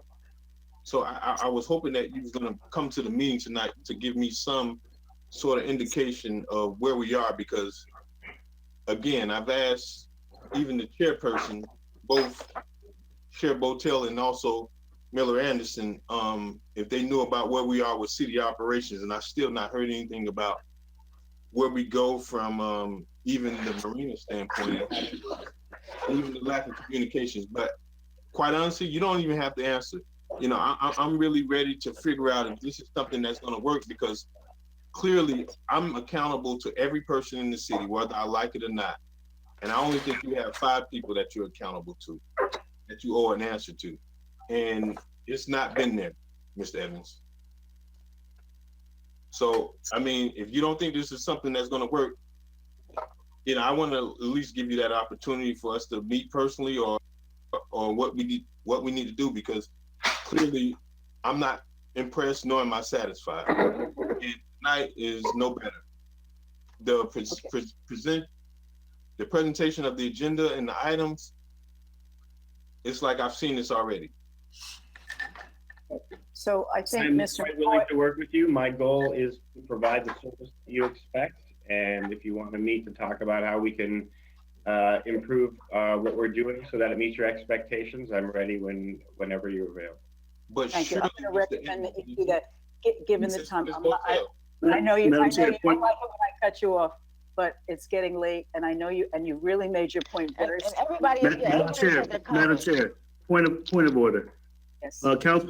Councilman McCoy reserved his time to make a motion, and until he's completed with his comments, I think we should allow for him to continue to speak. Oh, I'm sorry. I didn't know he was making a motion. And in the event that he decided not to make the motion, I still would like to hear out the remaining of his comments. So I know it's late, but I do want us to move forward. And my impression was that he had made his point quite clearly. Well, Doc, you always assume with me, you know that. If you want to make a motion, please do so. Okay, well, I have a question. So would any other members know what was going on? Because clearly I feel like I'm lost, and I'm literally the closest to you. I'm right down the street. And I don't even know what's going on at the Marina Event Center. So I was expecting that we was gonna have an update about the overall process and where we are with the operations. And I don't even see any ambassadors out. So like, kind of help us know that we're the oversight committee for the CRA. What happens? Like, what's going on? Is that directed to me, Mr. McCoy? No. So we've been following the city's policies and procedures, and they're shut down. We've directed our staff to work from home. The event center has been closed, although we are trying to make some minor improvements now that it's closed. Most of our ambassadors the ones that were essential have been working some. Some of them are now being called back. We're resuming our cleaning of the fishing bridge because that's gotten, and so our office staff is currently working remotely, similar to the city, and we've been trying to follow all of their policies as we deal with our staff. And when the city, what we've been doing is mirroring every action that they've been doing. So when they determine it's safe for their employees to come back to work, we will of course follow the exact same protocol. Okay. So, Madam Chair, do the ambassadors work from home? I mean, how does that work? I know that the ambassadors are cleaning the bridge because we had a complaint from a citizen about the condition of the bridge. So Mr. Evans put them back on a Monday, Wednesday, Friday schedule from about 10 in the morning till noon. Well, I'm glad you know that, Chairperson. Yeah, it's not a single person board, and this is exactly why I'm raising this concern. But clearly you know something, just like you knew something last week about the P3 partnership with the utility district. Is this not something that we need to know as a board? Because when I get asked these questions, Madam Chair, perhaps I should say call the Chairperson Botel. Is that what you would like? No, Mr. McCoy, I only know that because someone complained to me about the bridge, and I raised the issue with Mr. Evans, and he gave me the answer that he would put the ambassadors on the bridge. That's the only reason. If you had something in your district and you raised the question with him, don't you think that he would respond to you and let you know? Do you think Madam that Chair, that's the problem. I actually called and I didn't realize nobody was there until I arrived and seen a note on the door. So I guess that, all right. If there's nothing else, I want to offer my motion, Madam Chair. I'm sorry, go ahead. I move that we relinquish Scott Evans of his position as interim executive director of the CRA. Second. Madam Clerk? Madam Chair. Yes. This wasn't on the So- agenda. Right, and they have the right to do that. But typically, if it's something like that, that kind of comes up, you kind of give the public the And opportunity. I actually want to, yeah, I actually want to second this for the purpose of discussion anyway. Because apparently this is, you know, I've been saying this for a long time about not getting information.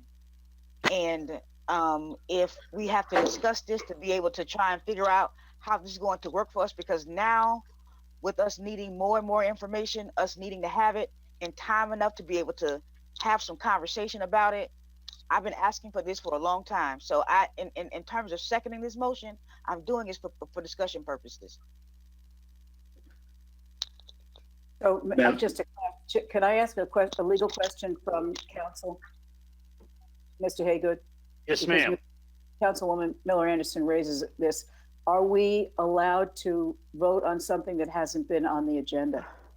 I know with custom, you all have entertained certain items such as this nature without it being on the agenda.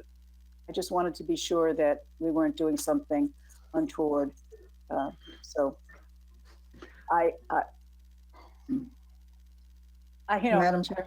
I hearken back to Mr. Jonathan Evans, and I think there's not a lot of preparation for a decision that's as momentous as this.